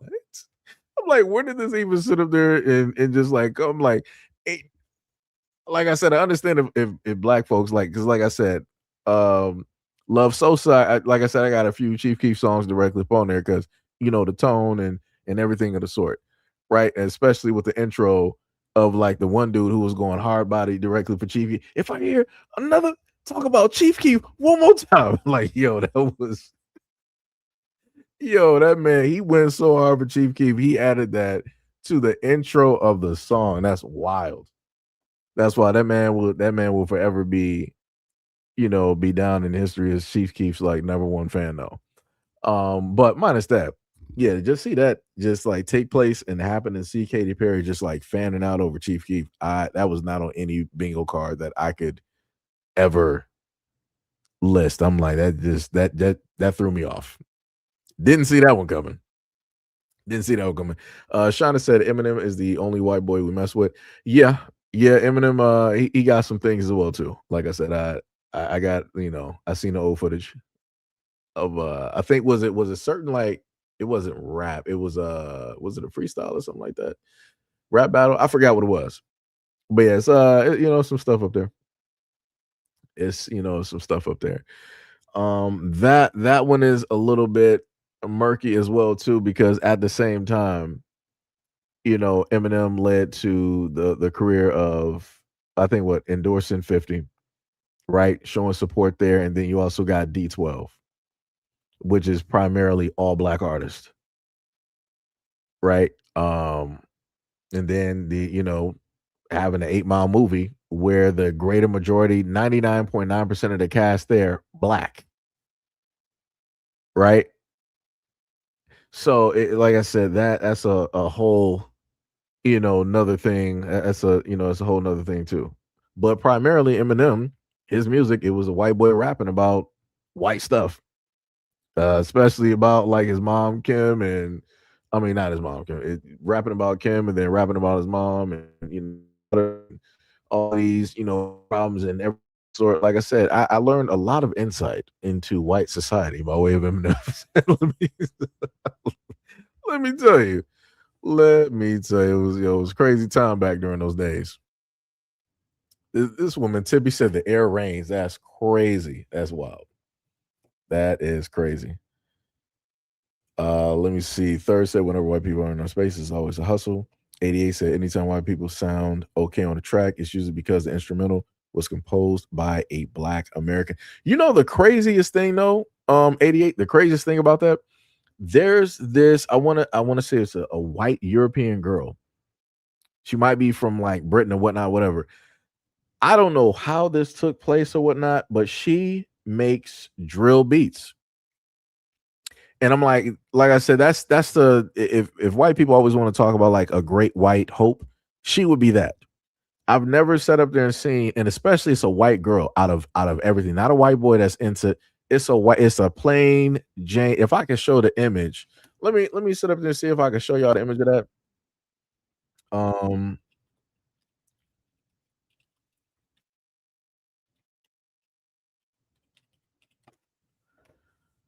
Yeah, that's her right there. I was trying to, let me see. Yeah. This is her right here. And it's not even like the American white girl that's making drill beats. This is a European white girl in London making drill beats. I'm like, there's nothing drill out there in over there in the UK. None of that sitting up there popping off in the UK like that. But this white girl is sitting up there making drill beats, which is crazy. Like I said, basic, average, every day, sitting up there making drill beats, talking like actually like making some hard beats. I'm like, I actually got to pause for a minute. I'm like, even if I wanted to sit up there and try to find a way to sit up there and hate, I'm like, I can't. It's like, she got that. I'm like, it's just like, yo, you got to give credit where credit is due. I'm like, she got that. She's really sitting up there doing it. Like I said, I don't know what she tapped into. I don't know what she did, but she is directly in that mode. I'm like, wow. I'm like, yo, the beats sound hard. I'm like, all right. She got that. That right there. That is a great white hope right there. Let me tell you. She out there, she doing that. Like I said, I would, and especially a white girl from London, from the UK, from Europe.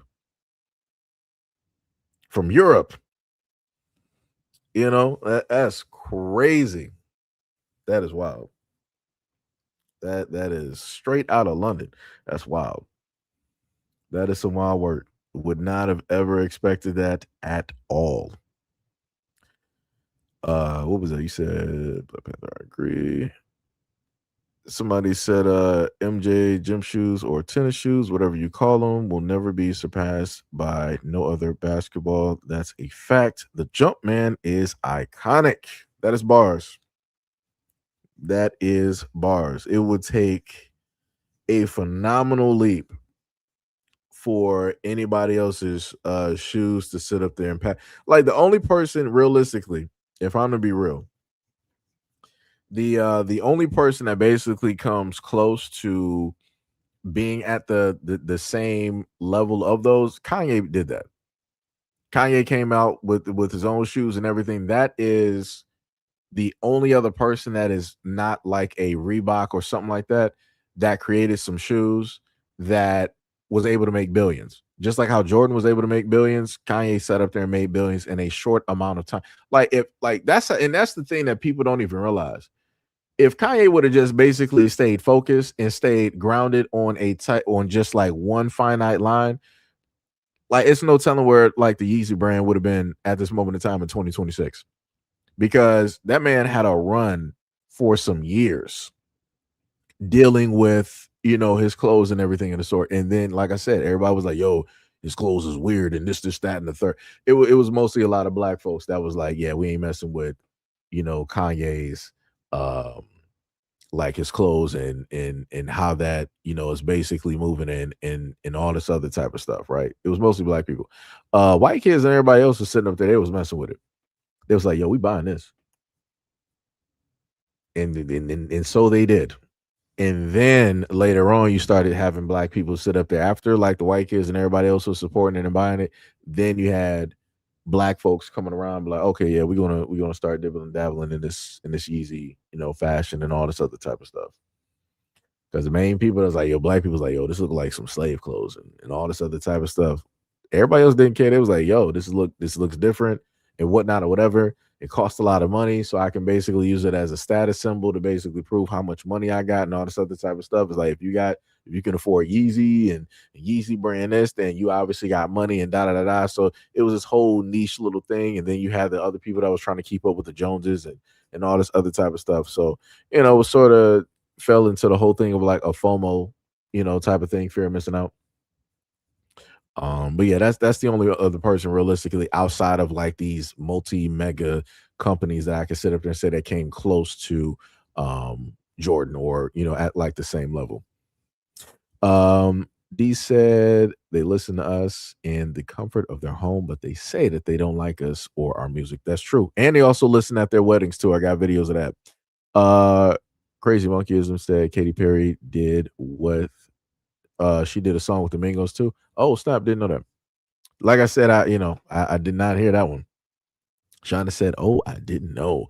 Tibby said, "Only chief I know is the tribal chief." Of course, Tibby, of course.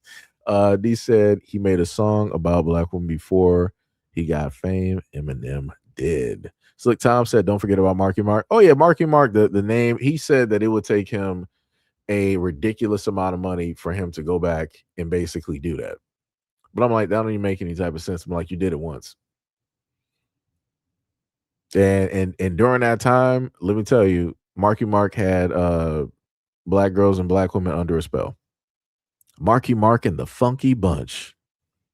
Good vibrations. And the craziest part is I did not realize up until later that was like basically him. I just thought it was, another song that was a part of like black culture technically. But the thing that sold it was you got the boisterous black woman on the track, and everything of the sort. Marky Mark and a Funky Bunch. 88 said Kim was wild. Yeah. D said Eminem dissed black women. It'd be like that. Crazy said, yeah, Eminem was talking about white people drama, and man, it was wild. Yes, it was. Tibby said, only song I like by MM is Venom. That's crazy. This woman right here. You don't know nothing else, Tippy? That's wild. That's wild. That man was having a run all across for quite a bit, for a very long time. But you're out there in Cali, so I shouldn't be too surprised. Right? Um, Third said F8 Mile. It's a movie about white kids outdoing people in rap. Shaking my head. Well, let me tell you something. It can be all of that, and then at the same time, you also had Falcon directly in there, aka Sam Wilson, Captain America. Everybody from the 313, raise your hands up and follow me. Now, while he's staying shook, notice that this man did not have his hands. You know, the free world got you shook. Now, who's afraid of the big bad wolf? 1, 2, 3 into the 4. 1 Pac, 2 Pac, 3 Pac, 4. Your Pac, his Pac, your Pac, none. Tell you about Clarence. What was it? Clarence parents have a real good marriage. Like it was, that whole thing was like it was hilarious. The whole thing was hilarious.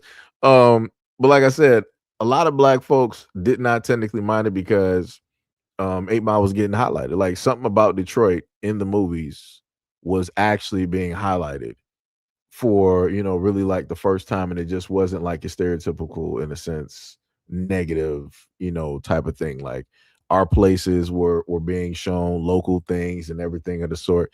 So, like I said, black folks are like, yo, we rock directly with it. So, hey, like I said, you gotta be from Detroit to understand. Because like I said, Cali always got movies, Florida always got movies, New York got movies, Texas, got movies, and a few other states always got movies. Yeah, it ain't really nothing out there that you can really list movie wise when it deals with like Detroit that people automatically think of. RoboCop was a negative, and RoboCop, that was about a white dude who was a Detroit cop in an all black quote unquote was supposed to be an all black metropolitan area. He ended up getting jacked up by a group of white criminals, became like this robotic cop, and he's out there stopping crime in Detroit. So I'm like, again, it's a negative story. It's not really putting Detroit in a positive light at all. Even with the criminals being white, it's still not putting Detroit in a positive light. 88 said, you should send it to me, LOL. Wait, what? Wait, which one is what 88 talking about? Might as well call Eminem Tarzan. That's crazy. Tippy said, I listened to Samantha James, only 4 songs by her like, and she's white. I don't even know who that is. Tippy, you got me on that one. Slick said Tina Marie and Lisa Steinfeld are black women with license. That's wild. That's wild. That's crazy. She probably using AI. Crazy said, "Oh, don't let the UK rappers hear you say that. They swear up and down that they created drill. They didn't. They didn't create it.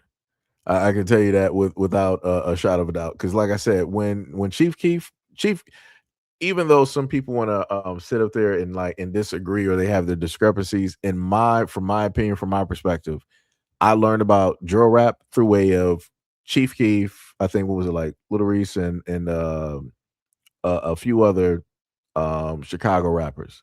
But at the front directly of it, when I think about the drill scene in Chicago, it was Chief Keef. That was the main thing, right? So again, like I said before, thinking about drill rap, I think about Chicago, think about the United States, think about Black Americans, think about Chief Keef. Nothing in that reads to me as like an Idris Alba. Like that's not what I'm thinking, directly of. I'm not skibbity boop bop bop bop. That's like that's not that's not automatically what I'm thinking of when I'm thinking about like drill rap. The man's not hot. That's not Big Shock. It's not no. 88 said I'll look her up later. LOL. Yes, we have to not support them. They wouldn't support us. Got you. Tippy said, yeah, probably AI. Stop hyping up. I didn't hype her up. I'm just sitting up here saying, because I listened to the beats, heard directly about it. I'm like, yo, she got that one.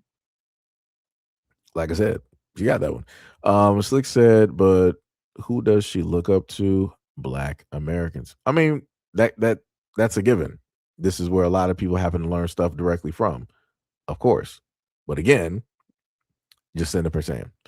What was this? Slick Tom said Andrew Agassi Nikes is the only white guy sneakers that was in the hood, and them joints was fire. Never had those. Let me tell you. Tibby said it was weird, Seji. Slick Tom said Kanye's first two shoes were cool, and then after that, I was cool. D said he wasn't making clothes for us. Tibby said if we don't like it, then we don't like it. Tibby said I saw his fashion show and I didn't like his clothes.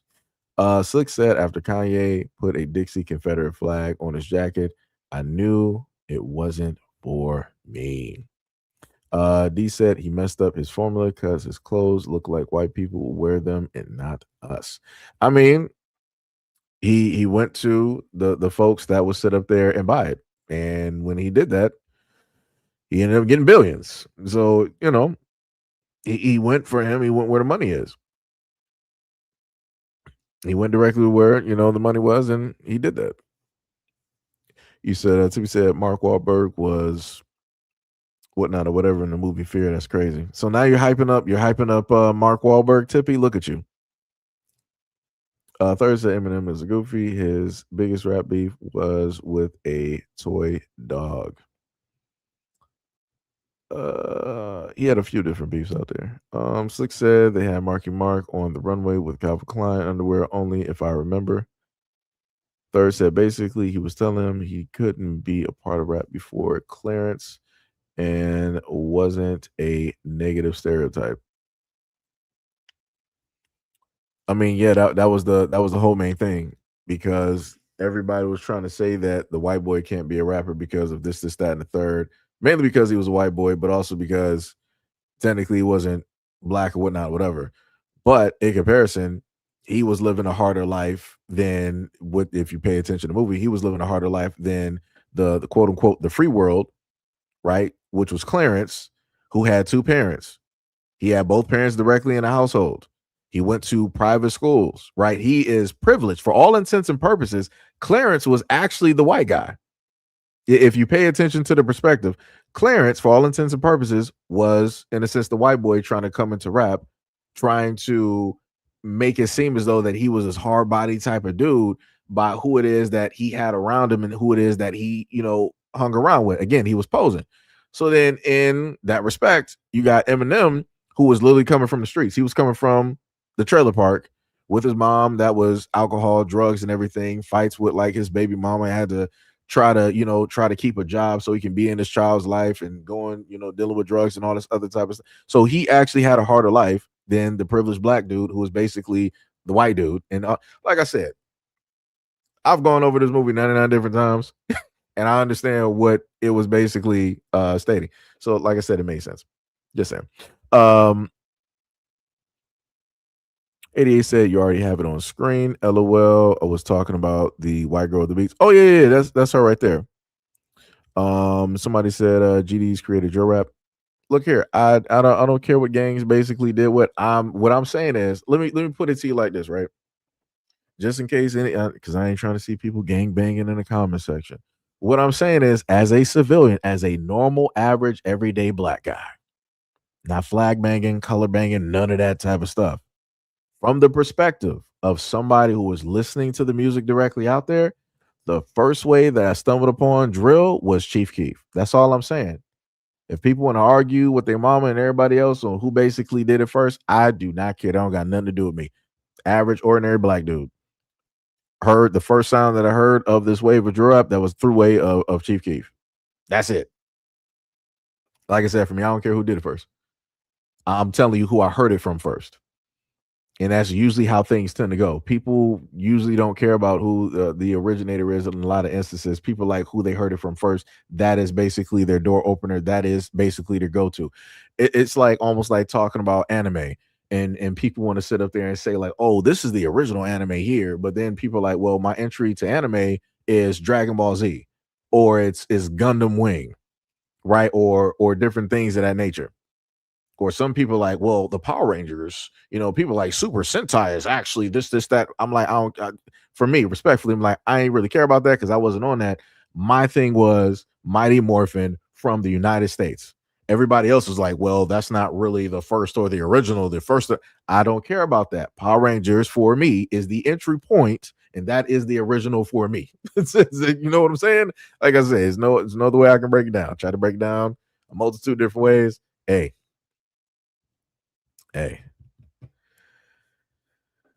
What was it?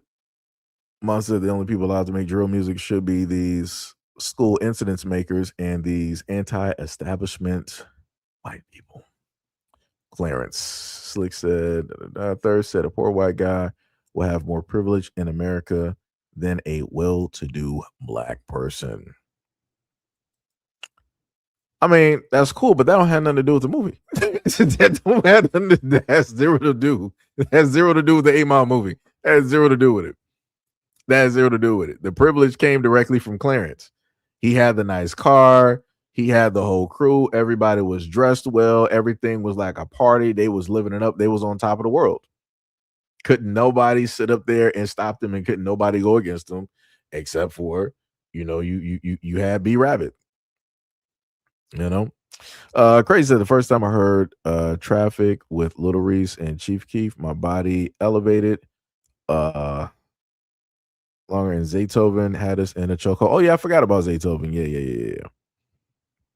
The first time I heard it was Chief Keef. Don't like. Yep. And I still got I still got that on my Spotify. Still got it on my Spotify. Third said mine was Ronin Warriors. Yeah, Ronin Warriors is classic. That's a classic. D Will, what is up? You said no cap. It was probably Love Them Gun Sounds by Waka Flocka. 88 cent up for smiling. Slick said, thank God for Saban. Yep. Well, at least during that time. I'm not sure what Hasbro is sitting up here doing. And we were supposed to get a reboot of Power Rangers. That's not happening. So it is a no-go on a lot of that stuff at this moment in time. Let me tell you. Let me see. D said Waka, not drill music though. I mean, true. He did like some drill, type of stuff. Drill type, He has some other stuff directly up in there, but I know what you're saying. Though. I know what you're saying. Dude said, what privilege do white people have? Here we go. People slide in at the whole other part. Missed the whole conversation talking about like 8 Mile. And I'm like, well, actually, what privileges do whites have? I don't know, and I'm white. Wait, ain't nobody sitting up there talking about that. Calm down, relax yourself. Go back into the echoes, the ethos, the darkness of the interwebs. Like I said, you trying to come into a conversation that you don't even know the context on. You just sit up there and like see the what's the name up there and like, oh, this is a conversation for me. I'm about to educate I'm about to school these blacks. I'm like, you ain't schooling nothing because we're clearly talking about a movie. So yeah, just saying. Somebody said, Dude said, I'm not white. Well, it'd be like that. And the statement still stands. Whenever conversations happen to pull up and it's mentioning white folks and people didn't even follow the rest of the conversation, they only pull up when they see certain things. And I'm like, it don't even make sense. Rewind and go back and listen to the full 5 to 10 minutes on what was talked about. What was the third said? My overreaching point is F that movie. Hey, like I said, you got to be a Detroiter. Golden said you have tennis shoes, basketball shoes, and track shoes and gym shoes.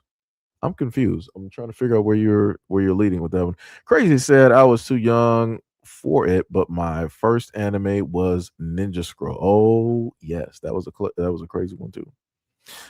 D said Waka was trap era. Oh, let's do it. A. D said I'm not white. Slick said my favorite Keith song is Designer and True Religion Jeans. Third said the guy who played the OG Black Ranger said he and others only made $1,200 an episode while Saban made billions. I mean, yeah, that's true.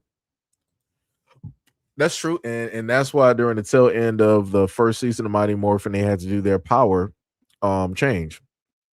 They had to give it over to what was it? It was Tanya. Mr. Cardenas. I forgot his name. It was Rocky, right? It was I'm not Tommy. My bad. Lord have mercy. It's been a minute. It was Rocky. It was Justin. It was Johnny Young Bosch's character, and then it was one other one. They had to do the power transfer scene because they were moving those. That was the last time that you were going to see them because they wanted a pay increase. Because they were like, "Hey, we've been here and we see obviously how much Power Rangers is worth and how much they're making. So it's like, yo, why don't y'all cut us a check?" And Saban didn't want to do that. They weren't about they were not about that life of sitting up there trying to pay them what it is that they were worth. And the crazy part is, if they would have paid them for what they were worth, you would have seen the original Rangers there probably for about like a good 3 seasons. You would have actually seen a lot of them in the Power Ranger movie, and I thought that would have actually been dope. I can the hype that I would have had been able to see Walter in the Power Ranger film when they were getting like their ninja powers and everything. Man, that would have been cold. It, like I said, the move for me, it would have been a bit different. I feel like it would have felt a little bit different, having them there and everything, like the original set, you know. Slick said Walker's from my hood and he's legit and in the paint has Summers, not just one. Yeah, yeah, yeah. Hard in the paint, yeah. Waka got a lot of songs that's out there, but also Waka has changed from those ways, and that man is now like a farmer, gardener, type, trying to put some different energy out there. He was like, "Yeah, I'm basically away from that right now. I ain't really trying to, motivate and push that no more." And I respect the growth. He might pop up like at SeaWorld and he might sit up there and do a song or whatnot for a quick bag real quick. But all right, let me pull up, let me play about like a good 10 of these hits and let me be out. Like, it was sit up and do that, but that's another reason I ain't heard of Walk out here really no more. Like I said, I respect that. I respect that. Dude said I just asked from the statement. I like to say asked because I like to cut stuff down from the statement that you read. I mean, you didn't go through the rest of the comment. Well, I don't know which page that you might be talking directly from. So maybe you might not be able to see third, but the whole thing was talking about the 8 Mile movie. And it was talking about B Rabbit. Not sure if you know about the 8 Mile movie, but it was talking about B Rabbit, Eminem's character. And it was talking about Clarence, who is basically in a sense the villain of the movie and everything of the sort. Let me see. D said, who was the White Ranger? Tommy Oliver or Justin David Frank. He was the red. I'm sorry, he was green, white, red, and then black. Let me see. Let me make sure if I do that. Let me see. Green, white, red, black. There was another color that I'm missing as well too. I'm missing some colors, but yeah. No. Gold Ranger was Jason. Austin St. John was the Gold Ranger. That was during the time when Billy lost his powers because he stayed in the command center when it blew up, and the discharge from the power grid basically it stopped his body from being able to accept the power, or so they wrote. Right. So because of the discharge from the energy from the power grid, he can no longer be a ranger during that time. So that's why you saw him more as just with out there with Alpha, and then he ended up leaving the planet and he went to space, and he was with the Alien Rangers for a bit, and then he came back in the Power Ranger movie later on. And I think he might have, didn't he morph? I think he did morph. I think he did morph. I would actually have to go back there and rewatch that and try to figure out how were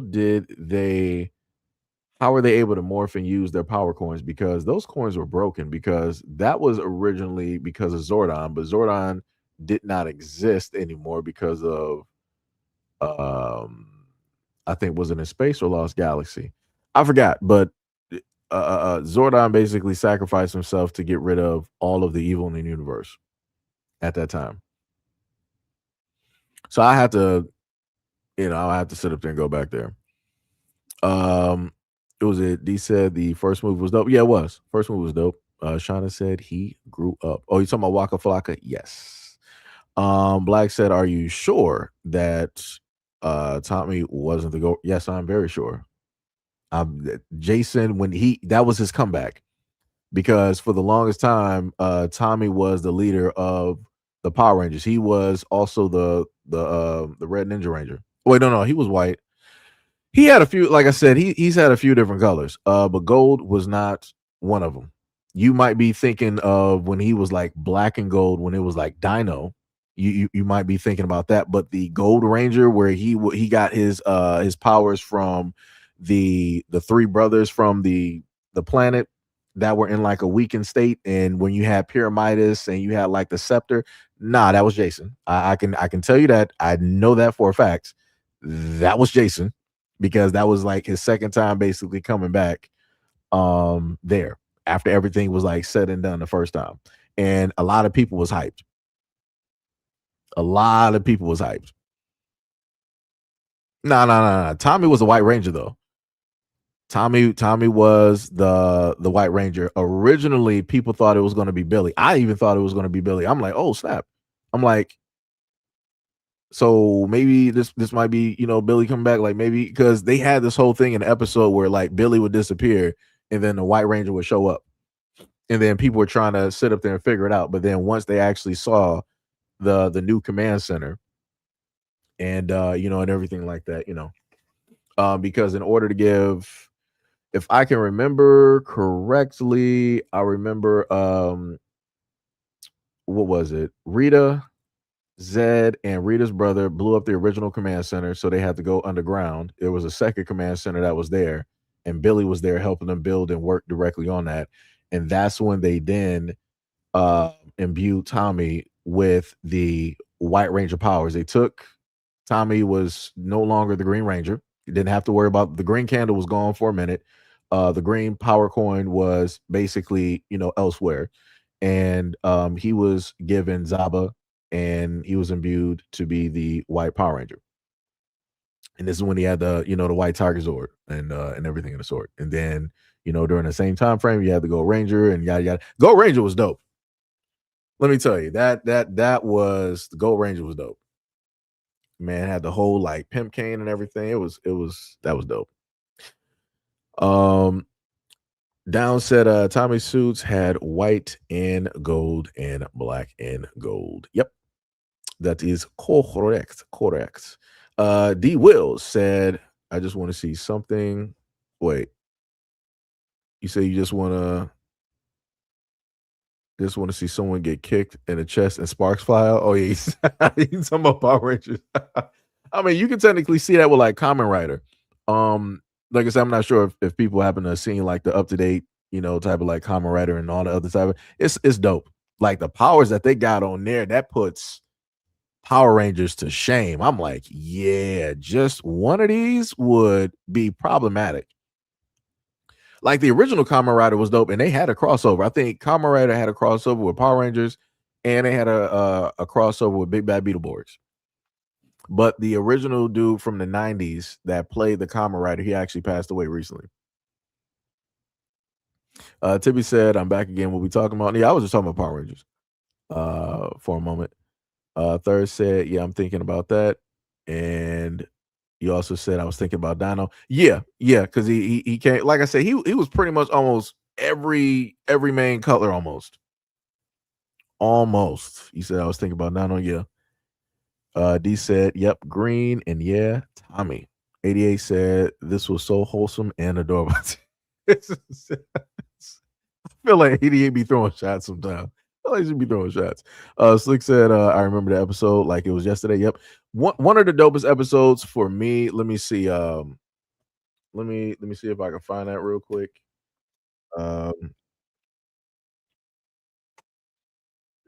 With this was like when I sat up there and saw this with Zach. brother, what? You couldn't tell me nothing.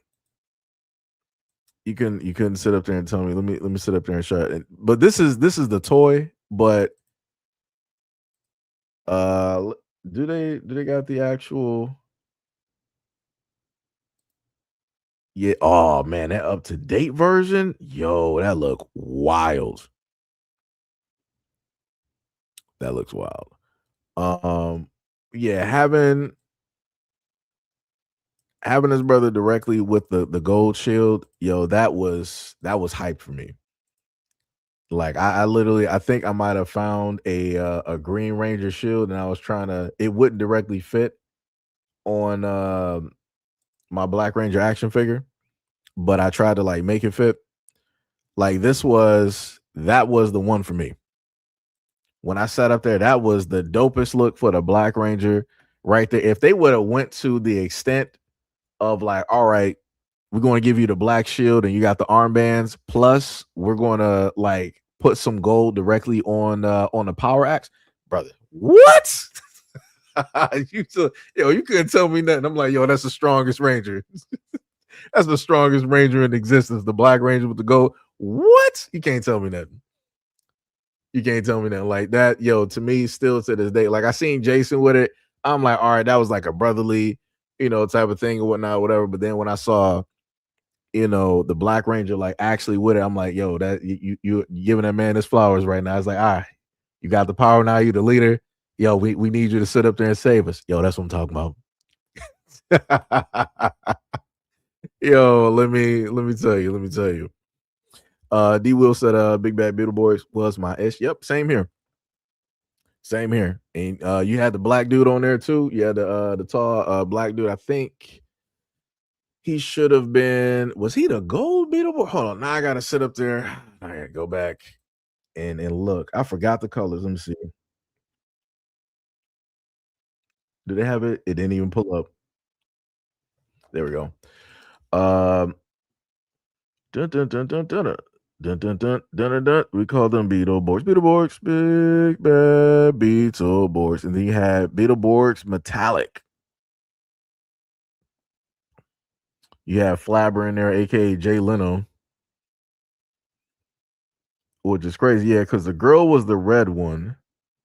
And I want to note, like, that was the first time where the colors, like, if you think about Power Rangers, the colors are basically different. So the red ended up you normally Power Ranger wise you think about red as like the leader, but the little girl that was there, she was the red, and I think I want to say the black kid was probably the green one. They used to have an image where they would show their faces like half and half. So they got them right there. Okay, so later on, so when they became metallics, she was purple. The white kid was gold, and then the black kid was I think the black metallic, or was that silver? It was something like that. But yeah, even their what's names were pretty dope. They had like everything was insects, aesthetics and everything of the sort. Like I said, it was dope. And that was back in '96. Yep, look at that. You got Big Bad Beetleborgs and Zeo Rangers crossover episode. Let me see. Yeah, that's from Forever Red. Yeah. Crazy part how they ended up having them as villains, which is wild. But the suits look dope, and I think Walter, who is the Black Ranger, I think he voiced the Black Beetleborg that was in there, which was crazy. But yep, that was also during the timeline of VR Troopers. Because if you look at VR Troopers and then you sort of look at the Beetleborg suits with the what's the name of the internals and whatnot, look pretty dope. Let me see. I remember that episode like it was yesterday. Seeing the White Ranger suit for the first time was an experience. Yeah, it was. When he was like coming directly out of the sky, and then everybody was trying to figure out you know who it is. And then when they saw Tommy, everybody was like hyped, and you saw like Kimberly, she was ecstatic, and then she fainted. I'll never forget that. Somebody was like, Tom was like, yo, get this girl some help. Like, yo, you okay? Yo, Kim was okay. It's me. Yo, let me tell you. Zuby said, oh, the Power Rangers talk. I can't hate. I was watching Jim and the holograms the other day. Of course, Tippy. But you would try to sit up there and find a way. 88 said no, I wasn't throwing shots. I mean it. Tippy said Zach don't age at all. Yeah, yo, he still looked the same. He still looked the same, like it's crazy. Slick said Zach with the Green Ranger vest. Yep. The new writers is completely on a different level. Yeah, they got like warping powers. Like that would be a problem. Like if you could put the newer Kamen Riders versus like a Lord Draken. That would be that's where that fight would basically be. He could fight Draken's army of Power Rangers that he imbued with powers, and you know they can sit up there and still fight. If you had like 5 of those Kamen Riders with all that, yeah, that like I said, problem. It'd be a problem. Like I said, one kick is sitting up there just like warping reality in like a hallway. Like what? Yo, it's crazy. They don't need Zords. They'll pull up like the Green Ranger. Yo, the other one, because you said like that was something to remember when you saw the White Ranger suit. Something to remember was watching the Green Ranger jump directly into the Megazord and was basically beating the Rangers in the Megazord and beating the Megazord at the same time. Wild. Never seen nothing like that in my life. That was one of the biggest L's I've ever seen Power Rangers take. Other than the Megazords being like blown up and destroyed, or them losing their powers. But that was like the first biggest L. They got beat so bad, they basically got kicked out of the Zord. He was tearing that bad boy apart, tore apart stuff directly in the command center. I think they might have even they even demorphed. Like it was crazy. Slick said, did y'all know that Zach got 4 fingers on one hand? Yep. 88 said it wouldn't fit on my Black Ranger. Is a wild statement. Said that's wild. See, now you just now you just because you rewrote it and repeated it, now you just made it seem crazy. Everybody knows we're talking about action figures here. We're clearly looking directly at the image. 88 just sitting up here taking it clearly to the other side of the moon.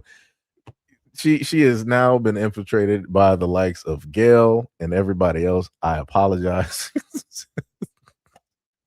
I apologize. Third said, why y'all know about my secret identity? That's crazy. D said, I had the Red Ranger where you can switch from his face to his helmet. Yeah, I used to have those too. Used to, press the button and it would like flip directly into the chest. Yeah. Tip said 88. I just caught on to that. That's crazy. That's wild. That is wild. Slick said he was green, and you also said he had the speed too. Yep. Tippy said the comment was suspicious. That's wild. Slick said VR Troopers was hard. Yep. D Will said the 90s kids shows was lit. That's facts. That was facts. Yeah, said Transformers was dope too. Yep, you had Transformers and Beast Wars. Pink said it's morphin' time. Bars. Yo, let me tell you, if you were a kid during the 90s, when it was during the time that Power Rangers was out, you were on the playground and you were playing Power Rangers. I kid you not. Like I even found during that time, I remember like we had like this little, like when we go to recess, it was like this little stick that I had. It was like a small little branch. I'm like, oh snap, this is like Zob and whatnot. I'm like, yo, I can basically be the White Ranger. I'm like, it's over. It's like I'm like, with this stick, I'm automatically the White Ranger. And you sitting up there having like sword fights and everything. And then it would actually get to the point where even had some of the black girls there, they were like, they'll be playing too, and they'll be trying to figure out who's like the pink or the yellow ranger or whatnot. Like I said, easy times back then. It's like times are like, yeah, he beat all of them. D Will said Green Ranger was putting belt to backside. Bars. Slick said they beat up Alpha too. Yeah, Alpha. Yeah, that was, man, that was tough. That was tough. Yeah, it did happen. Yeah, Alpha had like his back, I think his front or his back panel like ripped up, so he was inoperable at the time. And I think Billy had to work on him. What was it? Third said They show my secret identity. Apparently, y'all know nothing. That's wild. Sam said those Power Ranger toys are going for 100 and up a piece. Man, yo, if like I said before, if we would have known during the time, this is what I'll tell people right now, though. This is what I'll tell people right now. If you got kids, your best bet at this moment, if you got young kids, if you've had young kids for a minute, your best bet is to basically save up or buy duplicates of the stuff that you buy your kids. So it's like I said, this happens roughly every generation. Like it's been happening since before a lot of us was born. Like if you go back to like our parents, like let's say like some 70s and 80s, and the game systems and stuff there, it wasn't worth anything there. I mean, of course, it still cost something, but it wasn't worth anything there. But once it started reaching, let's say like the 2000s, right? Anything from like the 80s, video game wise, once it started getting to like the 2000s, all of that stuff started being worth hundreds, if not thousands of dollars, right? And now we got stuff in the 2000s. Kid you not, I did not know during the time that the stuff that I had, meaning like Pokemon cards and stuff like that, and I had the Japanese Pokemon cards. I don't know how my mom ran into those, and I was trading those like a dummy. I didn't know any better. I was young during the time. I was like, hey, I got some cards to make some trades, all this other type of stuff like normal kids do. I didn't think about the stuff of like, hey, this is a first edition card. This is a hollow rare foil. And I couldn't even tell you how much those would even be worth right now. So the best bet for a lot of folks to do is to, buy up, let's say like some comics, like some first editions, get them graded, and maybe even signed. Right. I'm not sure if that might affect the grading, but I think it might also increase the value. Or you can just buy 2 copies of it, one that's graded, that's unsigned, right? And then the other one that's graded with the signature directly on it, just so you can do that. But yeah, start get a little treasure chest or whatever, something that's waterproof or whatnot, whatever. Buy up some first edition, stuff. It could be Pokemon cards. Right now they got the One Piece thing going on, and a lot of other stuff, and save it, because in about a good 15-20 years it is going to be the exact same thing, where stuff from this time period is going to be worth a lot of money in the future. It happens every single time. What was it? D said, yep. Tippy sitting up here laughing. Ridiculous. Can't take y'all nowhere. All because of 88. Let me tell you. D Will said the old GIG action figures sell pretty high. Yep. Shauna said my dad still got the original Sega Genesis. Ooh, let me tell you, I had one of the bad boys too. Like I said, I lost a lot of stuff. Lot of stuff. D Will said we thought the holographic cards was fake for Pokemon. No. Them bad boys was real. Them bad boys was real. We just didn't know. Like I said, we didn't know the value of the stuff, during that time. Even the original, and I lost that too. I had Pokemon Red and I had Pokemon Yellow. I remember when I first got Yellow. I got Yellow at it wasn't Kids R Us. It was Toys R Us, but I think there was like another place that we went because I think Toys R Us was out. It was like, I remember walking into this small sort of like toy shop, and they had the clear cases in the middle of the floor, and I saw the classic Pikachu, and it was Pokemon Yellow, and I said I wanted to get that. And that's the one that I sat up there and got. I think that was like a birthday present, because I had the semi-transparent purple Game Boy, and that was the first Pokemon game that I had. And I was on that bad boy every day. You couldn't tell me nothing. I was in the Viridian streets. I was from Pallets. You couldn't tell me nothing. If you would have gave me a hat back then, I would have been wearing that every single time something was happening. Wow. Oh, we got to take a test. Let me flip this hat backwards. Like, yo, you can't tell me nothing. I would have had the gloves and everything. Let me tell you, I would have been decked out like Ash Ketchum. Let me tell you, couldn't tell me nothing. What was it? D said, hold on, let me go back up. What was it? D said, go to a flea market. They be having everything. That's true. TB said, yeah, it's not our fault that we didn't know what we had was going to be expensive later on. I had a Hispanic salsa Barbie doll with gold pumps and red salsa dress. I ruined that doll. What did you do, Tippy? Did you just have her just walking out here? Just going on dates? Like, what was going on? Tippy said, but I was a kid, LOL. Yeah, sure. You were a kid when you were playing with that one, Tippy. Sure.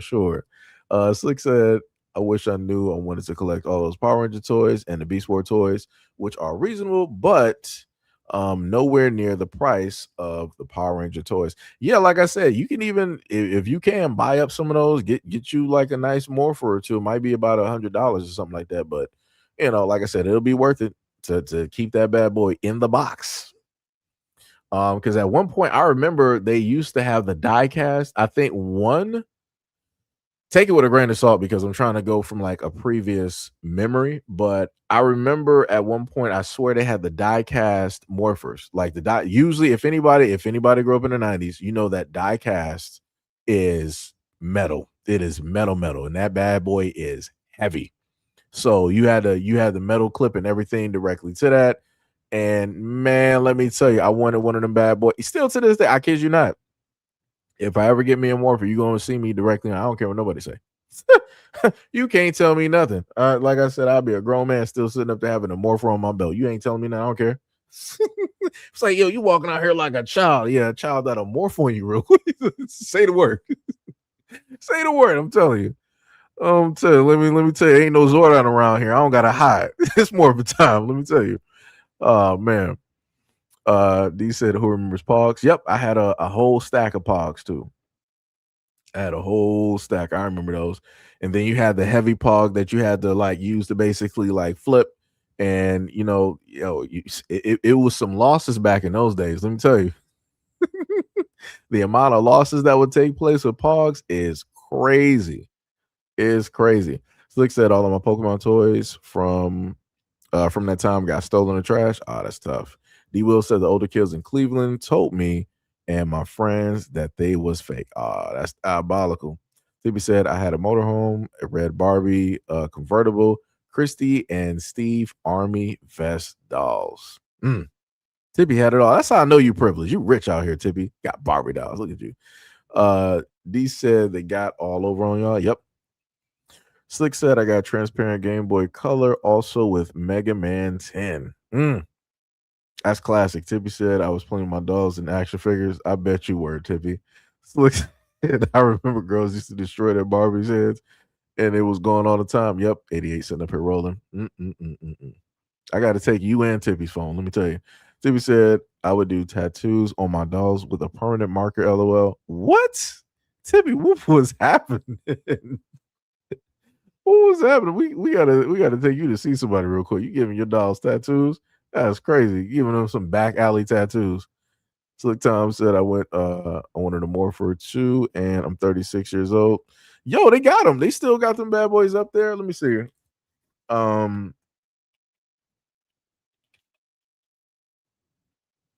me see. Whoops.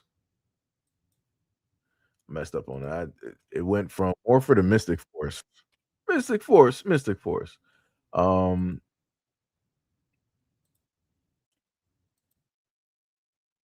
me see if I can. Oh, they got them bad boys in stock. Shit. Ooh. That's a legacy Morpher though. That bad boy is on. That boy is for 500. Jesus. And due to the fact that I am what's the name? Oh, they got them bad boys on Amazon. Let me see that real quick.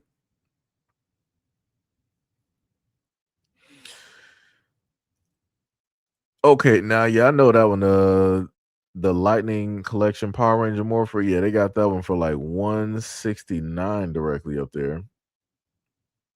They got the one with the Halloween belt. Woo, that's crazy. They got one up there on Amazon. They got the Lightning Collection Tommy Oliver Morpher. That's that straight ultimate morpher right there where he can morph into all of them. He got the Zeal. Let me check these coins out real quick. That's wild. They got that boy up there for like 700.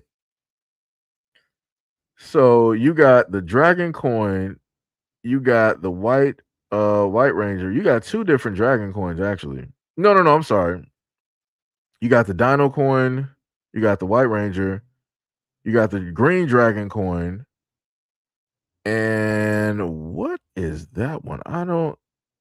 That's not Zero Ranger 5. Zero Ranger 5 is directly in the center, even though they didn't have a coin for that. And then they got the White Falcon. That's true. He did have I forgot he did have two different white versions. He had White Tiger and then he had the White Falcon. He did have those. I forgot all about the Falcon. Even though I did like the Falcon. Oh, snap, they got the Power Axe up there? Yo. I'm almost tempted to buy some. Yo, I kid you not. Yeah, I kid you not. I'm sitting up there looking at this on Amazon right now. I'm tempted. I am almost tempted because I do not want the cheap one though. I tell you that. Why am I looking at the White Tiger helmet and then when you look at the helmet on the box it's gold, but then when you look at it on the side it's orange? Nah, son, what is that? What? That's wild. Who put that up? That is some like made in Timu, type of stuff. I don't know what that is, brother. That is wild. Yeah, that was called Slammers. Yeah. You said your cousin stole mine? Oh, that's wild. You said I lost all my pogs. Tippy said I had the pink card that played Barbie radio. Tippy had everything. Tippy had everything. Tattoos on Barbies is crazy. Yeah. Tippy said I remember the Barbie Jeep and I had one white and one blue. Tippy was if Mo would have seen you write all of this stuff, he would be calling you rich. Let me tell you. Slick was like, Tippy, you was rich. Yes, she was. She was highly privileged. Let me tell you. Tippy said, I wrote BWA. Wow, really? BWA, Tippy, on one of my dolls' back? That's crazy. What is going on? I highly believe that'll probably be your first tattoo, Tippy. I highly believe that would be your first tattoo. I swear to goodness. Tippy said, no, I wasn't. I got all of my shoes at Payless. That don't mean nothing. So so your parents saved on Payless, but then they bought you the stuff that you wanted. Yeah, you ain't slick. Slick said 500 is light for a Power Ranger device. See how much the gun costs, and it will blow your tap. Let me see.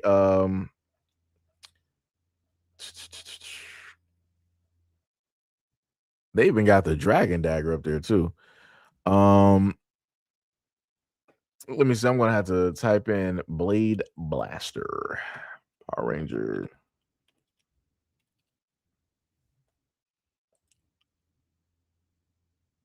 Let me see what we got. Okay, now they got the role playing version of that. They got that bad boy for like 400. Why does the oh snap? They got Jason's power sword up there too. You know the one thing that you're not going to see up there that I haven't seen yet. People forget that Tommy had two swords. Tommy had two swords. He had the Dragon Dagger, and then he had that the other Green Ranger sword. He had two swords that he used to sit up there and fight with. That second sword, did they break that sword or something like that? Did that have to do with like the spell that Rita had on him too? I forgot, but that dude had like two swords. Let me tell you, people forgot about that. People forgot about that.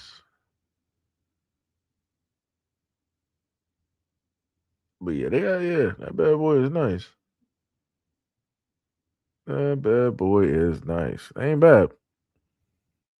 But yeah, you're right. 500 is light. It is.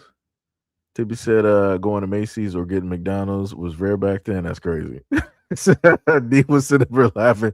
Tippy said, do they have those morphers as watches? Yo, and that's the other thing I wanted as well, too. If I can, I might purchase. Let me see. Power Rangers communicator. Like that was a classic. That's one thing I really wanted. Like even if I could never get a morpher, I'm like, let me get a communicator real quick. And because I wanted a communicator so bad when I had my first little flip phone, whenever I would sit up there, whenever I would get a message, it was the main communicator sound. It was like dun dun dun dun dun dun. It was that exact sound that they had. Now the only morpher that I used to have was I think it was the Zero Ranger morpher. That was the first morph. It was the one with the two straps that they had, and you would, with the wrist moves and all the other type of stuff. I think I wore that to the school as well too. Oh, look at that. They got the green morpher.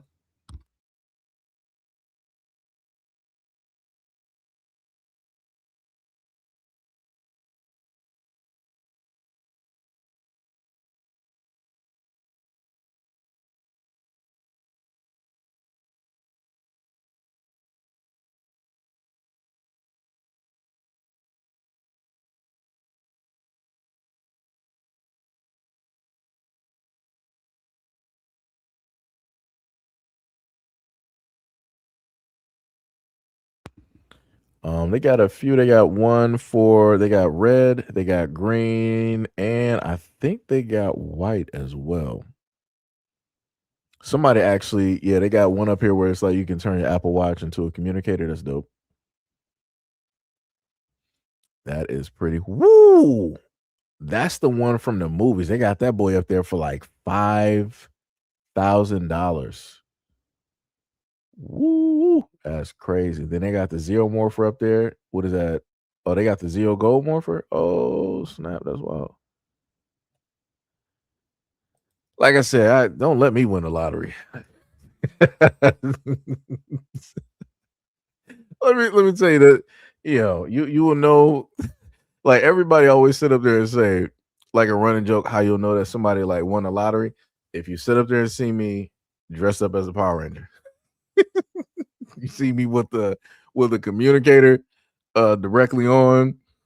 I'm sitting up there doing live streams and an authentic, type of costume. Yeah, so that's, like I said, it's over. It is over. Tippy said, do have any of those morphers in those watches light up? Yeah, they do. 88 said, LOL, this is how institutions aim in the Halloween stores. Yep. Spell check WTF. That's crazy. Tippy said, I don't have tattoos, don't want one. You said, I'm not rich. I wish I grew up rich. You always say this. You always say this, Tippy. 88 said, I don't have tattoos either. LOL. That's kind of rare now, Tippy. Tippy said, I used to want one due to peer pressure, but I grew out of that. 88 said the same. I used to want a scorpion neck tat, so I'm glad I didn't do that. I mean, scorpion neck tattoo. So I guess what the scorpion tail would be like around like the neck, and then the rest of the body, the main body of the scorpion will be like towards the chest. That's the only way I can sit up there and see that basically working. I guess, like, for the scorpion neck tattoo. Unless you're talking about like a small one that's like on the shoulder, or that's on like the side of the neck or something, I guess. Tippy said, show the screen, said you. Slick said 5K. Yeah, that was for the when you type in Power Rangers communicator, the original communicator that was used on the screen, like I guess for like the movie or the show, yeah, it's up there for like 5,000. And you can tell it's old. Like you can tell that bad boy is old and it's been through a lot. Like, you got all the dirt and stuff directly on there. They got the pictures up there. Yeah. Yeah. That would need to be redone. Like, what is it? What is the back of that? Is that supposed to be like leather or some type of like tape or something? Like, yeah, that looks crazy. I would not pay 5,000 for that, because I would want that to be cleaned. I'm not, like I said, for me, I'll be trying to sit up there and wear it. I might as well just have somebody reproduce it. Like I said, a lot of people, want highly expensive. There's only like a few watches I want that would be highly expensive. But other than that, you would catch me sitting up there wearing a communicator. Let me tell you something. And I don't care what nobody can. You can't tell me nothing. I don't care what nobody got to say. You can't shame me in that. I'm like, yo, I'm good. I'm like, yo, I'm going through like my childhood right now. You ain't telling me nothing. Tom said, damn. Tippy said 5K for a watch. Yep. 88 said, where's my super suit? That's crazy. 88 laughing. Tippy says you're going to be on the news like Spider-Man beating up Jake Lang in his Power Ranger suit. Yeah. Let me get that power axe. Like I said, it's either the Black Ranger or the Gold Ranger. Either which one of those suits. That's how you know. Or on a rare occasion, if you happen to see me dressing like Static Shock. Yeah. Yep. 88 says Scorpion behind my ear. Oh, okay. So it's a small one. Okay. Tippy said communicate to who? Tippy, did you watch Pop? What you mean communicate to? Did you watch Power Rangers? I can't conversate with you. I can't conversate with you, Tippy. We are not doing this. We're not doing this. Slick said, give me my power suit with the thick neck. Yeah. Yep. No, you know the craziest part is there's a guy that I followed on Facebook that one of my friends had told me about, and he makes the most authentic Power Ranger suits that they have, and it got to the point where the actual I guess you could say like Saban or Hasbro, whoever it is, they had him to basically make the suits, like because of how good he was making like the suits and everything. Like you would have thought that he was somebody that was from the production team, how he was making those, and he was making them make money. I think a full suit with the helmet, I think that was run, at least during the time that I was looking at it, that might have been during the pandemic, it was like, depending on what it was from about $600 to $800 that it would cost. The main thing that you would have to make sure to do is to get your measurements and your sizes correct. You would have to get those bad boys to the T. So he highly recommended that you would go to a tailor to get all the measurements that were needed, because they're making it to specification. They're making it directly to your body fit. So that was the thing. Tippy said, I meant if you bought the watch. I ain't trying to hear this, Tippy. You said, I know about Zordon. Nah, Tippy, I ain't trying to hear that. 88 said, I would buy a super suit too. You said, do you have a tattoo, Seiji? Nah.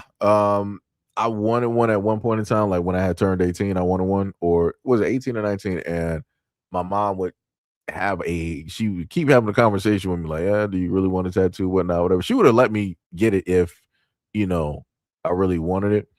But that was during the time where I would draw. So if I was getting a tattoo, it was going to be something that I would actually design. It wouldn't just be something that I would just randomly pick that some other artist. It would be something from my own hands that I drew. So I knew exactly what it was, and I knew the meaning of it, and all this other type of stuff. So but the tattoos that I wanted, they would almost be, I think it would be like a half body, or like a half sleeve or something like that. It would be like something in that area. It'd be like sort of like arm sleeve on like both arms with like a chest tattoo directly to it. The neck is a little bit, but the problem is like dealing with the collarbone and the I don't think the neck is that bad, but it's usually anywhere where there's not like a lot of fat and there's a lot of nerves. So on the bone type of like area, that's going to be problematic. And I'm like, yeah, at that point, I'm like, I might have to do that thing where people like they go to sleep, and then like the tattoo artist can just do what it is that they do. Let me see, what is it? Third said tattoos on women is my number one deal breaker. 88 said, LOL, not gonna lie, I wish guys would stop getting tattoos. 88 said, bro, skin is good. Beautiful for all that. Oh man, that's crazy. But yeah, that's pretty much it though. That's pretty much it. Technically, I feel like the live stream went from like one end to another, so technically ended on a good side. We were sitting here talking about childhood type stuff, cartoons and television shows and whatnot or whatever. So not bad. It's not bad at all. Not bad at all. So that was pretty fun. That was pretty fun. So now what we are going to do is I will have a video directly up there for you guys dealing with this whole thing here. If I can actually pull this back, if it'll do it, not sure if it will. I will have a video uploaded directly for you guys pretty soon.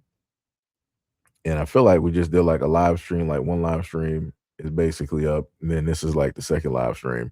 And I didn't even put up a video yet. And it's like 5 something.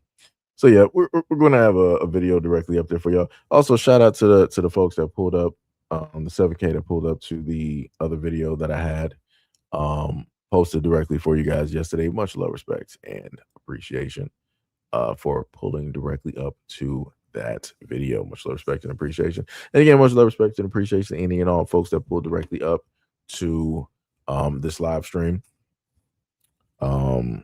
As well, much love, respect, and appreciation.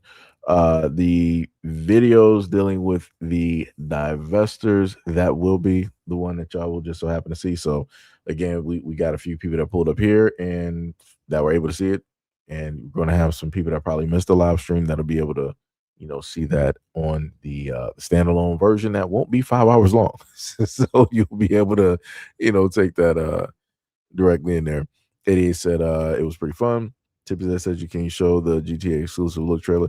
Nah, Tippy, I ain't gonna do that because I don't even feel like dealing with nothing, dealing with Rockstar and this whole thing with GTA, due to the fact that anything can happen, and I ain't even trying to have them swap up or switch up on me at all. Nope, it's already too much stuff going on right now. Can't afford to do it. Can't risk it. Tippy said, I think we should all react to it. You said it is 5:33 p.m. It's not 5:33 p.m. your time though. It's like 2 something. You said fine. All right. I can already anytime Tippy talks, I can already hear like the grumble. It's like, at least I asked. Okay, fine. Like I said, I can hear the voice. I know I know the voice. Oh my goodness. Like I said, I know the voice. Let me tell you. Larry said it is 2:33 p.m. Seattle time. Yeah, that's Tippy pretty much got that exact same time over there too, because she's about like 3 hours behind. Tippy sitting up there laughing. Yeah, because you know what I'm talking about, Tippy. You know exactly what I'm talking about. You know what I'm talking about. Oh my goodness, hilarious. Like I said, y'all are hilarious. I've known y'all for so many years. Let me tell you. But anyways, much love, respect, and appreciation. Shout out to any brand new subscribers, anybody who's a part of the Patreon. Shout out to anybody who threw in a super chat, any type of jewels, anything of that nature. Anybody who's hit up the Cash App. Shout out to any and all of the moderators who have pulled directly up to this live stream. That have been consistently pulling up directly to this live stream whenever I happen to go live. Dare I say, almost no matter what time I go live. Much love, respect, and appreciation, because y'all are always there. How you guys are there, I have not a clue. I have not a clue. Like I said, I'll be, just random hours. And, folks will sit up there and pull up. So, much love, respect, and appreciation. And I will catch you guys in the next live stream and or video. Peace out and have a nice the rest of your day.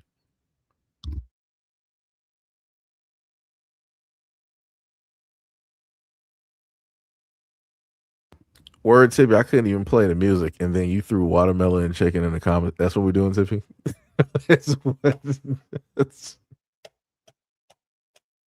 I can't take it nowhere, Tippy. It be on people can't take Tippy nowhere.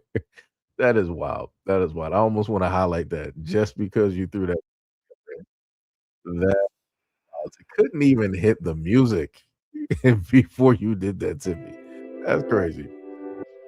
That is wild work. So I'm going to tell you about yourself one of these days. Let me tell you. Black said this has been a practicing my slick Rick before I call my voice production LLC. Crazy work. Diabolical. Peace out.